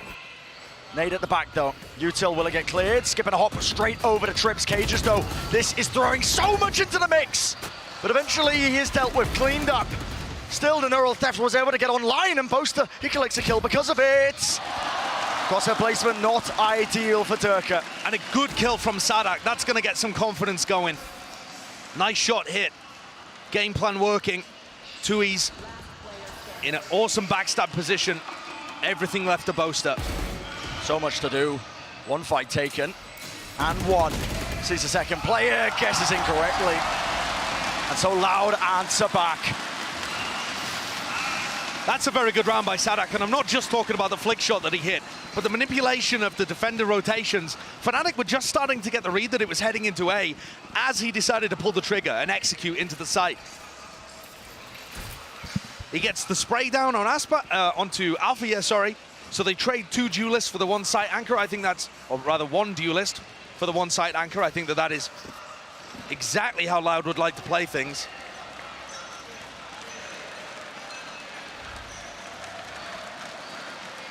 And they seal it up. I'm looking towards Durka here, over towards A ramp.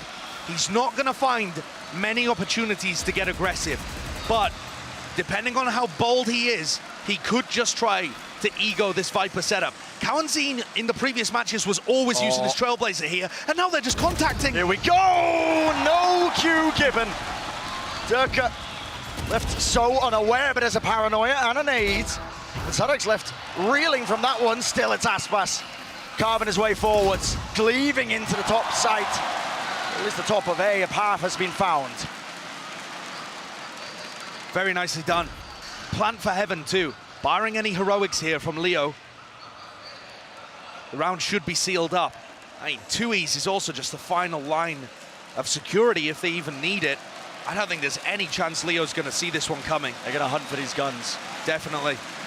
And it's going to apply serious stress to Fnatic's economy. Loud have looked good on their attack side playing this comp. The only team to punish them for it was DRX. Playing that flood retake style with a very heavy single site anchor. But if you think about how this round worked, all of the anticipation of the crowd just dissipating in a moment. Exiting but returns. Both of these comps are really quite similar. You've got the double duelist, but it's almost like the 2021 version played by Fnatic versus the 2023 version played by Loud, where you combine it with the double controller and the Sky Flash. And it's quite singular in its purpose. It's going to burst into sights, overwhelm you with utility and aggression. On both sides, honestly. Whereas Fnatic's is a little A little more able to play the slow game, despite having two duelists. Maybe a little more labored on the burst plays once we swap sides. Loud grouping up in B main here. They've got Seekers, Vipers pit for post. Alpha is not here to anchor. Everything on Boaster with only a stinger in hand. Yeah. Paranoia, push back, and a nade, and the slow orb. It's bought him time. Critically, moves forward, a closer angle to be found. Sage wall hasn't been broken in mid, so none of these B players are worried about a B heaven backstab. Cowan's reflashes, spots the wall. Got to break this, but they could always still go for a B re-hit. They're actually leaving that area, though. So it is possible that Alpha is going to once more be tested. That's the complete opposite. The Seekers are going to be so useful here. Aspas and Sadak can follow them into sight and just essentially spam them as Alpha plays inside his cage. And here we go. Seekers offloaded. Durka stays alive, but he's bloodied, he's bruised, and he's got the most to do. What? Shuts down Sadak under so much scrutiny. A re-swing. The confidence. Oh, it's boundless. It's all the way there, and it's crumbling beneath them. Loud. They just can't quite do it. Magnificent by Fnatic. An instant response, weaving in and out, playing off of each other. And Durka gets away with murder there as well. After taking, I think it was 140, a phantom dink to begin the round, he's down to one health, 1 HP. There's no shot. It must have been a 124 at that distance with only light armor online. He's still able to pick up 2 kills. I feel for Sadak, he's having a really rough finals already.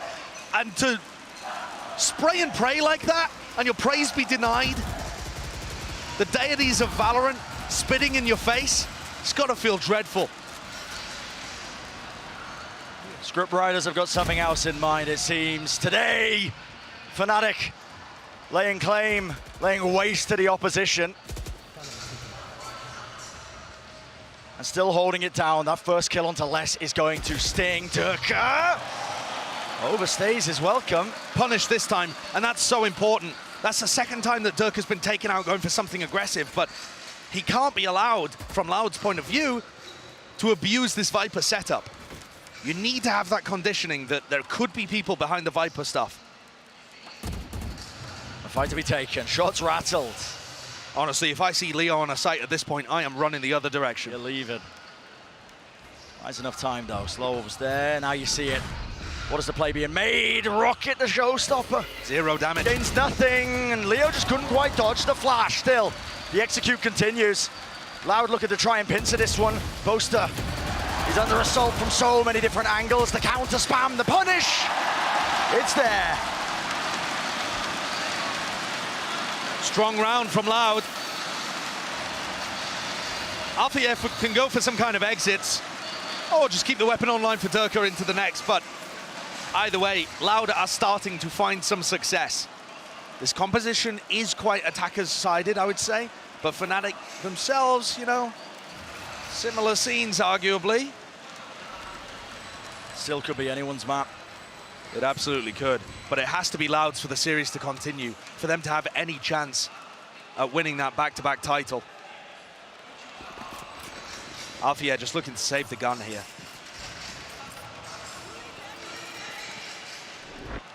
Start to feel the heat here. Couple of seconds left for him to try and survive. Do not swing out, son. You think about how Durka's been playing this tournament so far. These kind of plays have always worked. But the frustration on Mini's face tells me that there might be a stern talking to coming. Fnatic have taken a timeout, and both Mini and Boaster will be cautioning Durka not to overheat. You cannot allow the moment to get to you, the crowd to weigh on you, and a feeling of immortality to hit. But at the same time, a fine balance must be found. You can't allow that Viper utility to always go uncontested. But picking and choosing your moments more carefully may be the secret there for Durka. Because that's the second time in 3 rounds that Loud have won where Durka's offered them an opening. Loud, not the kind of team to go out easy. They want this just as much as Fnatic do. Chronicle hunting for that 2-time trophy. Boaster hunting for his own when he's been so close yet so far in the past. You saw the historic video, the tears that were shed towards the end from Fnatic. Just another minor character in Sentinel's story at the beginning of Valorant. But now they have firmly made that their own. Looking to do the same as was done to them. On pace right now for an undefeated streak through LOCKIN.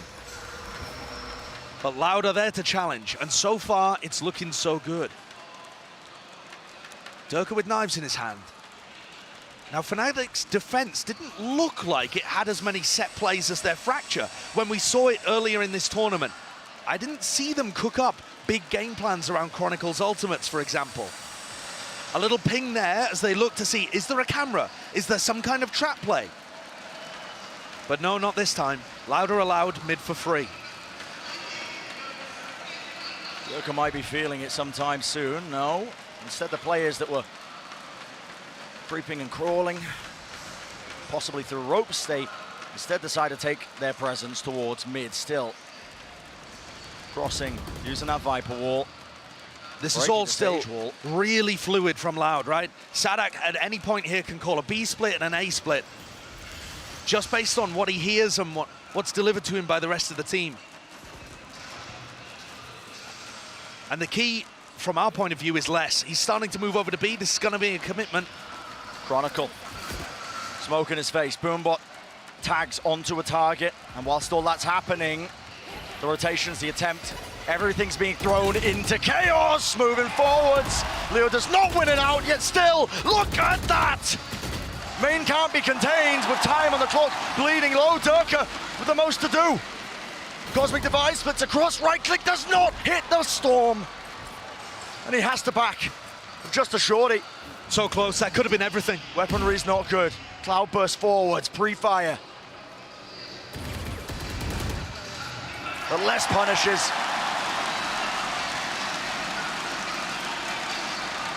Durka's looking to retrieve a rifle here and still go for it. Or maybe he's required to save with the money on Alpha Year and Boaster being so low. Loud are being given a lot of the map here, and Durka finally calls it off.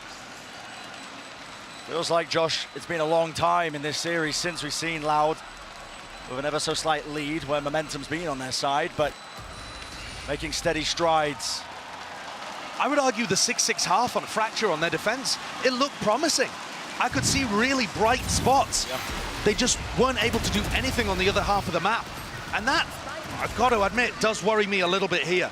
We've already seen Loud's attack side be very good, and especially with how passive Fnatic are playing them, offering them the whole of mid, very safe Sage walls from Leo, even getting Loud into B heaven.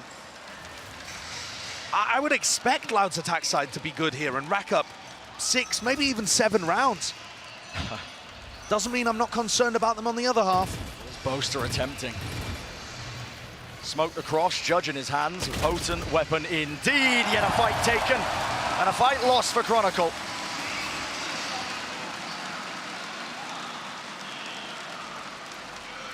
The call is made here. Waiting it out, but Loud, they don't overstep themselves. Okay, we got a kill, let's slow it down. This is tough from Boaster. He was worried someone could have gone A-ramp, but now he's in the position to win the round. Smoke will fade at any moment, you've got to be kidding me! What timing was taken there? Just off the smoke. Instinct at its best. And he's handed a cheap one, he's handed an easy one. Durka's there as well, bailing them out. Pressure being applied into the corner of the site, but it's Loud who are struggling to get in. A dodge and a flash, up close and personal. That's where the judge is favored. And Boaster, he's going for more. Tap at a spike, Kawazine can start to feel it. In this situation again. Kawazine's going to get Seekers off the back of this. Doesn't seem like he's going to be offered a great opportunity to use them, but maybe 2Es can be the playmaker. He's going to have to be. Does he hear any footsteps? I don't think so, and it's not planted for heaven. And he doesn't have any stars to delay. He's dealt with, final player known. And what is the play? TP across, and that's that crossfire setup. Boaster happy to be the sacrificial lamb, especially if it secures him that round. What a great round from Fnatic there, and from Boaster especially. Preternatural timing on the read with the judge. Exactly as his smoke was about to go down, you saw Kawansing getting ready, I think, to flash through it. And he just spams, grabs a kill, falls off, good for another as they get into sight. You can tell how much he wants it, Josh. Yeah, he's playing like a man possessed. A man that can feel and sense his dreams of the last 2 years becoming manifest. It's been a long journey. But the job is not finished. Oh, crossing through the choke. Fnatic might have got a glimpse of that one. Trailblazer pushes forwards, pushes past. Not sure if it spotted anyone, but look at this. Fnatic eager to contain, eager to take the fight. It's Aspas with the knives though, and look at this. Seekers push forwards, it's a right click. Won't have any more to throw at him. Pound for pound, anchoring at the back. Boaster vulnerable. Ultimate online, TP's back to safety. And Leo, he's watching for it. Sadak, maybe just feeling like he has to create a play in that moment, but he overstays his welcome. Les will have ult. And so this is what it comes down to. Alpha, yeah, though. On the heaven position. Yeah, he's getting ready. Here comes the ultimate. No theft, everybody spam, that's the game plan. Boaster though. Overshot it a little bit, didn't quite take the correct timing. Left it at 2-on-2. And this is hard. Leo hoping to spam, hoping to kill, but he will not claim it. He will not get it. Shut down.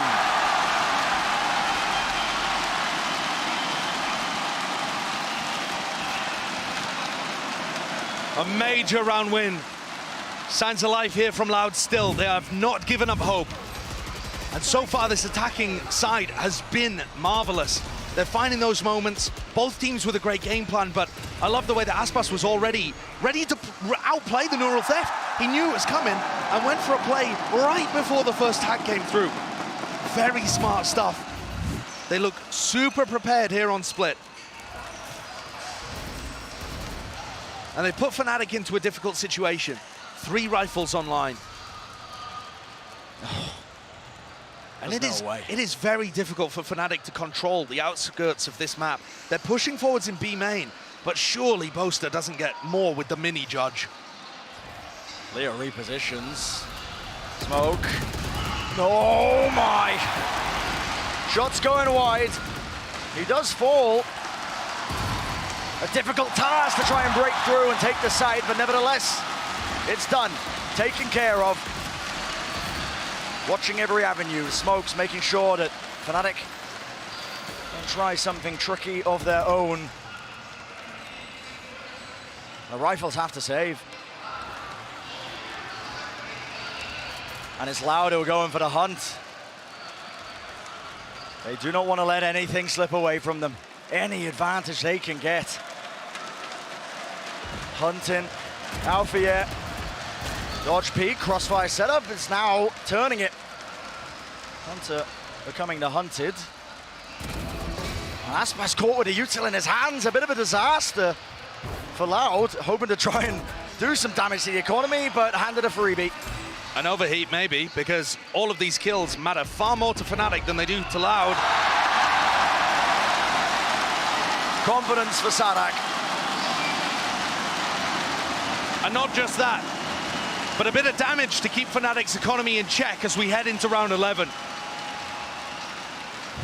Final 2 rounds, Fnatic should still be able to buy even if they lose due to the loss bonus. But maybe, you know, without that full utility, maybe a bit of a scrappy buy towards the end.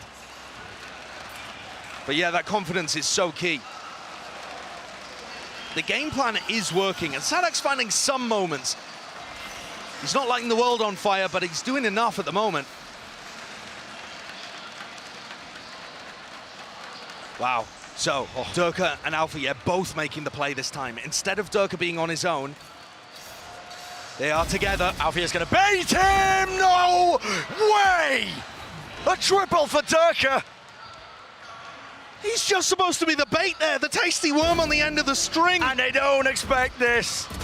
Alfia strikes and Alfia claims. 5th round for it.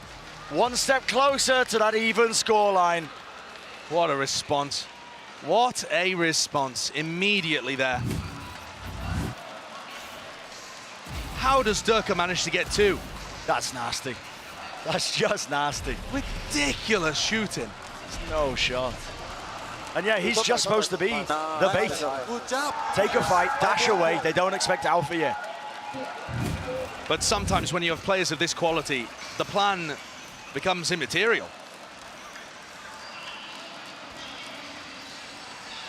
Loud forced into a fast play. Double satchel, dash across onto the site. No control of A, Heaven. Same play again. Trying to clear it. Smoke on the edge. Less. No way. Making a bit of noise. Backs away as the orb fades down. Maybe hearing the presence there, but this looks like it's going to be that 5-on-5. Nade at the feet. Less. Bit of chip damage.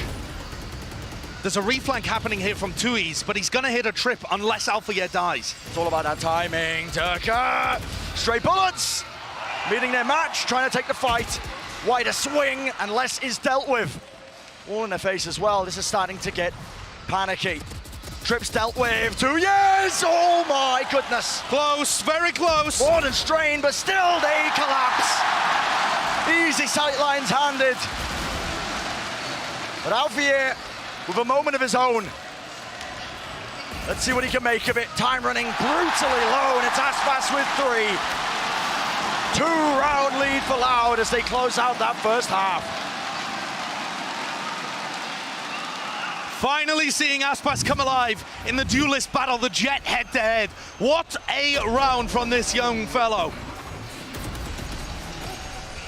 Looking so clean out there and powering Loud forwards.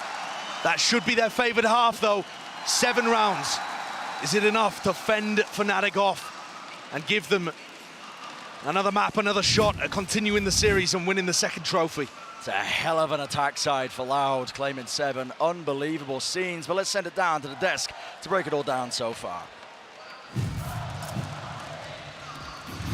Thank you so much, gents. Loud has come alive here in Sao Paulo. They find themselves a 2-round advantage, the best first half they've been able to mount here so far in our best of 5. Yeah, giving something for the crowd to cheer for, because it was looking rough, even at the beginning of this game, too. To see them come back, to see them have a chance is super important. This is a close game. We still might have a series. Yeah, and this is in the game where it matters. They were on the verge of elimination on a 3-0 loss in this grand final, and they have woken up. And the biggest question coming into this is how does the double duelist composition perform? And thus far, it has fared far better than on Fracture. Sadak as an IGL has been varying up the calls enough to keep Fnatic on the toes, and the individuals are stepping up. And this is the perfect time, right? Because the trophy is on the line. Fnatic are still just a half away. I love where your head's at, Mimi Achilles. We had asked who needed to step up, who needed to be the catalyst for a comeback here for Loud, and it was Sadak that we put the responsibility on. Yeah, we have, and so far it's been looking decent. Stat-wise, still not going to be near the top, but he has been guiding the squad and still putting up some decent numbers. He's entering for them widely. Aspas has been going for a couple more lurk plays and has been able to find some really explosive moments throughout this. You can see he's once again lounging back, trying to maintain some composure as they get ready to go into this next half. Yeah, but I think as well, this second half is going to be where Sadak gets strained the most, where Boaster also gets strained the most. Yeah. Because this game right here, this map, is the first time we're really seeing that battle go head-to-head. The rest of it, it felt like Boaster has been in control. This time, it looks like there's actually a battle of the minds. This is going to be a half about the IGLs. The crowd is back, Loud is alive, but is it enough to keep them in this series? We'll have to just wait and see. So far, Loud 1-5 in pistol rounds. Can they go ahead and put up a second one on the board? We need to see that. A small advantage for Loud, but can they take it over the finish line here in map number 3? That's the question as we're getting ready for the second half to get underway. Back over to our casters. The pistol round to begin. Loud of a chance to extend their play in this tournament, in this series, the grand finals. It's going to be a crucial one. You heard Seth talk about it.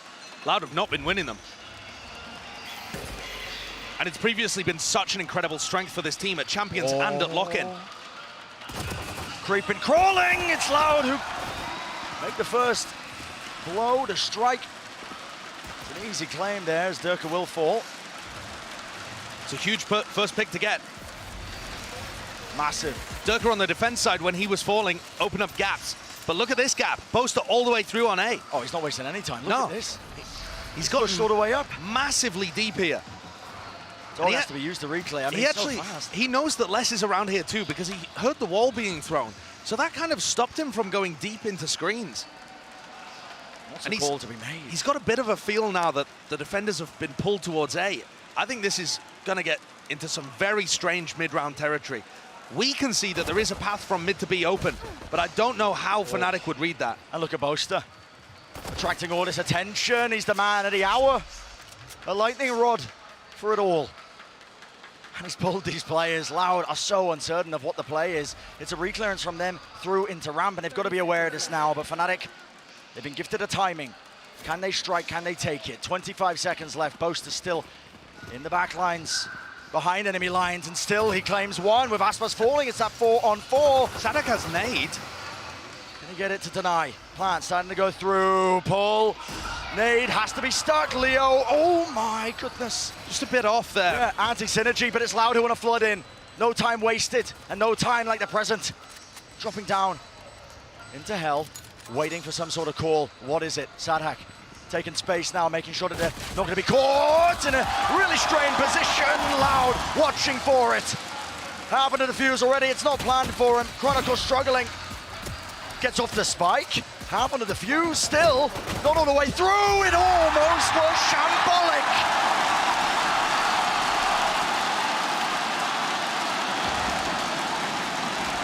But we asked Sadak to deliver at the beginning of this map, and he couldn't have found a bigger round to have that level of impact. Boaster, look at the minimap there, was on bind during the middle of all of this. And Sadak read the play coming through due to the paranoia. It was all scrambled from Fnatic, and he comes through with an extremely pivotal clutch. Loud have a great chance here at being able to respond, take split down. As long as they can carry this momentum forwards, their composition is going to thrive by taking aggressive fights, despite the fact they're on defense. Can people like Tui's and Les hold on in their anchoring positions? No way. What is that timing? Tui's in the astral form. Leaps bound, striking, and that crossfire is just excellent. This is deadly. Loud cannot afford to lose this one. Yes. Takes the fight to them anyway. A push through the smoke will make sure the Fnatic don't get away with too much. Alpha, yeah? Doesn't realize he's getting reflanked here. And the frenzy's good. Eventually traded. Limits it now into that 2-on-2. Weapons in the hands, though, of these Fnatic players. And how do they want to play it? Chronicle low. Smoke to cut across. Poster moves his way into it. A bit of spam fire. He falls. Tiniest of margins, tiniest of gaps. 6 with HP. 6 health and the most to do. Chronicle, it's all about timing. It's all on this. Judge, wait for it, but a flick of a wrist.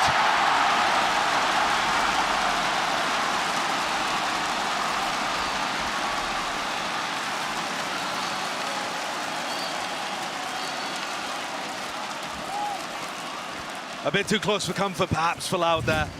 And it's going to make that bonus round toothless. But man, that's going to be a bit of a learning moment for Tui's, I think. I was just asking the question, how were Tui's and Les going to be able to hold on in their anchor positions? And he gets caught in astral form. That's crazy. Yeah, I mean, look at the comps. Fnatic are going to be running double duelists. They're going to be in your face, bursting into sight. Yeah, maybe they don't have the same level of flash utility, but they are still going to be quick. Durka and Chronicle are no slouches. Alpha, yeah, that's an early fight taken, but no appetite on his behalf. Our presence still being showcased into mids, making sure they let themselves be known. And speaking of it, all the way through, they've taken the front side of B. Nade, util, use, Sadak's in the air, and his head's been ripped clean off still. 2 years.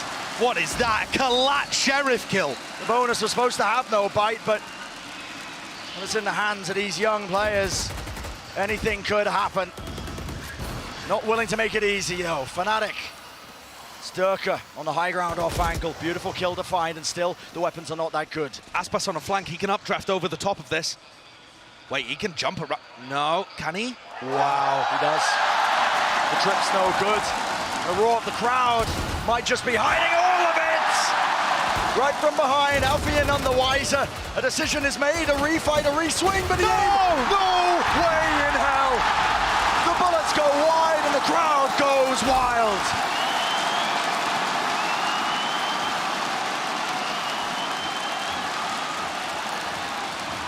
To think that it's Leo that lets that one slip after he's been putting on a masterclass, a genuine greatest of all time performance prior to this in the BO5, eclipsing 10s from original Reykjavik. You'd think he was good for that. But my God, Loud, pull out the bonus round. Oh. The fans are not happy with this. Fnatic, they need to cool off, cool down, and reconstruct exactly how they want to take the rest of this map. The way that Fnatic run their economy, they are still going to be able to buy in round 16. It's not usual. You would normally see teams take an eco here, but because Fnatic don't invest into that heavy armor, they have Durka's Blade Storm, Chronicle's ult, it's actually still going to be a dangerous round. And frankly, I shouldn't have counted out the last one for Loud. If Tui's is hitting shots like that, anything's winnable. Anything at all. And also, think about Aspas already getting the read that he can go for these flank plays. The Fnatic are going to be grouped up enough and relying on trips on the flank so that he as a Jet can just run rings around them. Even if that trip had been good, he's going to be able to updraft over it and take a small risk in getting heard. And yeah, the players have got noise isolating headphones, but there's only so much that you can block 7,000 people out. Reverberations and rumbles echoing and out. God, that's cheeky. Durka, was an attempt made. Tried to take Kawazin's head clean off, but Blade's going wide here. This is Loud, that 5-round lead.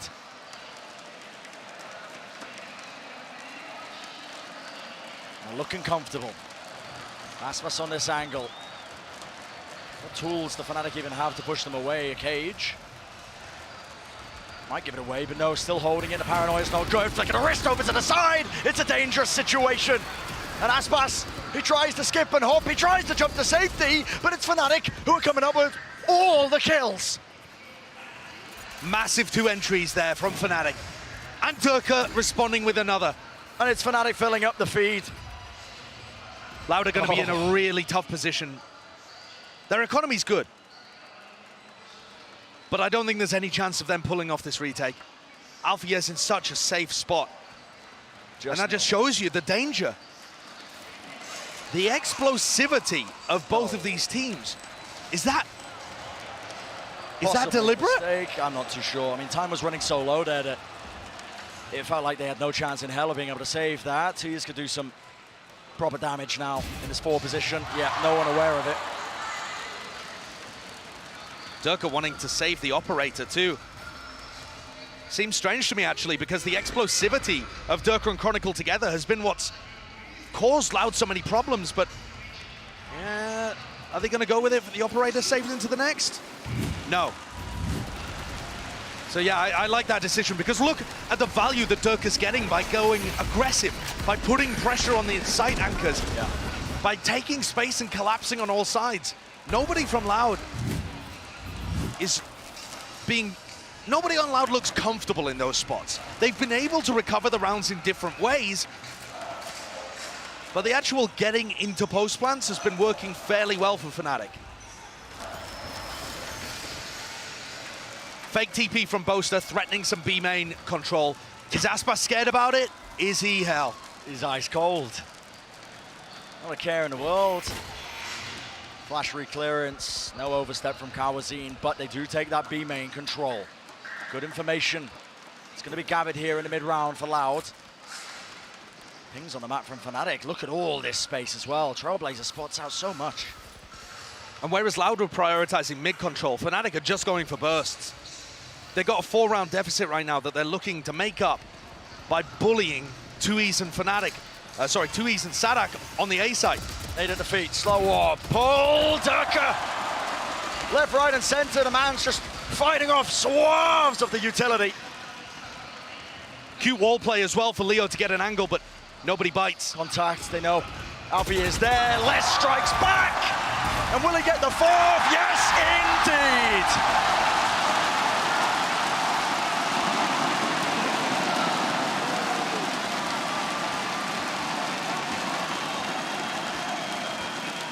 Loud are fired up, they can feel it.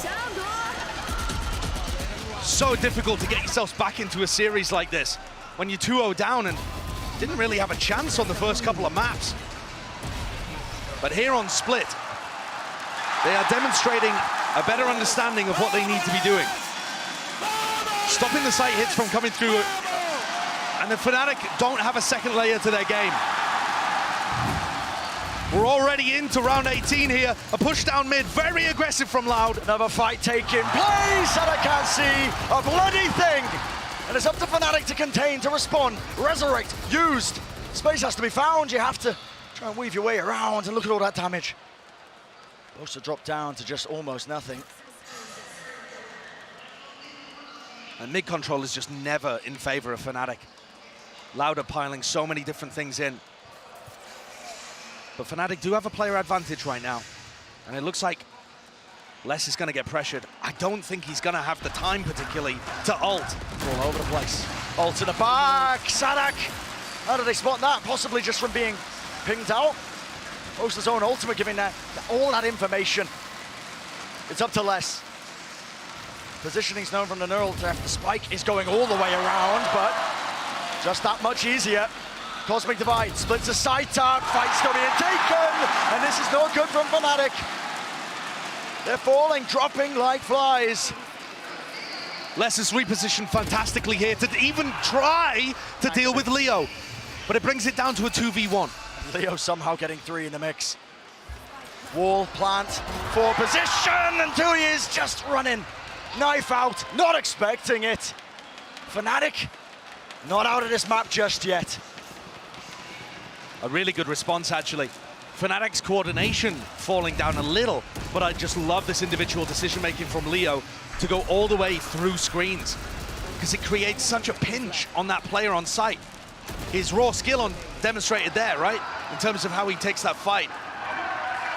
The pull just not quite timed early enough.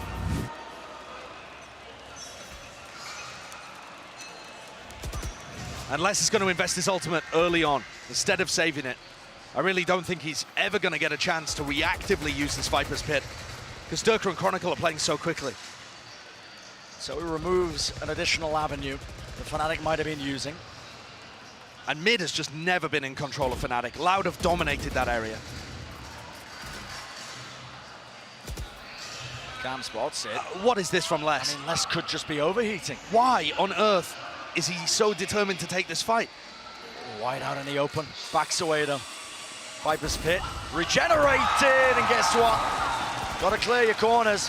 Boombot didn't do it for him. Durka, and his match there with a Jet head-to-head. And with Aspas controlling the avenue through to A, Les can continue just looking forwards. Trailblazer is going to spot a couple of people in mail here, and there's still 3 players ready to collect on B. This round looks very difficult for Fnatic to convert. Time running low though, and a call is made. Commit. That's what they want to do. A rocket lands and finds the target. And Loud are in control. One more step, one more round, and they'll be on map point. Contacting in, and again it's the off angles, but he's run out of knives. There's no 15 more ammunition. seconds. Time running low. Boaster TPs. He cuts across. 13 seconds left. Paranoia helps. Unless it's forced to back away. It's all on this. What can Les do? Wading into the util. Boaster will get that plant down. How has he managed to concoct that situation? What a great mid-round pivot from Boaster. And they've actually got decent post plants. The problem is the flank is coming through. Whoa, from Sadak. All good though, still giving the information to Alpha, yeah. Still that 3v4 though. Alpha, yeah, do you really want to take that fight? Sadak, none the wiser, and he just didn't have the crosshair placement. Looking dangerous, 2 years, good response and patience, discipline. Showcased the bait and switch on the ropes. All up to Boaster. 1v3, finds one. No! We're in sight. A no kill to be claimed. It's Loud approaching map point.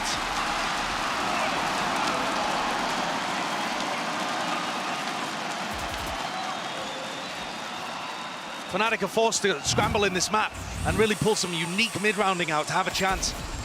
I mean, you're seeing how stressful it is for them to be able to take mid, and I mean, Leo is rough to die in that position. But Loud are playing so well here. This is what you were looking for on Ascent, honestly. But they are looking primed to make this a series. And we saw in their game against DRX that going up 2-0 does not mean you're guaranteed to win the series. That one went all 5 maps. Perhaps this could do the same. Loud going to be trying their darndest for that.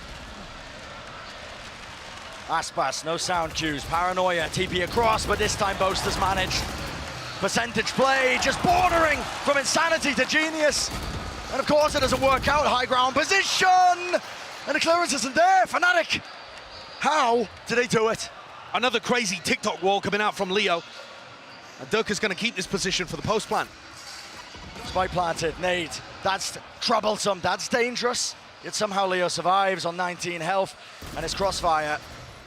Good luck containing it. Sadak just wades right into it. How many of these set plays do Fnatic have in their arsenal? We've seen now a couple of different flavors, some very unusual mid-rounding. How deep does the strat book go? Do they have other ways of being able to generate rounds without that mid-control? Do they have enough? Even this, I'm amazed that they get it back, with Cow and Zine doing so much anchoring A. But they eventually brute force their way in. Loud are going to take an eco round here. So things are going to close. The gap getting smaller, but at any moment here, Loud can push it across the edge. Across the finish line of the map. That's what they're hoping for. And take us to Lotus of all places. I know. 2 years. Not gifted with it, not that time around. Maybe one collateral. That's all he's going to be getting in this map. Plan's still down. This is looking really odd. Fight's being taken all over the bloody place. Still, 3 players of Loud remain. They want to take the fight. Not eager to drag the weaker weapons into the next round. Of course, this was the half buy. Smoke, though, pushes them away. A while until that one fades. A couple of rifles are going to be salvaged in the middle of all of this. Do they want to play for the retake? Looks like they're going to commit to it. Smoke fades. An open sightline. Snake bite. Off to the side. Alfia watching, though, and it's immaculate. Great crosshair placement. And Boaster, he was a safety net. And so, Josh, it's creeping and crawling ever so closer.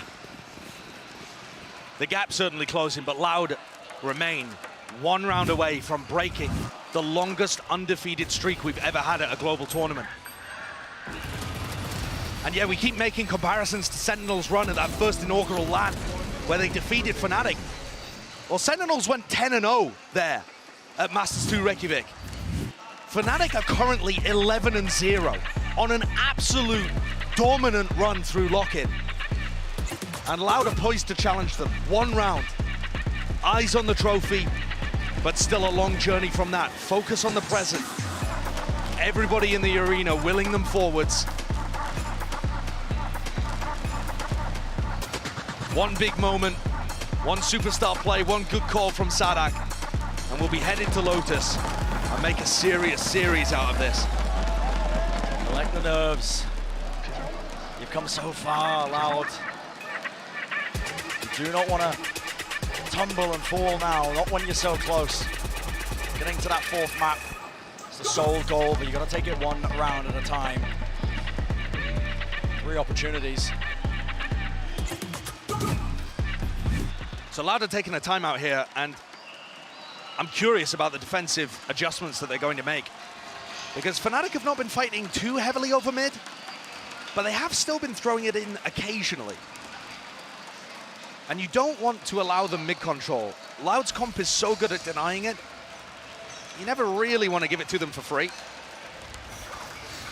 Aspas is going to get posted on B main. Big dash forwards from Fnatic. Yep, skipping and jumping all the way over this utility. It's a good call by Loud. They take that space into B main. So an exchange in terms of the territory that's gained in this particular round. Everything on post. Picks himself out. Flash catching, but he TPs across. A hard reclearance, but the spike was planted in the middle of all of this one. Loud. Starting to squeeze, got to find these kills. Look at the push. The B main players from Fnatic are wrapping all the way around. There's flanks on flanks. A pincer play, a pincer maneuver. On top, on the angle, and Aspas, he watches for it. 2 remain, make it 1.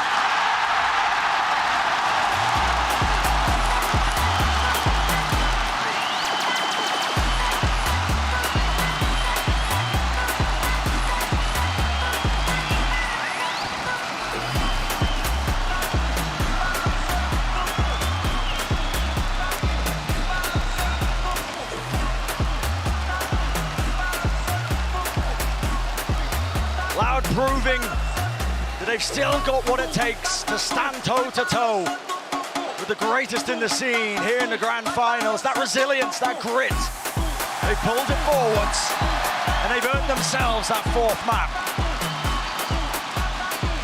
It's going to be a strange one coming up. We have not seen Loud on Lotus yet, and they're going to need to win it to take us to a 5th. But they're starting to heat up. The individual performance is slightly better, but I think just overall a better game plan, a better understanding of how to work this map.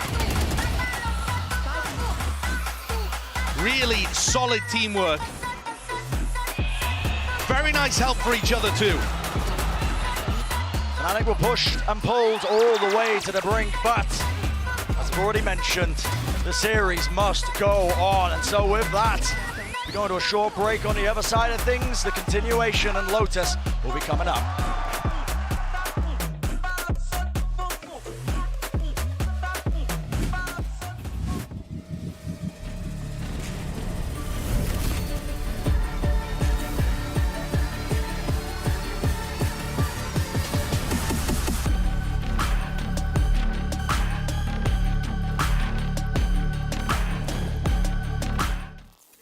Incredible, do all the talking you want. I don't want to hear it. Whatever you say is incredible. Me and the losers are just not relatable. Don't call my phone cause I'm still unavailable. I've been the greatest, it's still undebatable. Breaking the records and make them unbreakable. Blazing the spot, mad clean. Hate it or not, game 7, game tie, vaccine. I'm taking a shot, I'm way up, could never be under you. And I never move like a sucker do. Came out the mud and it wasn't because of you. Look at my stats, I got too many W. I got way too many W. Came out the mud and it wasn't because of you. World. Yeah. Prices keep on going, world. I still need to get you well. Nothing left to say, I'm well. I'm well.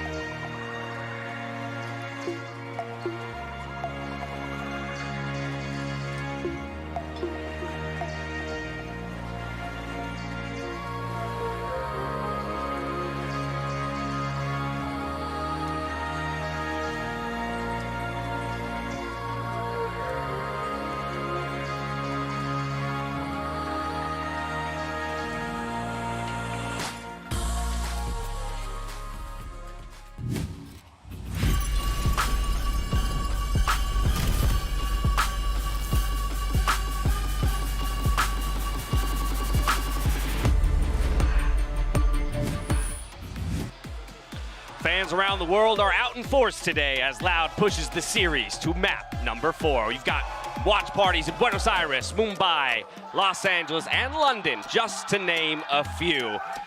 And their nights will extend just another hour or so at the very least, as Loud has handed the very first map loss of the entire tournament to Fnatic here, Bala. Yeah, there's not going to be the undefeated streak that we might have thought after map 2, after Fracture, and we're going to map 3. I think that was a ridiculously good comeback for them on Split. Just the fact that Fnatic even came out on that looking pretty good still. Looked like Alfeir was going to start having a game with the anchors, and they adjusted very well in the second half. Yeah, they really did. And for the side of Loud, it really felt like they were just like reinvigorated in this game. The individuals started stepping up a lot more in the second half. We started seeing more of the clutch situations, and it reminded me a lot of some of the previous series that we've seen from Loud. One of their strengths is that when the going gets tough, when the pressure applies, they're fantastic at coming up with these miracle rounds in scrappy situations, like the pistol round here for Sadak. Whereas on the other hand, for Fnatic, I feel like in these situations, they start to crumble a little bit. And in this map, we saw so many moments where Fnatic was making mistakes, not clearing corners, missing out on a trade, all these little moments that are kind of reminiscent of some of the previous issues this team has had. Yeah, I mean, there's definitely some roughness here from the side of Fnatic, who were definitely not looking like themselves from the previous 2 maps. They finally give up an advantageous half to the side of Loud for the very first time, and then they can't get that bonus round win in the second half. Dropping that gives that major momentum swing over to Loud and really stop Fnatic from getting themselves back into that match. I got to give credit as well to Les, especially on that second half, for him to maintain composure, shut down a lot of the rotates that Boaster was calling that made those rounds chaotic, like you're talking about, Mimi. He thrived in those situations. That 4K at the top of heaven holding ropes push was phenomenal, and he has been a rock for this team. And he also was the guy who shut down Optic's little comeback in the last Grand Finals that we had just in Champions 2022. I mean, Les, he owned the leaderboard in this map. Aspas not too far behind him either, though, Mimi, and that's another player that we've been wanting and waiting for something here today. Yeah, the first 2 maps were a little bit slower for the side of Aspas. Game number 1 in this series in particular. But here on Split, with this double duelist composition, he really came alive. On their attacking side, this team did a fantastic job, I think, of varying up their executes, making this double duelist composition feel like it has a lot more dimensions than maybe we've seen them throw out in the past. And Aspas, as an individual, did great in varying up his play, going different directions, and still finding impact consistently. That's a pretty steady ramp up. Game 1 to 2 to 3 there for Aspas. And so if he starts getting cooking for real here, Seth, now I'm wondering what he can pull out on Lotus. So that's what you want to see. But the big question is, Lotus. Right, yeah, exactly. Is it just going to be a similar situation where we have, you know, this raised jet coming through once more, but with Lotus being a 3 spike site map, it feels like that really limits the amount of utility that you have. I'm really curious to see what they put together. Yeah, I mean, given what we've seen on Pearl from them, on Icebox from them,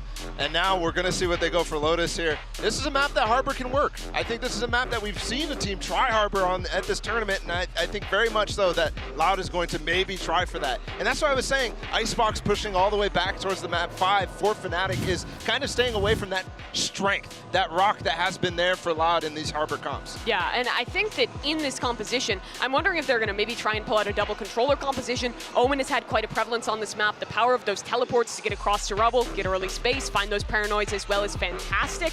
But on the side of Fnatic, they've ran a comp unique from most other teams in this tournament. No Omen, no Breach. Instead, they're playing this double controller composition where they're kind of putting an emphasis on the fade raids and on Durka instead. Yeah, I don't think we're going to see too many adjustments. I mean, Bala was kind of talking about it before. These are 2 teams that don't really like to shake up their comps too much. So expecting to see that Viper, Raze, Astra, KJ fade from the side of Fnatic. But Loud is the big one that has to go under the microscope. What do they do? You're talking about like in the Harbor on this map. 2East is going to start with it. Yep, Prime Gaming Agent Select. We're already getting a look at the Harbor. It's an interesting situation where Loud has evidence of what Fnatic wants to play on this map. It's really a question mark what Loud wants to bring out. Yeah, and the game plan looks similar to what they've brought out on their Pearl, where they're playing this double controller with both the Viper and this Harbor in the mix. So they're going to have fantastic stall on that defensive side. Also, good retakes with all of those smokes. On the attack, though, that's where they're investing in the Aspas Jet, which I'm a little surprised by. Yeah, I think here, showing this comp from Loud is a sign that they're prepared. It's a sign that they're going to be comfortable on this map. If we saw anything else, I would have been very scared. And for Fnatic, what they need is adaptation. They can't have prepped this map. They don't know what Loud is going to play, so it has to come down to Minis timeouts and boasters to come up with a plan. Loud is picking up steam here in our grand final. They've already brought us to 4, but the question is, can they bring us to 5, Seth? It's all going to come down to this Lotus. It's a scary beast that you're up against. Taking a look at the scoreline that Fnatic posted on this map just a day ago. I mean, like I said 2 days ago, you're able to stop a reverse sweep from happening versus yourself. You want to hope and believe that Loud can push this further, can take this all the way to a game 5, give us that truly just goated 5-map series here in a grand final. And for Loud now, that momentum is starting to build. The crowd is bringing the energy back. They're getting excited again. Loud, they want so badly to win back-to-back, to win on this home stage in front of their home crowd. I mean, if there was any conditions for something like that to happen, it would be with Loud. It would be with the crowd. It has not happened. DRX is literally the only team to have even gone the distance to attempt it. So it's a long task ahead, but it's the conditions. Yeah. And Fnatic, I gotta get that in there. Yeah, Give I him love credit. it. yeah. And for Fnatic, this is like their first real test. Like you were mentioning earlier, first map they have lost this tournament. First time that they've been in a position where they're in a series where, sure, they're still in control. They still have a map up, but they're a bit more at risk now. Yeah, I mean, how do you deal with taking a punch, right? That's always the question when you're looking at a fighter, and this is Fnatic taking the first punch of the tournament. I think, though, their split is one of those maps that are super more disorganized than you're used to seeing from the rest of the comps. This one we just saw against Na'Vi the day before is a lot slower. It's a lot more coordinated. Well, the 6th man is fully behind Loud here. The question is, can this grand final go the distance? Can we get a map 5? Here's Brennan Sideshow with the call. Will be a dream come true for us, I think, but for the competitors, listen, Fnatic are going to be putting everything on the line to stop Loud in their tracks. The desk was hammering it home, Josh. Momentum is behind them, the crowd's starting to get their energy back, and this is a potential dangerous situation for Fnatic. You need to close it out here. I think part of the danger also comes from you have no idea really what Loud are going to bring to Lotus. You've seen the composition before on Pearl, but it's going to play very differently just because of the map. So where's that utility going to go? It's going to put strain on Boaster to figure this out, put strain on Mini. Prior to them losing on Split, the closest Fnatic had come to losing a map was Furia throwing a weird composition at them on Haven. So definitely this team being one where they like to know what they're going up against. Yeah, the counter-strategy and prep. It's a big part of their game plan. And what is that? Might be seeing glimpses of it. Maybe they just knew that Leo was going to be posted up on that angle. Spam brings him down, and now a fast play right into the... Oh my! Wow, what a play. Snakebite into the pull, and Boaster sprays 2 down. The frenzy is so good in those moments. And you ain't surviving that. It's thrown uncertainty into the mix. A tap of the spike. A bait, perhaps, of the positioning. They want some of these Fnatic players to give an opening, a shot, a freebie. It's a big post plant. It's very open. We've seen people win 1v3s with the spike planted in this spot. No way.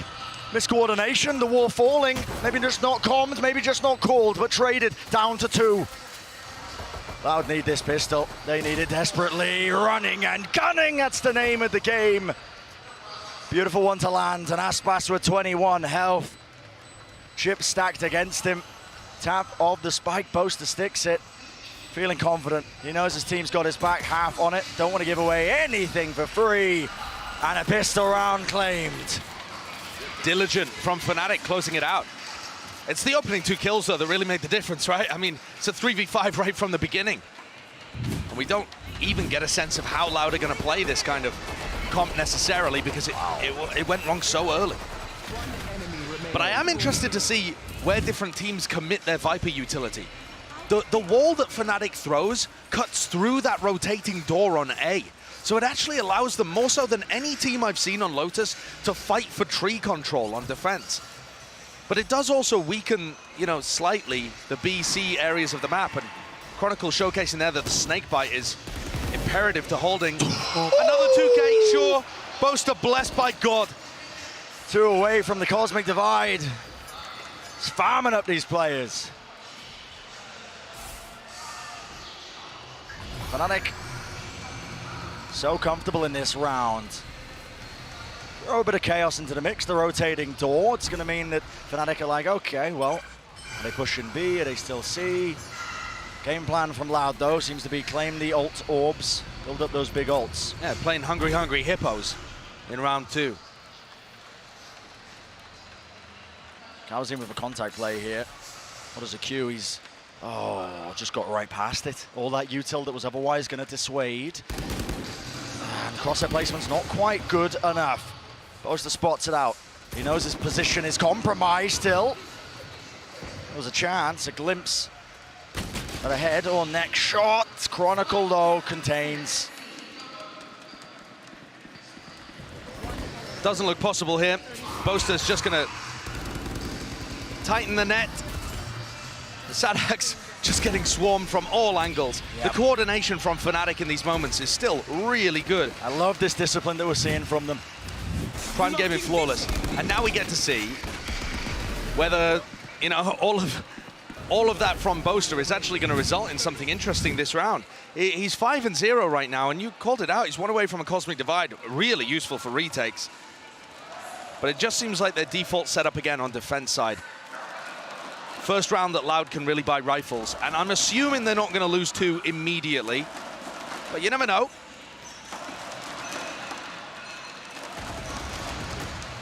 Up to Loud to answer back. Patience. Waiting it out now. It's a slow creep towards B main.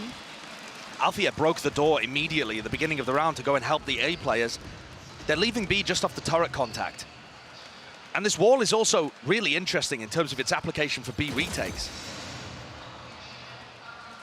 Turret's going to be revealing quite a bit. Durka just has to contain here. Doesn't need to peek. And he's just not looking. Punished for that one. With him falling, High Tide rips its way across. Trailblazer has to clear a lot there of the side connection, but now the Cove lets down the free plant, but Boaster getting that kill has now got his ult online. Yeah, that's pretty huge. Cosmic Divide, now he's going to be using it. Why not? Throw it into the mix, and alongside it, fight's being taken, and it's all coming up Fnatic. A kill feed of green, and it's vibrant. It's looking good. Well, if Kawazine and Sadak have got something to say about it. Winnable for Sadak. Instant trade. Sadak repositions here. Is it going to be known? The answer is yes, and that's so well played. Dodging, juking, weaving in and out, using the Cosmic Divide, never giving an easy target. Yeah, really solid movement. Very nicely done. But from Loud, I expect Aspas to be able to win that duel. I expect Aspas to be able to take out Chronicle. And I certainly expect Tui's to be able to get a trade. These are the moments that have been seriously letting Loud down in big rounds. And if you want to start an era in Valorant, if you want to get back-to-back titles, lift a second trophy, bring Kawazine and Tui's into the fold as, you know, make your mark on the Brazilian scene, you have to see Loud winning those rounds. You have to see Loud winning those moments, and everything has gone the way of Fnatic apart from Split so far. Unconventional miss from Durka. But this isn't unconventional. He went for a second peek. He's always aggressive. And that's one of the things that's so exciting about watching Durka and Aspas play, actually. They're really comfortable on both of the duelists that are meta right now. Cascade. Attempt there to push them back, the Nano Swarm at Alvia's feet. Knew he was not going to be swarmed. But this is what's different about Fnatic's defense on the map. Every other team just gives tree there. And this team is very happy to fight. It is so difficult for Loud to get through that door. Opened up. Dog moving forwards, but it's exchanged with the Prowler, and I believe Fnatic should know there's nothing behind this one. And while all this was happening, again, it's a slow play. Just the Sheriff's in their hands. What can Sadak do with it? Space gain, Spike nowhere near, and with 35 seconds left, this is looking a bit dodgy. The push here, Boaster if Boaster isn't ready for it, he is. He spots it out. And so aware that they've gave up the side, still, Chronicle, what was that? It's a great shot by Sadak. Plant's gonna go down, Cove. Defensive barrier, yeah. Not pushed away, not punished, but it does pull that Spike to a bit more of a favorable position. Moving now onto the site, Leo. Horns up top, close, spots it out. So now they know Reckoning, though, is used. That's a great response. Flash as well. This is really awkward and really dangerous. And Aspas is coming on a flank here, too. He's getting in behind them, and the plant, because it got pulled, is going to be for him. Oh, the read on it! How do you manage that? Kill found, but still that time is being bled off the clock. Still a danger. Still a situation. Fnatic, surely you don't do it. Boaster Trying to stick it, does not claim half. Kills flooding in, and no more time. Prior work wasn't put in. And what a huge round for Loud to claim. Cowanzin's death does not go in vain. Rifle still saved. And Loud take a massive thrifty there. Off the back of Sadak too, a player that we've been criticizing, and I think fairly, for his lack of impact. He's found it difficult to get the read on the game as well, but after Split, this guy maybe with a bit more confidence. Found his way into a really tricky angle over a C and then hit a gorgeous shot to take out his Viper counterpart and open the door. Huge round. Puts Loud on the board.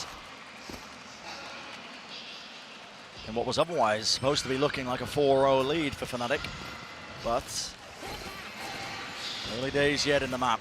And these things are never safe, are they? No, never.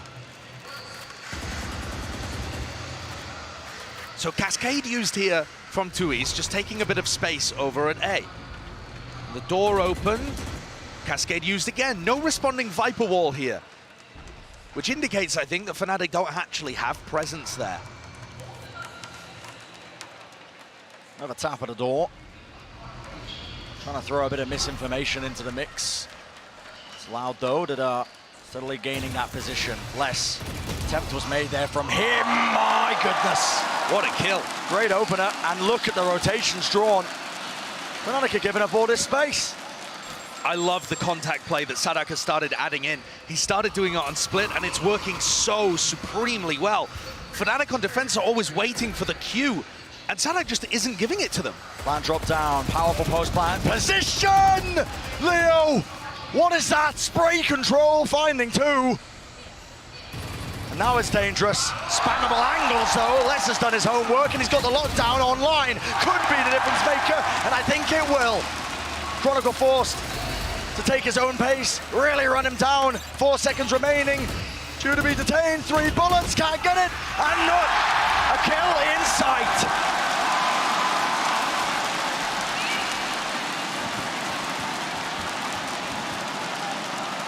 Coming into this game, Brent, coming into the grand finals, I had 2 people in my head in an MVP race, and it was Leo on the side of Fnatic and Les on the side of Loud. I think Les has been the best player for Loud over the course of this tournament, and rounds like that demonstrate why. Finding the opener in a lurk and closing things out on the opposite side, huge level of impact, really intelligent repositioning.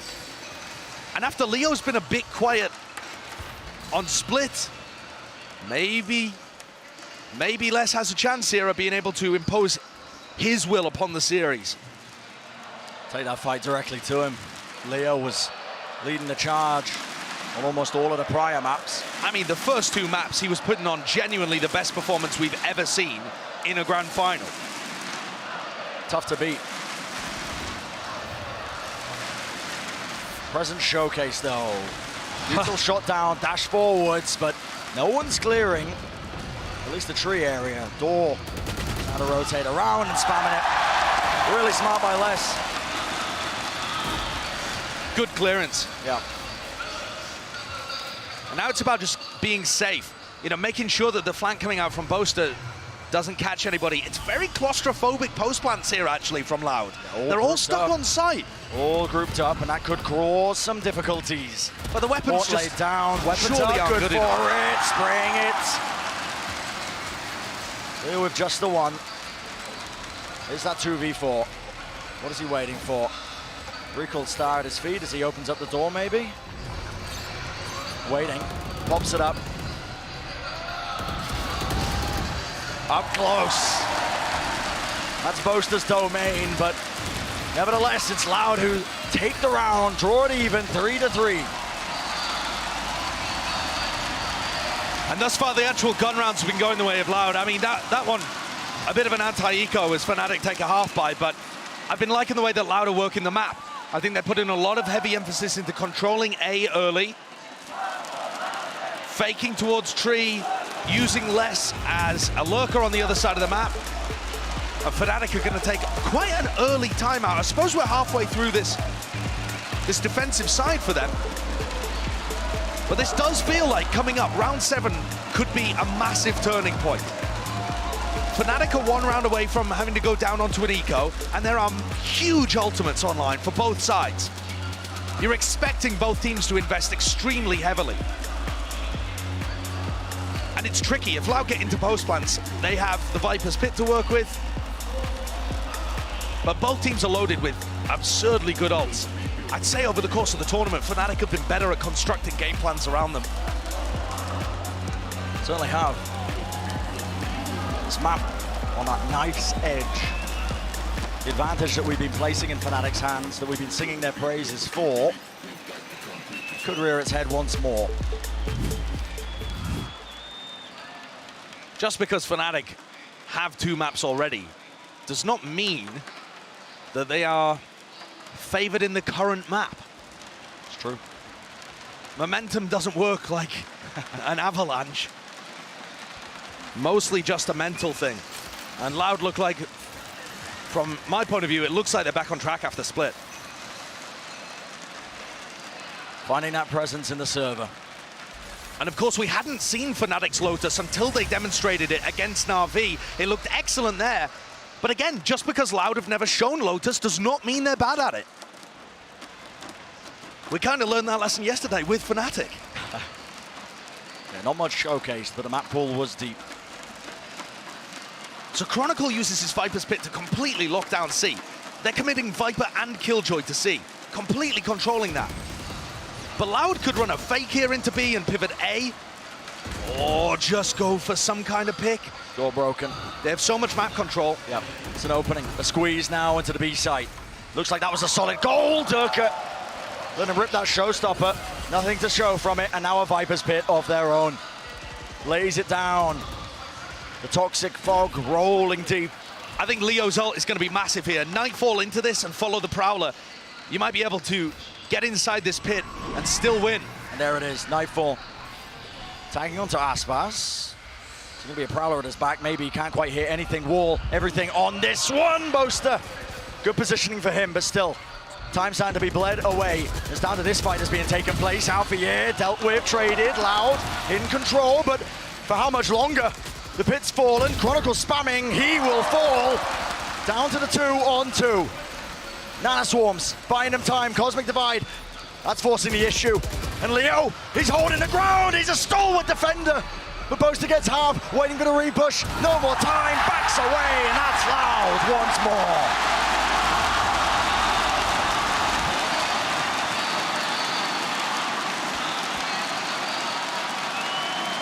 Every round feels safe with less involved.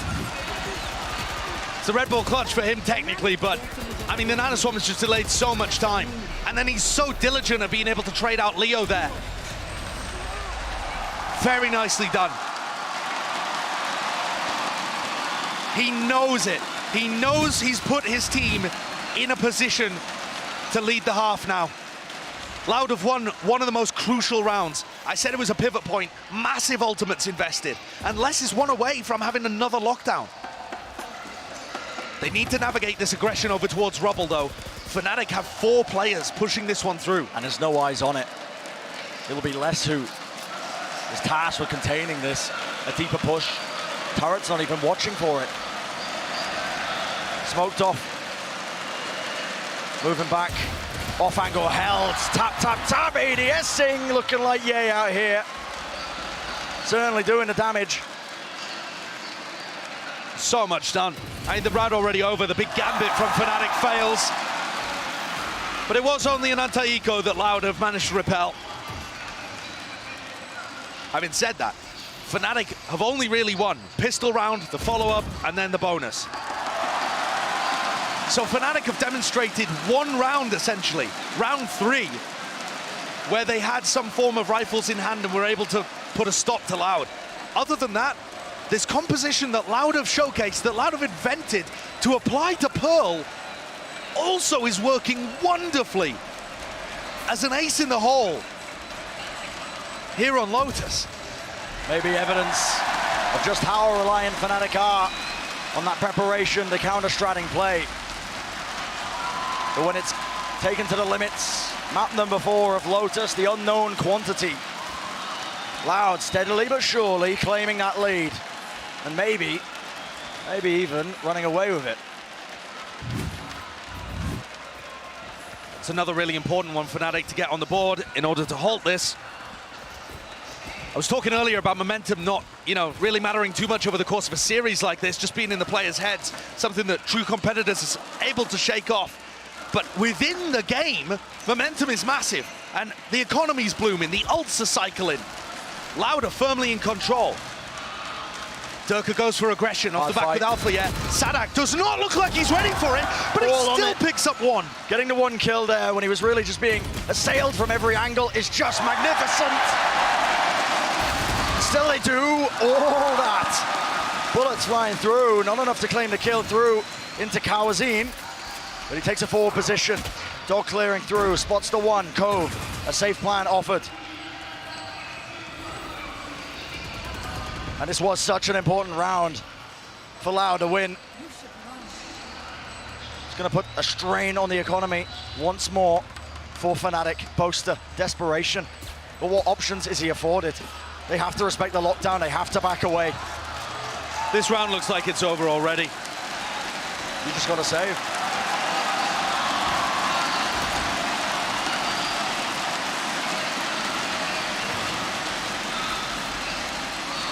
When both of these teams are so good at their fundamentals that they're trading, rounds can be over based on such a small thing. And I said at the beginning there, Sadak didn't actually seem prepared to deal with the aggression coming out from Durka. But Sadak has woken up in this game. And the shot that he hit, startled, reacted, took out the star player. I mean, look at it from his point of view. Is able to deal with Alphayear instead. And that, because of the trading from Les, from Kawazin there, just leads to an eventual 3v2, and Fnatic can't hold on. Loud are so quick to trade, whichever team ends up getting the early footing, it often just flows that way. Fnatic not gaining any ground. His rifle, V-rifle rounds have not been going their way. Loud taking charge, taking position. Maybe even taking names off the back of this. Look at all this control. So Alphayear has been breaking this door frequently. Not every round, but frequently. And this time, Loud are taking it and using it for themselves, threatening that they could be going into B. The turret removes so much information from Fnatic's defense. And look at how they've isolated Durka on A. Completely separated. He's gonna have to perform a miracle, a magic trick. And he's been up for the task in the past. Reckoning though, that'll push him back. Can't withstand that one. The water burst, the water sprouts, just making it incredibly difficult to stand your ground and take the fight to them. Cove, unconventional. Places this one down and Kawazin's offered an opportunity to collect this one. But it's counterplay, lockdown used, pushes them all the way back. Loud are forced to just really vacate the premises. And this is where you've got to control the breakable door. Boaster's the key player here. And he's going to be trying to do that damage. Thorn in the side, smoke, crossed up, Leo, before it even bursts. It was a recall, oh my! The IGL making the most of it. And Leo's there as well, a helping hand for surviving, and the retake looking sublime. There's Fnatic leaning on their strengths, getting the ultimate rounds working for them. Is it too little too late? Perhaps not. If they can make this a 6-6 half, there's definitely all the chances in the world for Fnatic. We have no idea how good Loud are at the defense of this map. Your guess is as good as mine at home. Such insane parity. These teams are pushed to the brink. Les has picked up the operator here, expecting some kind of peak early on. And certainly, Boaster has been jiggling this. Smoke's going to be a bit delayed, though. Orb gained. And space. Cascade as well, going to be threatening that there could be a push coming through onto B, but I think the turret, deep in his position by Alphayear, will be making sure they've got a full knowledge in the back of their minds as to where these players are holding. Great opener. With Boaster falling.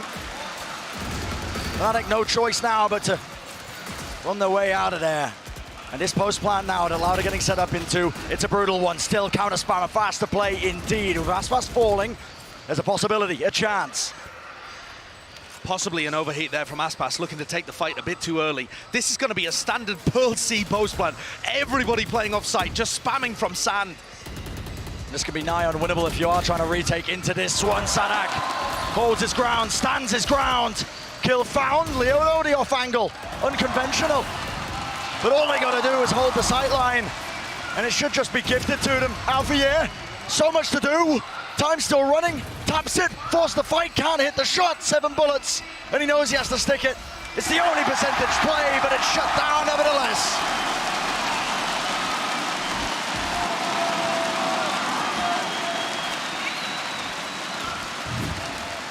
It's a great post plant. It's really difficult. I don't think we've seen any team properly dismantle this. You know, from a theory crafting point of view, I think teams will eventually be looking to do big flanks through the attacker's spawn to try and deal with that setup and put pressure on those players. But at the moment, the map is so new, teams are still figuring out how to respond and whether they have the time and the space to go for elaborate stuff like that. Final round of the half. Loud on the precipice of making this an exceptionally good Lotus attack. They're so quick at applying pressure around the map. There's 125 still left on the clock, and they're pressuring C, they're pressuring B. It's got Fnatic a bit discombobulated. Players rotating this way, that way. Pushed, pulled. Player spotted though. It's up to Boaster again. Pull, that's good. Locks Aspas and pulls him right back into the crosshair. And that's really stunted this attack now. Out. What do they do without the spearhead? Call's made once more. War goes up, but a snake bite. Just to push them away, just to push them back in case that contact play is there. Cosmic Divide. It's a cacophony of ultimates being used, and that really does invite moments like that. Chaos. Nightfall now. All the senses dulled and deafened. Very close from Chronicle. Does the spike get down? Tapping of it. Raw spam. Satchel pushing them back. Fight needs to be taken. Sadak needs to win it. He does not. Pip down, dropped. Rocket to the side. No one is capable of standing up to that. And so it's down to less. But even he can't withstand it. 5-7. Fnatic making it just that much more respectable. And they have battled back in this half to make it feasible that this could still be the final map in the series. They could get crowned here on Lotus as the top team from LOCKIN, the top team to start the 2023 season. But it's going to put so much emphasis on this pistol to draw them back a level in the map. So much emphasis indeed, but before we get into that, let's send it down to the desk to break it all down.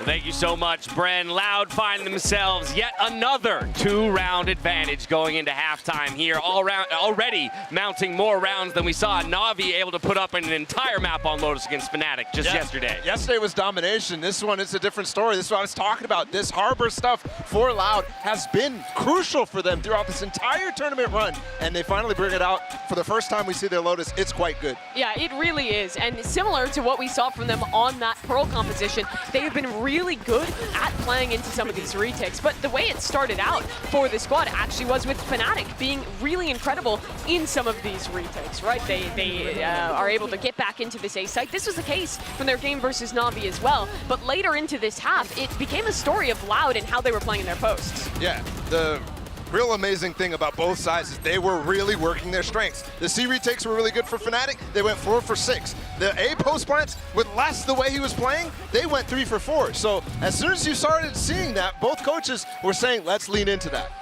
This guy right here, Achilleos, 300 ACS on Les. He topped the leaderboards on Split, and he's looking to do the same here. Yeah, he is. I mean, he put up a strong performance while he was feeling under the weather versus DRX. Now he is right back up into tip-top shape. We saw him on the walkout popping off, really just reveling in the crowd. A little bit of a slow start, much like the rest of Loud, but in this map, he is looking incredible. But We still need to see these incredible performances. This Harbor finding value as they get ready to swap sides. Prior to coming into this map of Lotus, 61% win rate for the attackers. Fnatic are definitely not out of this despite that 2-round deficit. Yeah, in the first half it was about Les's lurks. Now it has to be about him anchoring, because Fnatic is very good on these side executes. They are not out of this game yet. Do you believe in magic? Because Loud is pulling out all the tricks here in map number 4. Let's get the second half underway. Back over to our casters. This pistol round going to have that vital importance for a team like Loud. A reverse sweep, that magic that is necessary. You're going to need more than tricks. Maybe even just a blessing, some divine intervention. It looks like Loud are set up to try and contest Sand here. 3 of their players. Cascade and a Trailblazer stops you from being able to shoot that so easily. And they get a lot of information out of it. And start loading ult orbs early. No, they didn't go for it, actually. I thought that was going to be the game plan there, but they're just clearing the area out and starting very quick rotates towards A. Already predicting where Boaster's going to be taking his team as a reaction. Second guessing themselves, though. All picked up for good measure. Drag those rotations, so Loud trying to put a stop to this. And Fnatic on their attack side were loading orbs into Durka. You'll see this all across the map. Durka is their focus for getting his ultimate online on the attack side. And then they use the showstopper to create space on B and on C. I don't see why they would deviate from that plan when it worked so well against Na'Vi. But now Kawanzin is really going to get tested. They cleared Sand at the beginning of this round. How quick does the help come? There's still 4 players defending A. Yep. It's Alpha here. He's really pulled the brunt of that all the way over. The defenders just swarming the position, and it's given over that free site. Leo set up for the plant. Nothing to dissuade him, nothing to push him back, and this is a call to be made. Look at this from Fnatic. 3 players. Look like they want to fight tooth and nail. Up close here. What have they got to play off of? Jump peek, wider swing, and the guns rain, but oh my God! The heads fall and tumble. Twisting off the necks. That's ridiculous shooting from Fnatic. And in a 4v1, Les just is not going to be afforded any opportunity. Boaster weaving in and out, no easy fight. What a play. And that is massive. The call to be made, but also how collected Fnatic were to be able to withstand that. Look at the shooting here. And that's ridiculous. I think that's a Kalat headshot. Yeah, that like Durka hits. That's nasty. That's nasty. And then immediately follows up. Everybody on Fnatic is disgustingly, sickeningly skilled. But Loud have demonstrated in this series already that they have mental resilience. That they can take a hit and bounce back. We've seen it from them in prior series too. They're off balance for now. Play made over towards the C section. Look at that.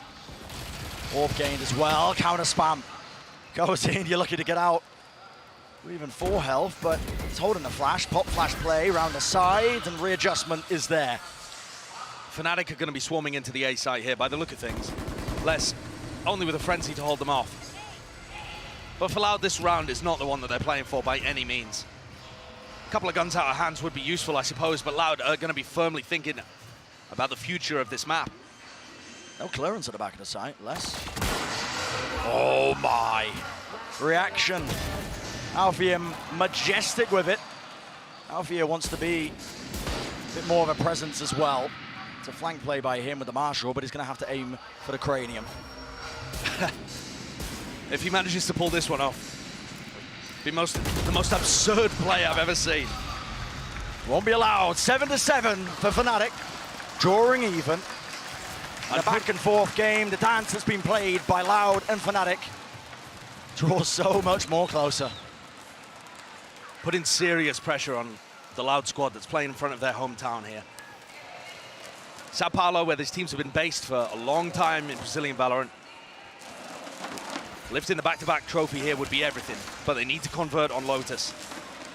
And remember, Loud have only ever lost to 2 squads in the history of this team. They've only ever lost 4 series ever. They barely know what it's like to lose. It's their first time playing against Fnatic, and the heat is on. Turned all the way up. Pistol out. Deals with that one. Gotta respect the util though, so Sadak backing away. Loud also going for that reclearance today, main. They've got a lot of information with this one. Trailblazer. And it's a really heavy defensive hold over B. I mean, you've got a cascade in your face, a Viper Wall that you take damage, or decay rather, as you go through. An Alarm Bot, Nano Swarms. B looks really difficult. But I told you they were going to load Ult Orbs into Durka. And here's where it pays off. Showstopper in hand. Some kind of strategy is going to be crafted here, most likely around Durka's entry. B looks very difficult, though. Even if Durka himself gets through, I don't know how everybody else would. And it looks like they're heading back to Aspas. Holding the off ankle. No heads to be found, backs away. Bit bloodied, a bit bruised. That space is all going to be gained. This is really getting quite pressured in terms of time. Spike's going to be landing and rotating its way over towards C in the midst of all of this one, and it feels like just smoke and mirrors all over the map. A regrouping here. Are they waiting for Durka, or do they want to try and use the timing off the A distraction? Looks like they wait. Pause for a moment, and Durka's going to ult in. 20 seconds left, it's everything. Showstopper exchange, but look at that. Snakebite, Nano Swarm, reset, left with 4. Just magnificent. And Sadak finding value from the grave as well. Don't forget that. Great shutdown, but really, Fnatic being their own worst enemies by playing the clock out for so long. They had Durka's ult online way earlier in the round. But yeah, it's the Nano Swarm alongside with the Vulnerable that the Snakebite applies. Just shreds those players and sets less up. No withstanding it. And that's the entire game plan from Fnatic. All of those ult orbs that they harvested in the previous rounds, that's designed for that exact round to work. For that play, for Durka to entry, for space to be made, and a path carved for the rest of the team to enter. And now Fnatic, they're going to be pushed. Going to be pushed. Loud have taken the lead, and Fnatic are forced to take a timeout. There aren't really big ults to make a game plan around, and so far, both B and C look off limits. I mean, when I'm looking at the setups here, the Viper combined with the Harbor and the Killjoy utility looks very difficult to get through on B unless you've already taken Rubble control and broken the door. Yeah, almost impenetrable. The defensive setup of Loud really paying off. Forcing Fnatic to take their timeout. Second one of the map. When Fnatic played against Furia, there was a timeout taken. And Boaster said in the post-match interview that he just had a quiet moment to sit and think about how to break down his opponent. And he eventually came up with the plan, with the game plan that worked. And they were able to win that one in OT. The longer you allow Fnatic to ponder on it, they got some good minds there, experience too. But Loud currently winning the Pret battle, I would say.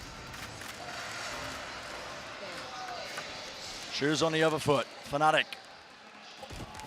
Again, footsteps all around Sand, making sure that they just pump a bit of noise into it, and it causes Loud to use a bit of that util in response. Still, it's a deep A main push, and Loud with these two players. You can see Aspas and Kawazin. They're disrespecting it for now, holding these angles. Prowl around the sides. In the middle of this, yeah, faking that presence. It looks like B was their goal, but this is going to be such a tough sight to break through. Dog broken, and now they're alerted to it. Less will fall. Major, major pick. And none of that util is going to be helping them out to push them back. It's a fast pivot, a call made, straight into C. Sadak has to be the man. The man of the hour. Prowler latches on still, but again, Fnatic, they waited out. This is such a strange move. Fnatic under time pressure again. They're grasping. They wanted to get back into C, knowing that there was no Nano Swarms there, and now they have to re-hit. 25 seconds. It's so uncertain, but it's skipping a hop over and away! Shut down! Spray down! It's all Sad hack. Angle watch for pure reflexes, pure precision! And the ace is denied, but I think he's okay with it.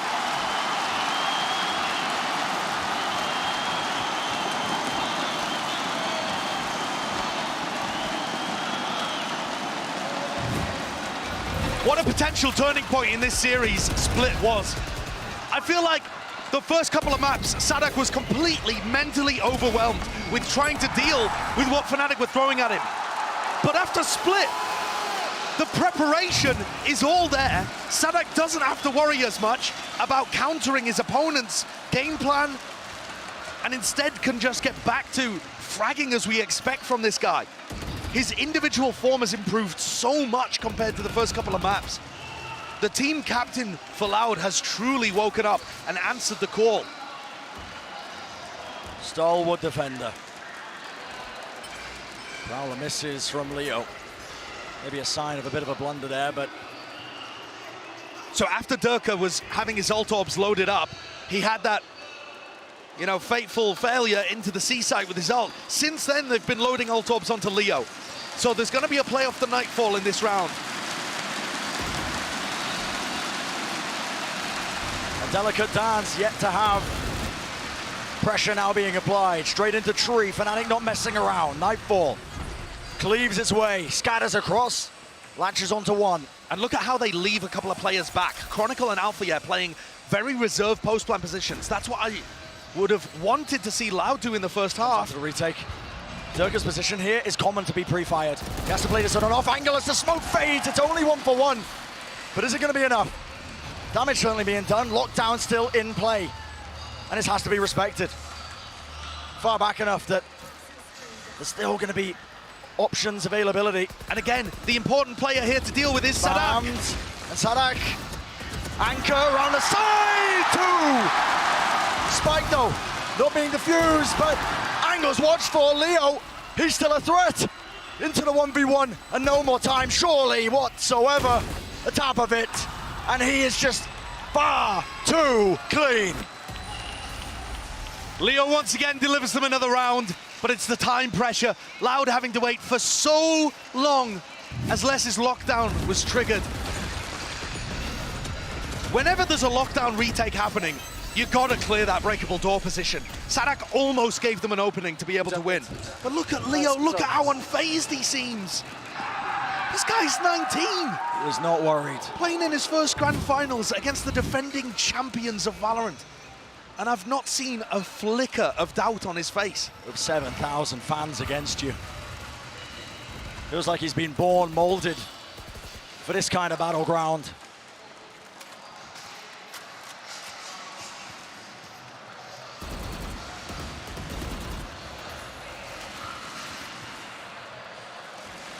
I do like that Fnatic have adapted to try and take Rubble early. It pulls people away from B and C and allows maybe a pivot back there later on in the round. Now, I mean, we can see that Aspas is set up on a really dangerous line with the operator. So Fnatic's best bet might just be to try and shove this into 3 defenders on A. Layers of utility. That dog is spotting the most. And that's all the info gained. Viper's Pit. How do you get around this one? They pop the Viper's Pit and rotate players to B, anticipating the pivot from Fnatic. It doesn't look like it's coming. Lockdown, close into the corner. Anything to break this one, it will clear that Viper's Pit. Sadak really forced to respect this one. Has to back away. Rejoins the rest of his team, but the pit will fall off the back of that one. Nana Swarms, buying time. Seeker broken up close, that's Durka, who wanted to take the fight to them. One round is ahead, Cosmic Divide. It splits them up, but Les has dropped down into the back of the site, into the pit. In the midst of all of this one, it's a pop flash play, and fully blinded up. Durka can't manage it. Loud with 2. Making their way across now, the scale is in action. The run and gun between the wall, back and forth. In the 2v3, Aspas wins his fight. And Chronicle, is it planted for you? It is, but it matters not.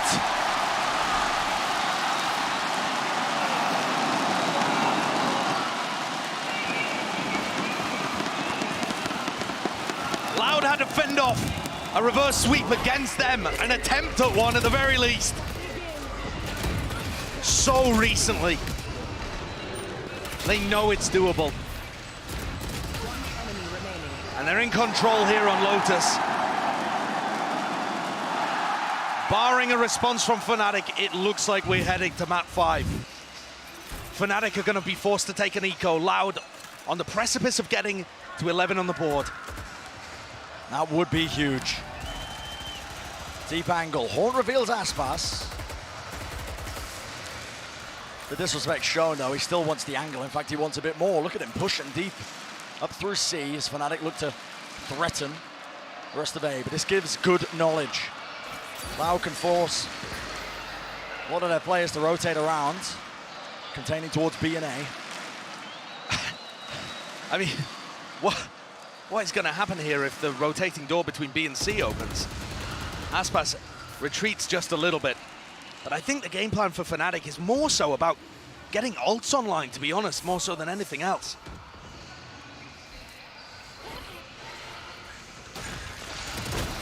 Door broken. Kawazine to hold. Lovely shot from Alpha. Pushing, lurking, waiting their way in now. Plants. Able to push this back, so it's going to get that extra money in the bank. If Fnatic want to secure this round, they need plays to be made. Alfiez got himself tucked into an advanced position. Spraying 2 down with the Spectre would be surely more than they can hope for, but Boaster's ready to help. Clears. Holds his ground, and the angle watched for. No funny business. 2 walls in Chronicle's face. It's not planted for him. And the defuse just being stuck. Full peace of mind for Loud, and that 11th round is theirs.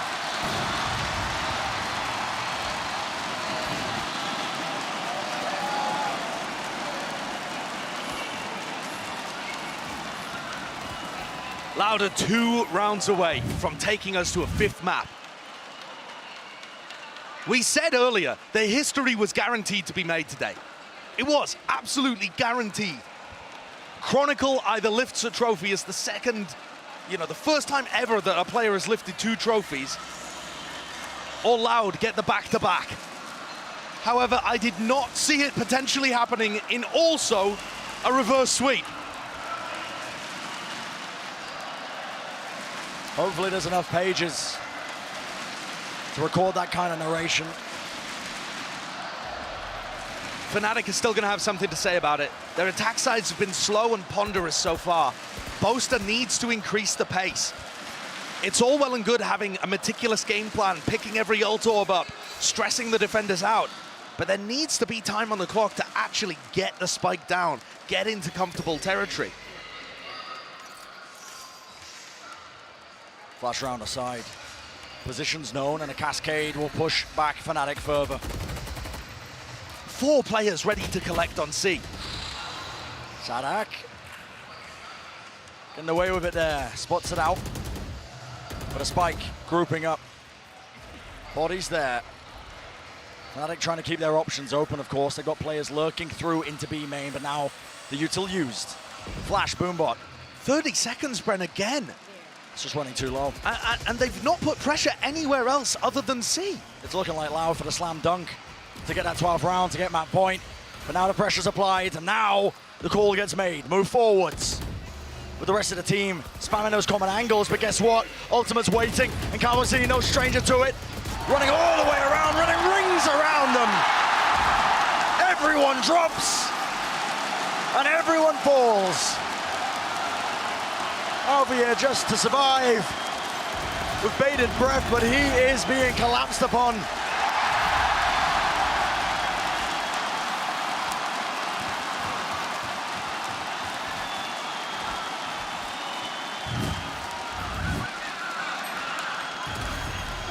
Unbelievable. Loud, pushed to their limits. Bloodied and bruised throughout this entire lock-in tournament. They find themselves up against a very demonic Fnatic squad. Claiming the first 2 maps, it was looking almost over, but they have wrangled it back into control. And 1 step removed from bringing us to that 5th and final map. Dash said, what do you do? What do Fnatic do once they first get hit? Once that first punch lands, do Fnatic have what it takes to be able to rally back? At the moment, Loud are swinging. Pure desperation. 2 players fall. Containment, flick to the side. Aspas might be good for 2. Jiggling the movement, everything to play for. And every player falling. Loud do it.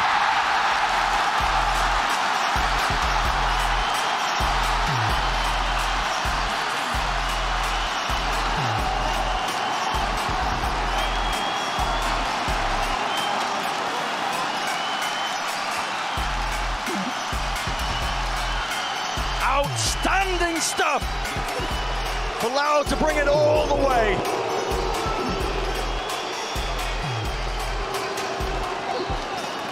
And I was asking the veteran presences from Loud to step up, to set an example, to show to the rest of the team that comebacks like this are possible. That the match is never over unless you believe it to be so. And Les and Sadak have answered the call. They put up an unbelievable performance there on Lotus, both in terms of the calling, the fragging, the lurking, the anchoring, the shutdown. And this is going to 5. This is going to Icebox. The territory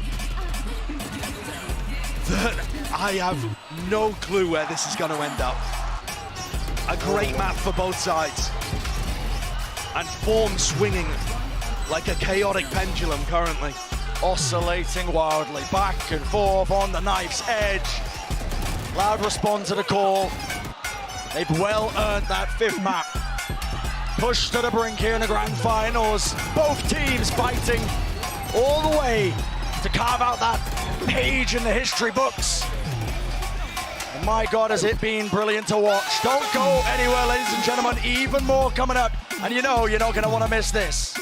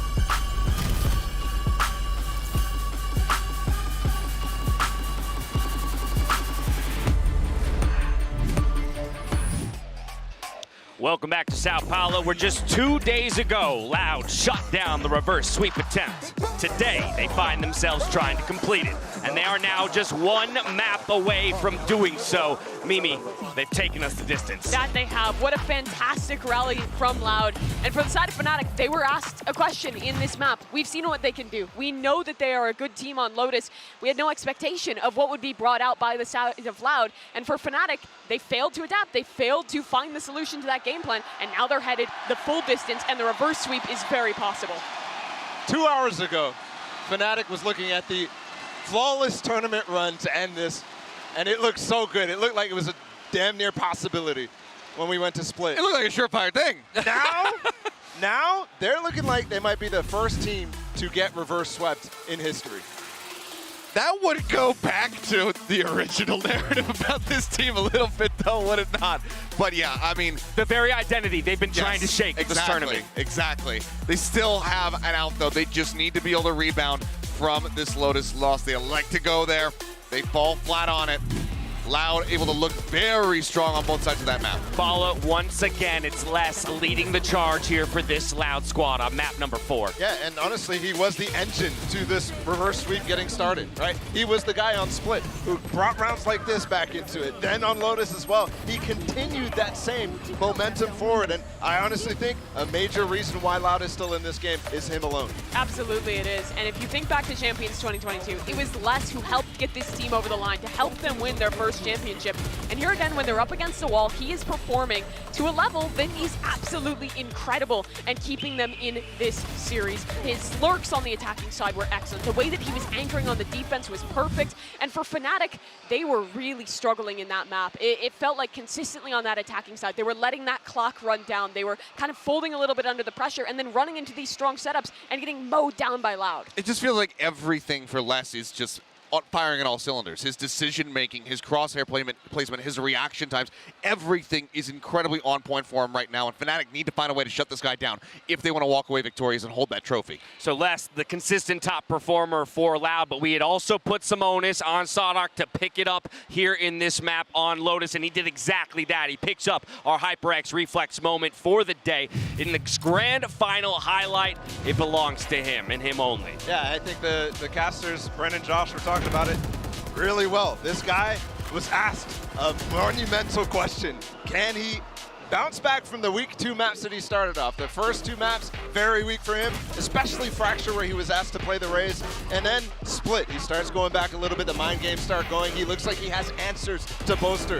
And then on Lotus, he looks like a completely new man. He's back to him, normal roles, and he's calling like a beast. Yeah, that he is. Sidak, he managed to answer that question, but now that same onus is being put onto Boaster heading into map number 5. He was the guy in charge. He was making the perfect calls in the first 2 maps, and now he's struggled to find that solution. And here on Icebox, which is where we're headed next, a map that used to be Fnatic's absolute bread and butter, there is that big question. Is it enough? Will Boaster be able to come up with a plan to win this series? And I have to continue to bring back up Icebox for Fnatic against 100 Thieves, right? It was a amazingly solid start, and then it fumbled, and then it looked like 100 Thieves was going to bring back the entire map, and they had a miracle round to save it, but there was still the question, is there actually going to be Fnatic succumbing to the pressure? And I think right now, with this pressure of the reverse sweep happening, Icebox, the decider, I think, again, both teams should feel confident on the map. It's more a question of the confidence they're feeling in the moment because it's the pressure moment. It's the biggest stage you've played on.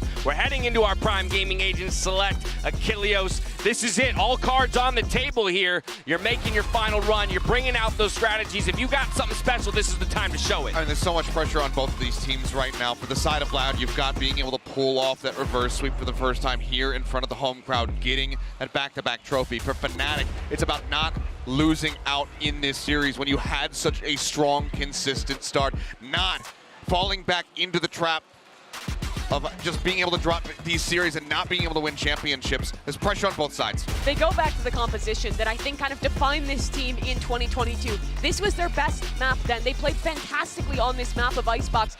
And now here, with a new roster, with the same expectation of winning a tournament, they have to prevent this reverse sweep or Loud is about to make history. Yeah, this one's really interesting. I think, yes, they started to lose that lead against 100 Thieves, but what we saw in that was a lot of strategy, was a lot of attempts from Boaster, from Mini, from the team to work on the executes that they had, and it was a lot of new stuff, not just what was happening in that old composition that Mimi you're referencing. So I think there's still a lot left in the tank, but they have to find a way to siphon it out. History will be made here today. Either way, this is it. The grand final, map 5. The winner brings their region an extra spot at Masters Tokyo in June. Let's send it back to our casters. Here's Bren and Sideshow. What a way this series has gone backwards and forwards. It's been on a nice edge at times, but ultimately, history will be made here today. Yeah, and this crowd has got every penny of what they paid for. I mean, an absurd match so far that can only end in an absurd outcome. It really doesn't matter which way this map goes. Like the desk was talking about, something historic is bound to occur. You either get the back-to-back winners in front of the home crowd, pulling off the first reverse sweep in VCT history, or you get Fnatic defying the choking narrative, hoisting their trophy, and Chronicle becoming the most decorated player that we have in the game. And so here we go. Icebox is the staging ground. And it will be one final fight between both of these teams. You couldn't find a better map for it. You really couldn't. Both of these teams have such great ideas here. Home ground for Fnatic, but it's been Loud that impressed me the most. The decision's made. Pushing all the way deep. They want to take Snowman control. And a kill found for them. With Boaster falling, none of that Viper util is going to be useful or used. How do Fnatic respond? Rifle, oh my goodness, Sheriff shots ringing. No kills claimed, Dart. Late to be broken, but it is that pivot, and a wedge is being driven, it's up to Sadhak. What a containment, and what a kill to claim. Loud taking the pistol.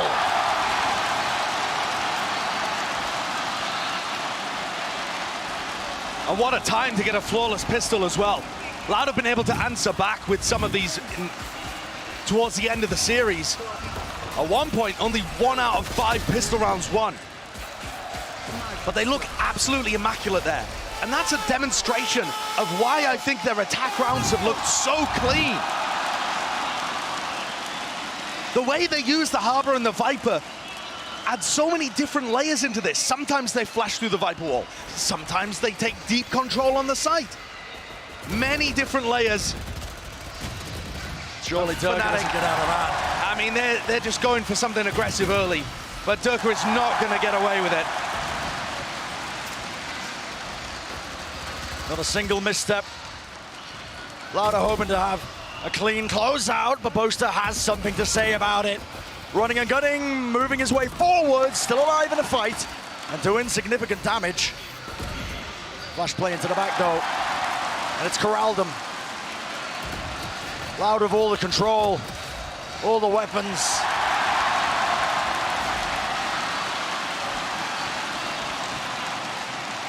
Fnatic mentally have got to hold on in this series. Playing into the crowd is not that difficult at the start, when things are even or when you're winning. There's some satisfaction the players get out of silencing them. But at this point, when you in your own mind know you're letting the series slip, the crowd's response just serves to heighten that. It's not an external pressure, it's the amplification of that internal pressure that everyone on Fnatic already feels. That nervousness. And this round has to be a big one. Fnatic, they're to prove that they can stand and go toe-to-toe, not crumble under those expectations and that pressure. This is the one to win. Durka. That's a wide wasted, swing. Really wide, and he doesn't give up his space. He's looking for information because the turret went down. Les already finding value in the Killjoy head-to-head, winning a bit of the info game, forcing the drone to come out from Leo and pulling people away from A. Can Sadhak find the timing to pull the trigger here? Trailblazer held. Kawazin moves forwards. Sage Wall, a bit of a gap in the play, but a head taken clean off. Durka holding that high ground position now, a bit of maneuvering. Great dart, pushes them back once more. And you've got to be kidding me! An overheat in the moment, but still maybe Chronicle can salvage it. There was a flash play to set that one up, but running out of ammunition, running out of bullets, it matters not. 3 in the round, 2 years to remain. And what a round from Chronicle that is. The play from Durka set up with his swing. And then Chronicle claims another. Already though, I think you're witnessing the level of confidence and swagger that Durka is going to bring. He considers this map his playground. And as the time ticks down on 2Es, Fnatic claim their first. And getting that round on the board, so damn important. Persuade those narratives. Fraudnatic, Chokenatic, whatever you want to call them, whatever you want to label this team. Getting that one on the board is going to do a lot for the mental. It definitely is. Look at this play though, using the distraction of Durka to be able to collect one, and then that spray control is immaculate. Immaculate from Chronicle. Everybody else on Fnatic is hunting for their first trophy. Chronicle looks hungrier than almost everybody going for the second. If Fnatic can do it, if they can deny the reverse sweep, they can claim that title. It's Chronicle who's making the history books. It's him that's going to be the first player to lift 2 titles. Durka left on his own. A little bit of a flash bait. Durka is going to find it very difficult to get aggressive in the early round because of this cascade. Always going to be up in his face. We saw Buzz struggle with it too. But Durka not so easily dissuaded. Out in the open, my goodness. Shot connects, but that's an instant reply. Insane confidence though, isn't it? Loud need to look to punish him early so that Durka starts to play a little more passive. With Kawanzine falling, the threat of a flash through the smoke, a flash through the Viper wall, is not there over towards B. But the pivot, called by Sadak, everyone returns to him over on the A site. Presence shown, Util drop down. Loud are making it more than aware that they are scaling into it.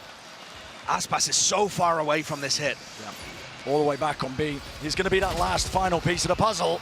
But a spike denied, there's no time left. Good 12 spam. seconds. Spike in their hands, and it is Aspas who has to do the most. And he does. Distraction in the play. And the pieces get picked up. The round gets salvaged with the spike down. It's a post plan. Chronicle move forwards. Can't quite take the fight and win it. Alpia's still got a chance here. Sadak and Les are very weak. Does the lockdown get invested? Yes, it does. Huge investment from Sadak. Alpia, he's got half. Sticking. Nothing afforded. No time. Half on the defuse. You've got to be kidding.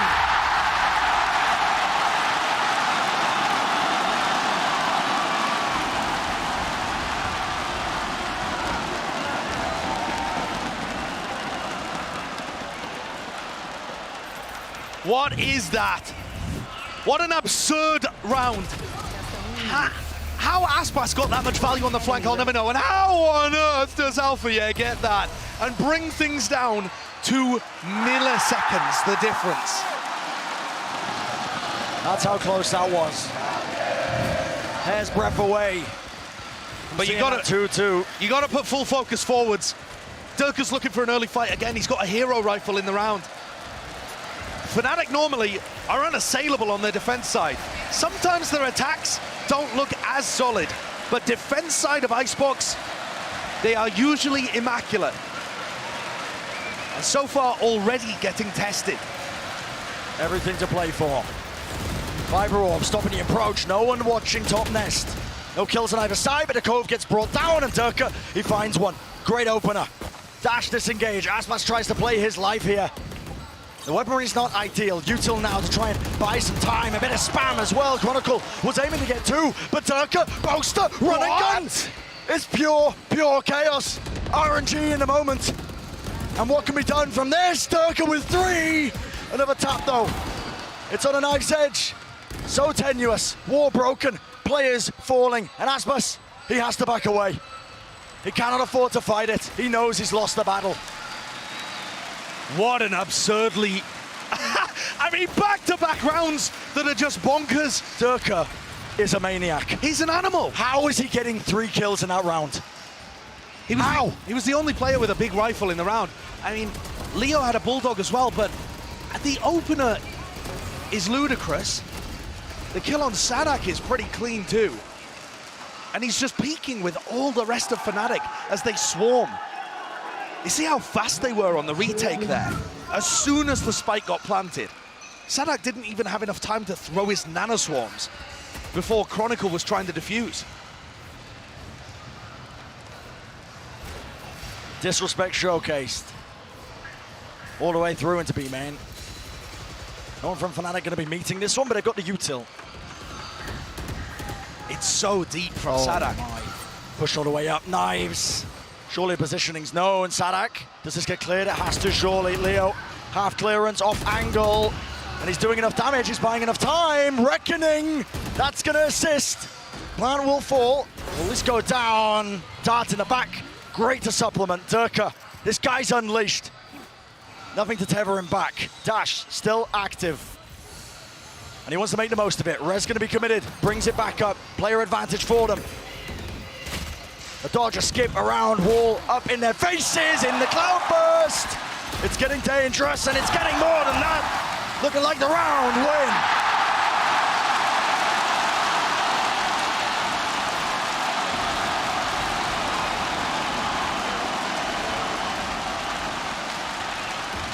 Every time you feel like one of these teams should have the advantage based on the economy or the early picks that they're generating, it can turn in a moment.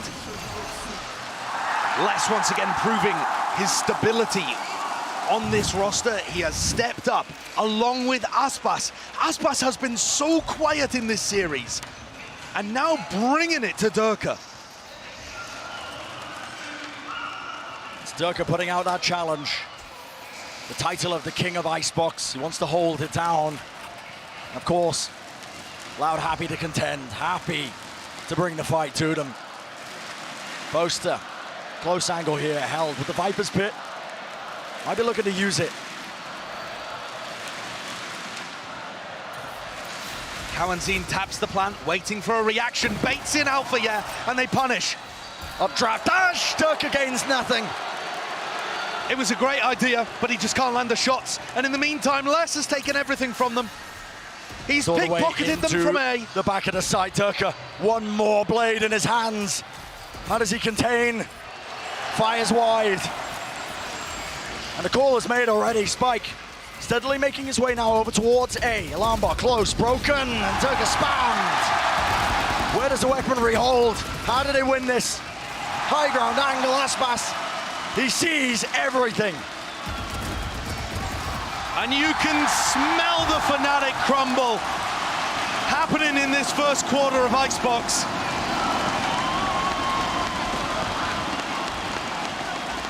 And for these fans in the arena, they are fully feeling it for Loud. It's the manner in which these peaks are happening. Rushed from Fnatic, opening up space on the other side of the map. Loud are one step ahead, the pressure being applied, the individual ability too. At this point in the series, no more questioning of Loud's resilience, of their grit, determination to take it all the way. They want to carve out their spot. They want to be that back-to-back team to take a title. And so far, it feels like map 5 in Loud DRX, where Loud were able to summon something extra, another gear when their team needed it the most. And they put the pressure on their opponents who crumbled.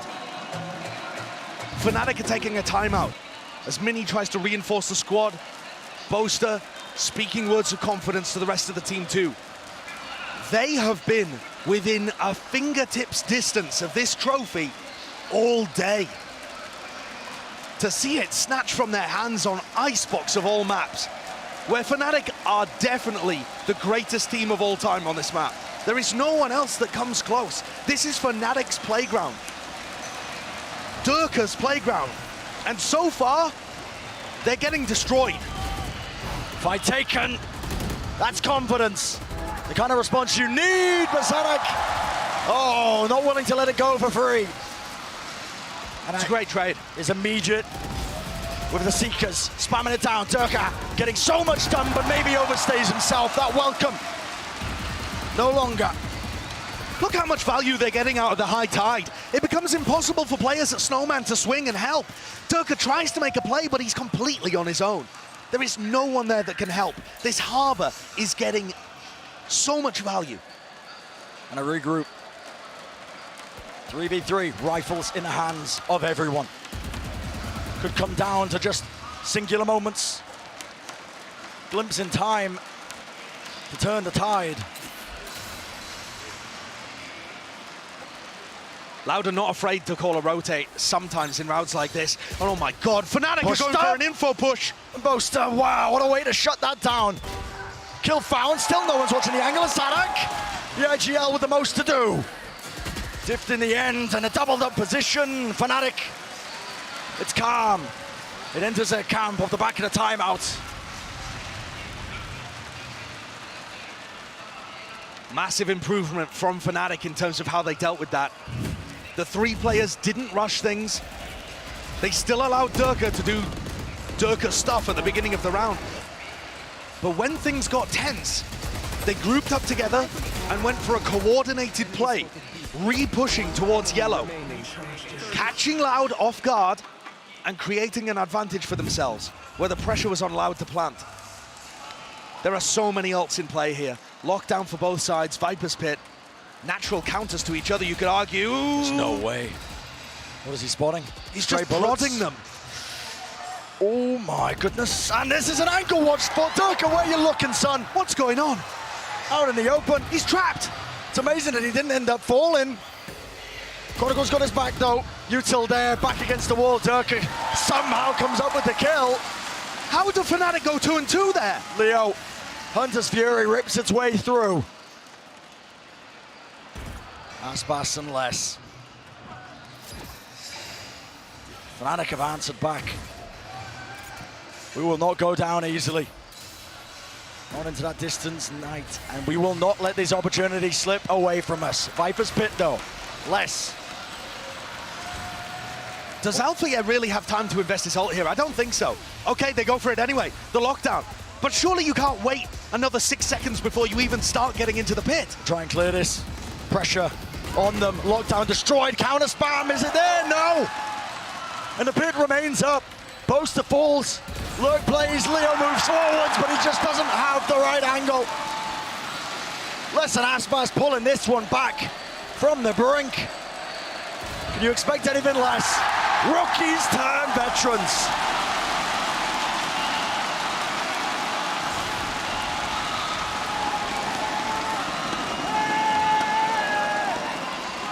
All of these crucial rounds are going the way of Loud.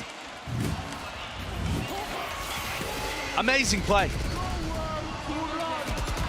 So stable from them. The way that they navigate that pit, get the spam on the lockdown.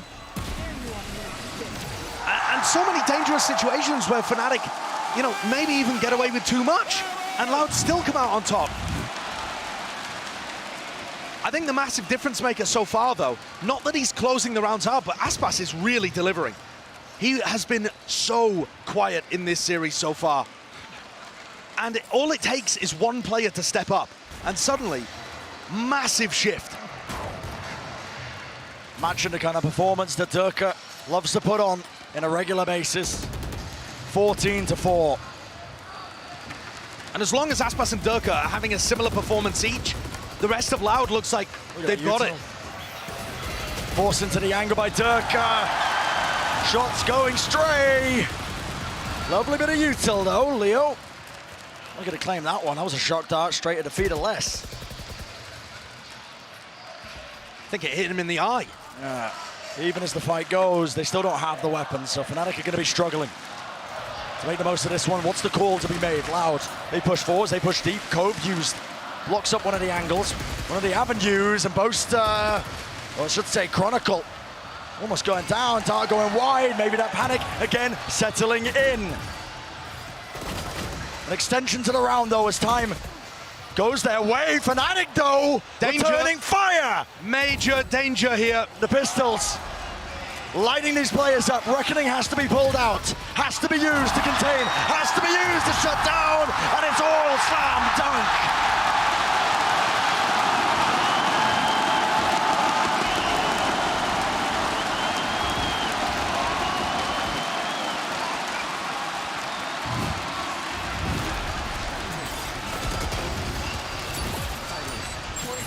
Loud 7-3 up.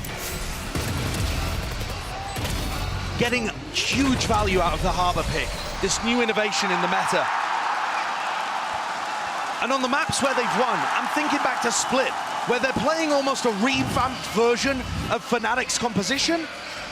Perhaps here it's the same. Loud have had a great read on the meta this entire tournament. Their compositional picks, the Harbor usage, the Sky from Cowanzine, it's all fired them forwards to this spot, this moment. Less on the lurk up tube as the rest of the players put pressure towards A. Fnatic left wondering, where do we find that advantage? Where do we find that edge? And it's certainly not here. Aspas moves forwards, but a denial. Looks like of the plan. There was a spike being used. Durka has to respect it, dash back. But Aspas is causing chaos, carnage. Right in the back line, Les was trying to lurk up and, well, dealt with. But Aspas, oh my goodness! Down to Alpha here. It's scrappy, it's all over the place. But it's all in Loud's favor. 8th round claimed.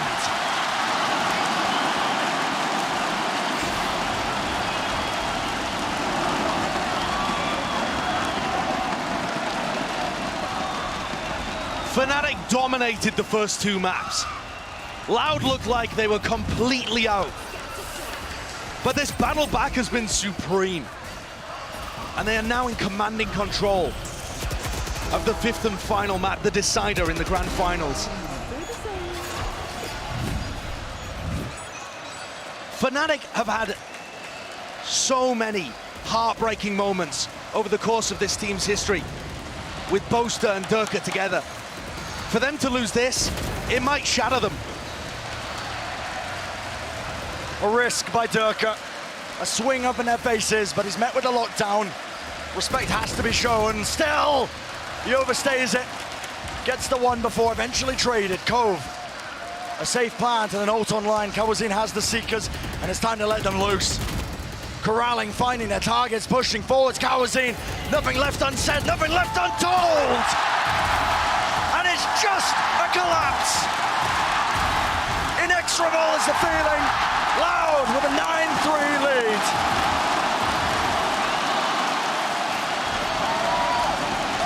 I have never seen an attack side like this on Icebox. Loud are reinventing the map. It's gorgeous to watch. They are in control, writing their own destinies, with both eyes firmly on that trophy in center stage. What a difference. Loud, this commanding lead, crowd all on their side. Let's send it down to the desk to break it all down. Thank you so much, Bren. Loud have brought this series back from the brink of defeat to a 9-3 scoreline. First half Icebox, Mimi. It's all but one. It is truly incredible what Loud has been able to achieve here. In front of their home crowd, they have made a run back that no one else has been able to do. And for Fnatic, under that pressure, we were waiting. Will Fnatic choke? Will they have that moment where they crumble? And under Loud's pressure, it's happening.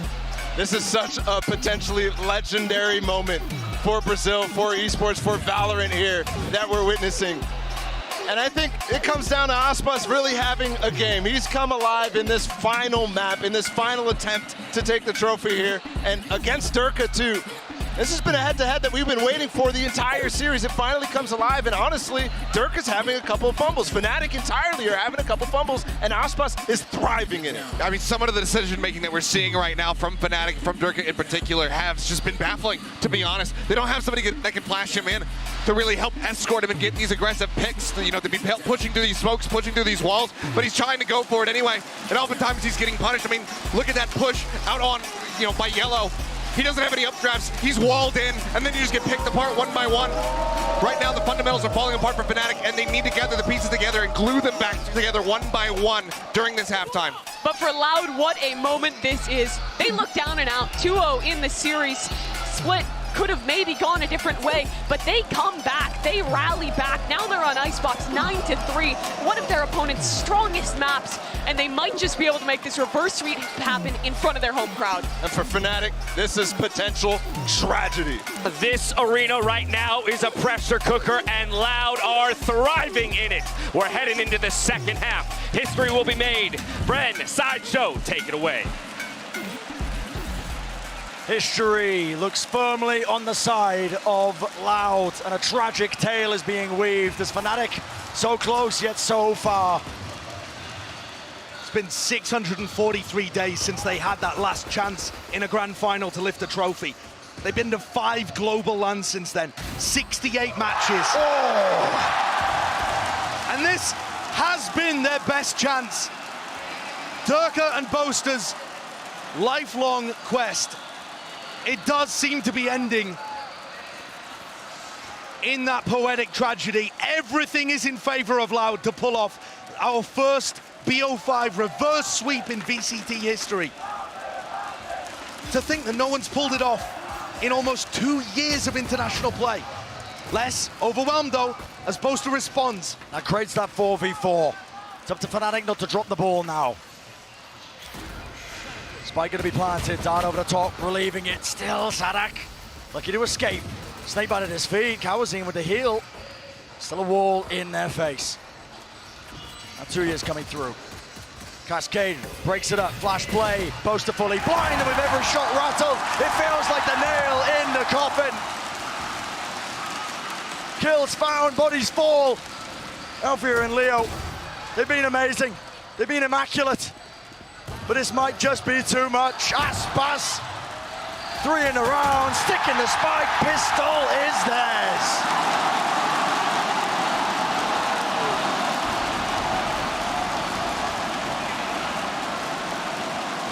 The difference of the feel of this series, from opening to close, there could not be a bigger contrast. Loud look on fire. Aspas 21-5. Les and Sadak right there as well. But Aspas and Sadak have woken up. They've remembered why they're here and what they need to do for their team. Fnatic are forced to force. They must invest into this one. 7-round deficit. They need a miracle. They can feel it. Kind of pressure that most players will only experience maybe once in their life.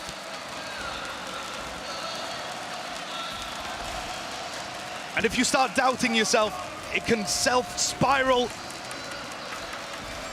into a self-fulfilling prophecy here. And it may be too late for Fnatic. Loud are applying the pressure. And a full rotation.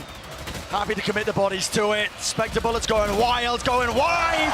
Kawazine, an opener with Boaster falling. It's a scramble, a mad dash to make the most of the round, but they are being collapsed, they are being swarmed. And Loud in control of their own destinies.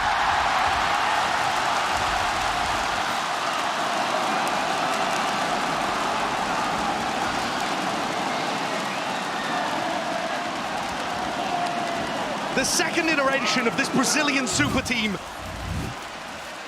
is on track to be just as good as the first.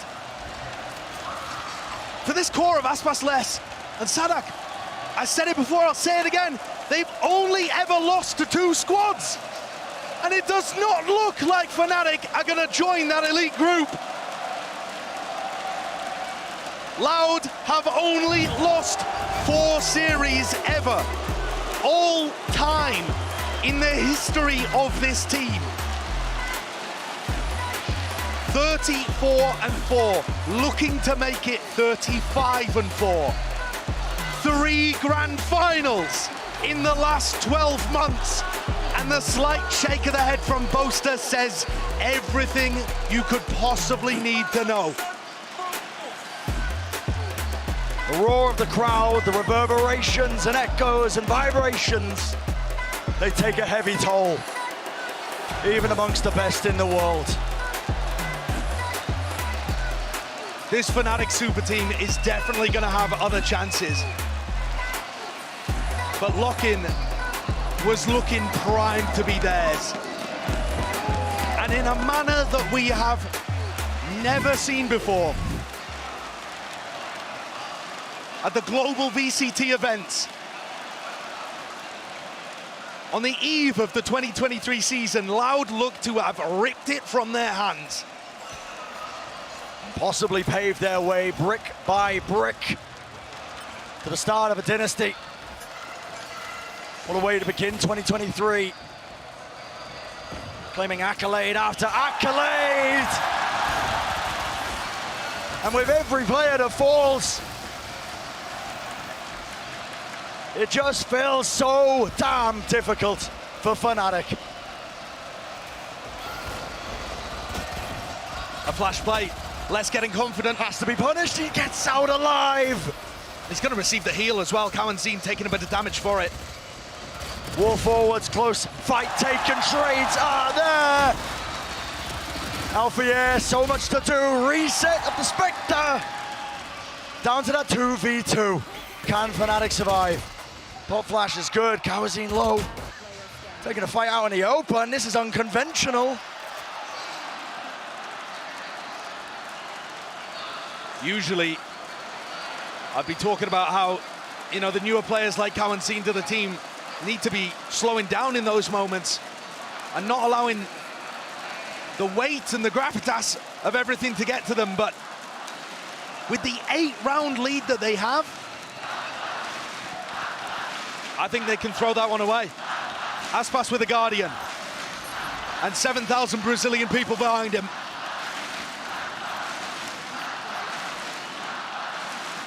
Spike planted, extends the round out, adds a couple of stray seconds. Fast updraft play, triggers the alarm bot, doesn't know where the players are. It's that crossfire, looking to clear as much as possible. Dash fade, still high ground taken.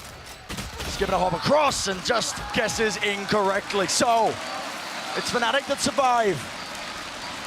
If they are going to pull off the impossible, it has to be 1 round at a time. Usually we would ask the question, right, Brent, at what point do we start to believe in the comeback?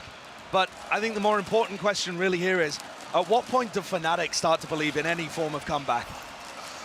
There's such an uphill battle for them to get back in the game. And when you look at them down on the stage, such a battle for them to get back into it mentally as well, I think. Loud are going to go for this buy. A Spectre on Cowanzine, everybody else with rifles in hand. Dart will push him away from that forward approach. Drone on Fnatic. Looking to claim some space. The entirety of their team grouped up. Unless winning out a fight. Once more, taking it straight to Alpha here.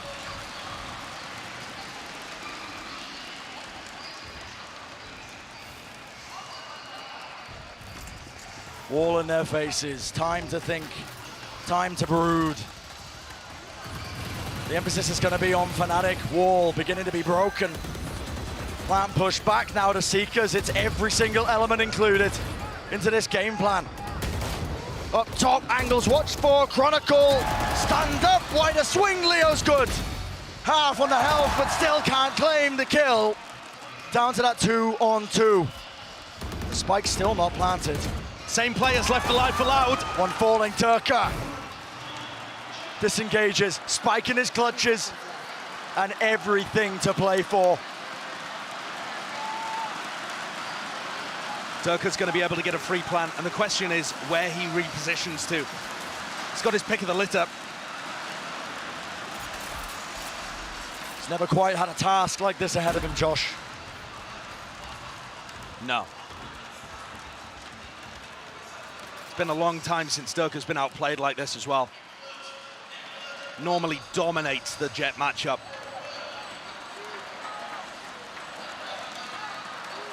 Aspas, 21 kills to his name. Looking to make it 22. Looking to put it on map point. Looking to put it on series point. Damage done though, Durka. That's good. Biding his time. Aspas, a bit of spam will do it. Trying to reset the aim. Wide swing. Flick of the wrist. Durka shuts it down. Huge round for Durka to win. Another lifeline tossed to Fnatic. And Durka needs to be doing so much for this team if they have a hope. Because the team play is showing cracks. The mental is showing cracks. Fnatic still have a 6-round deficit to make up. Loud take a timeout, push down to the eco. They have 6 more attempts to be able to get a tournament point on the line.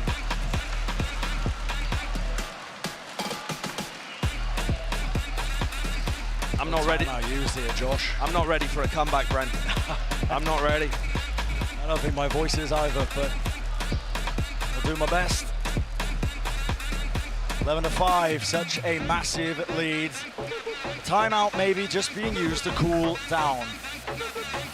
We're getting a bit panicked there, forcing into it, just trying to end it early. Going for a lot of those early fights, yeah. And I think also possibly over-rotating. Stacking 4 players onto the A site, and then Aspas also joins, leaving that rotate back through for Durka late.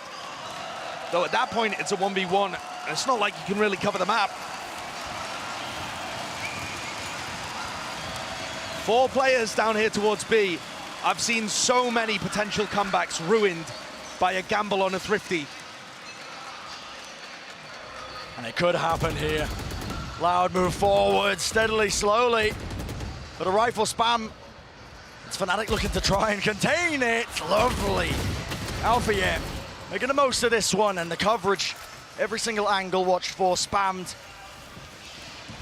Any sort of threat of this getting out of hand looks like it's basically done and dusted. Less.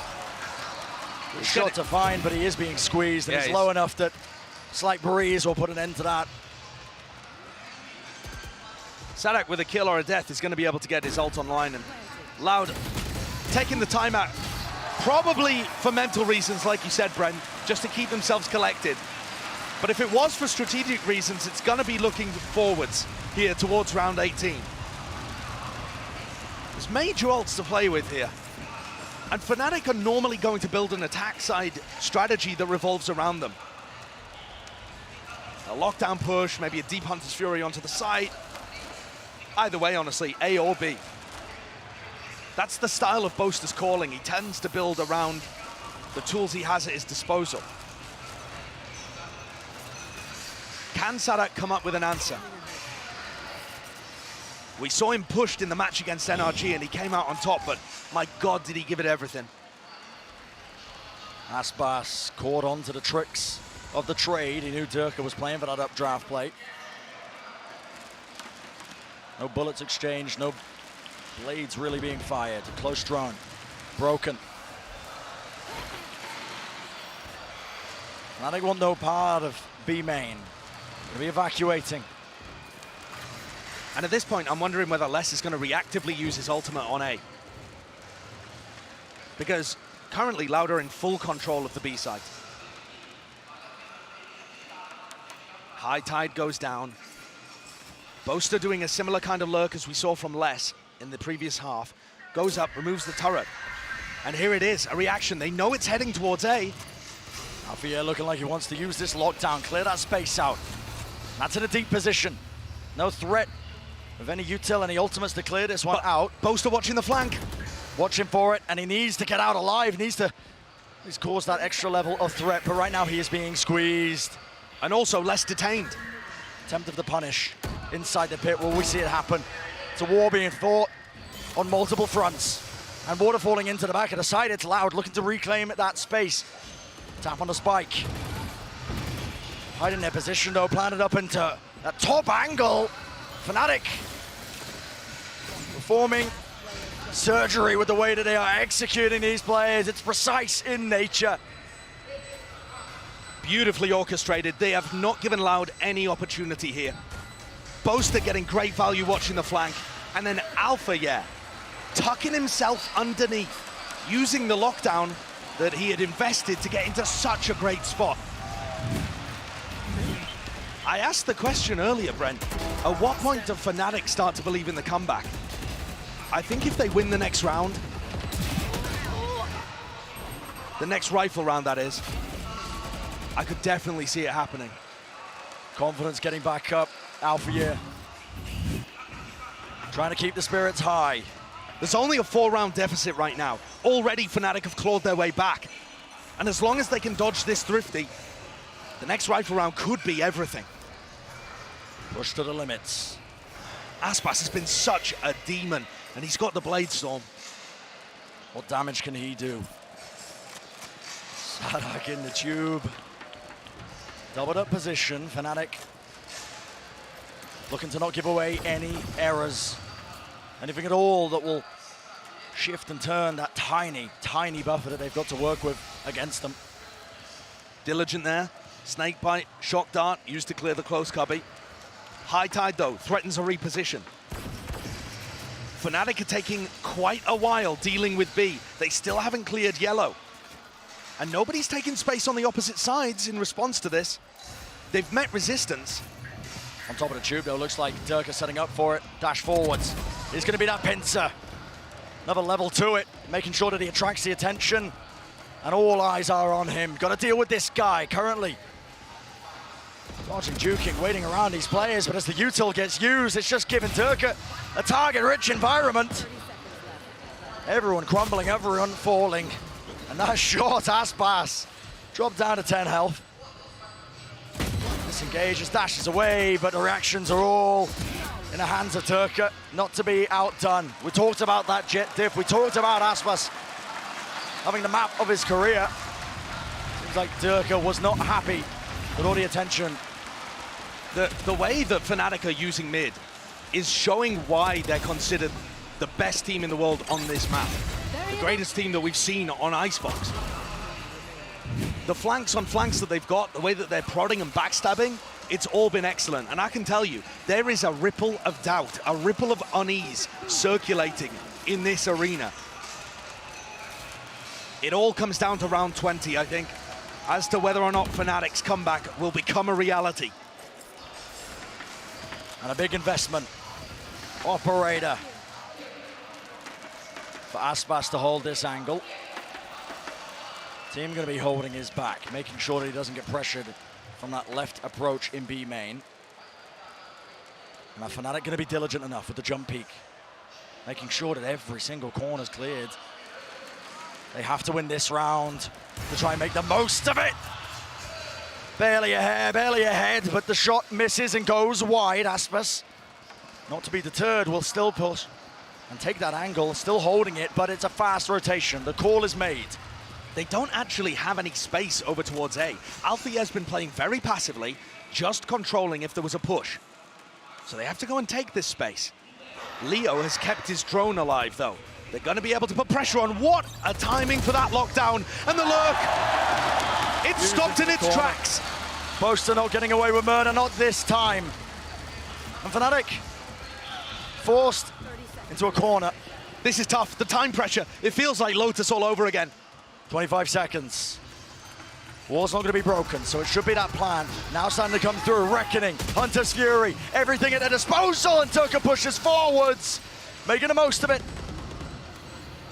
Pandemonium that strikes back, close position, flank. Kawazin might be earning that kill, but Durka is doing so much, goes down. Oh my goodness! Down to the 2v3. Cove in play, gives him a bit of covering fire, but that's going to get spammed down. 2 years, half on it. A dodge and skip, out for the air, making sure to adjust the angles. And it's Fnatic who close in. A steady improvement, round after round. That's 6 in a row right now, pulling the gap close, forcing Loud onto another eco, and the game is on. The comeback's afoot. Look at that play. Gorgeous space found by Durka as he picks up 2 before falling to the snake bite. And slip-ups here. Loud cannot hold on their defense. The denial on the plant, despite the fact there was 25 seconds left, did not come through. Did not matter. Wall burnt early. Sorry, drone burnt early, I should say. And that was a tool that Leo had late into the round for the Prior. Fnatic not out of that danger zone just yet, but my God, are they making a decent effort of it. They were looking dejected in the timeout. And I think at this point, the players will truly believe. They've crossed that pivotal threshold where now you can see the horizon and it all becomes doable again. You've battled through the darkest times. And now just a hair's breadth away. Both teams going to be keeping an eye on center stage with that trophy, the title, to try and lay claim to it. Both teams giving it all they've got. It's a great high tide there from Tui's. You can see how much time he's put into this agent. Got some really solid ideas. Could this one get sticky? Does Loud have enough players around here stacking 5 on that even with bad weaponry, they could cause problems? Pushing forwards. It's a deeper play. Wall across. But still the fight. It rips through with bullets landing. Boaster, he has to plant. In the middle of all of this, he does. Extend the play, extend the round, but he gets his team in a much more winnable scenario. 4v3. There's always the safety of the pit if he chooses to invest it, but he would love to save that for round 22. Durka in a really precarious spot. As the walls fade away, Loud now make it even. 3 on 3, Viper's pit, drop down, off to the side, Leo! Right into the smoke.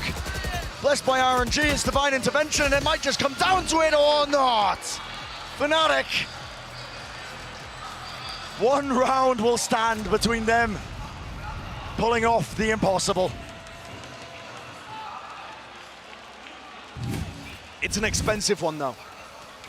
The fact that Boaster felt pressured enough to have to invest the Viper's pit takes away a pretty crucial win condition for them in the next pivotal rifle round. We talked earlier about how important some of these eco swing rounds were, but now it feels like Loud are in their last chance. This map has been a mirrored microcosm of the series overall. Loud in absolute commanding form in the first half. Never a doubt that they were going to be able to win this. And Fnatic have clawed it back. In these players' careers, you're never quite going to be tested like this. It's a rarity, pushed to the limit. Map 5 in a best of 5, everything to play for. Aspas spoke earlier in the interview saying that he wanted to set an example, wanted to become a legend. For all of these players, that opportunity is now. One big play, one clutch, one crucial entry could be all it takes.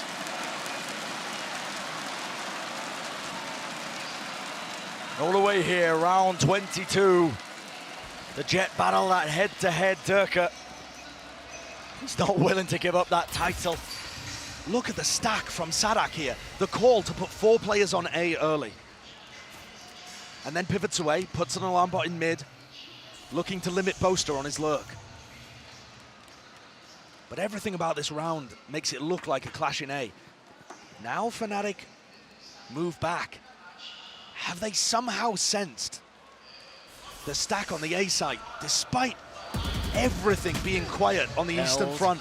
Breaths, drone to clear, respect shown. Aspas has to do that. No, from Boaster, it's merely a feint back to B. This battle is going to be fought on A. And Loud, by virtue of either some crazy read or sheer luck, have got their players in the right position to fend it off. This could be it for the tournament, for the title, for the trophy. Flash for info. Shock dart to clear. Lockdown, close. No tools in the back pocket of Loud to try and break this one. Players have to respect it. Unless we'll back away here. Nanoswarms. Playing the inevitable as the plant will start to go down now, but still, something's got them in a tizzy. Can't quite get the spike down. Chronicle now starting to stick it because time is running low. 12 seconds. Wall breaking. Now making the most of it tonight. It's less. Comes down to it. Him and Aspas. What can they do? Time running so damn low. But just enough milliseconds. And all put into the hands of Aspas. Leo with a falling phantom shot as well. But Aspas with the world on his shoulders. The mantle and responsibility.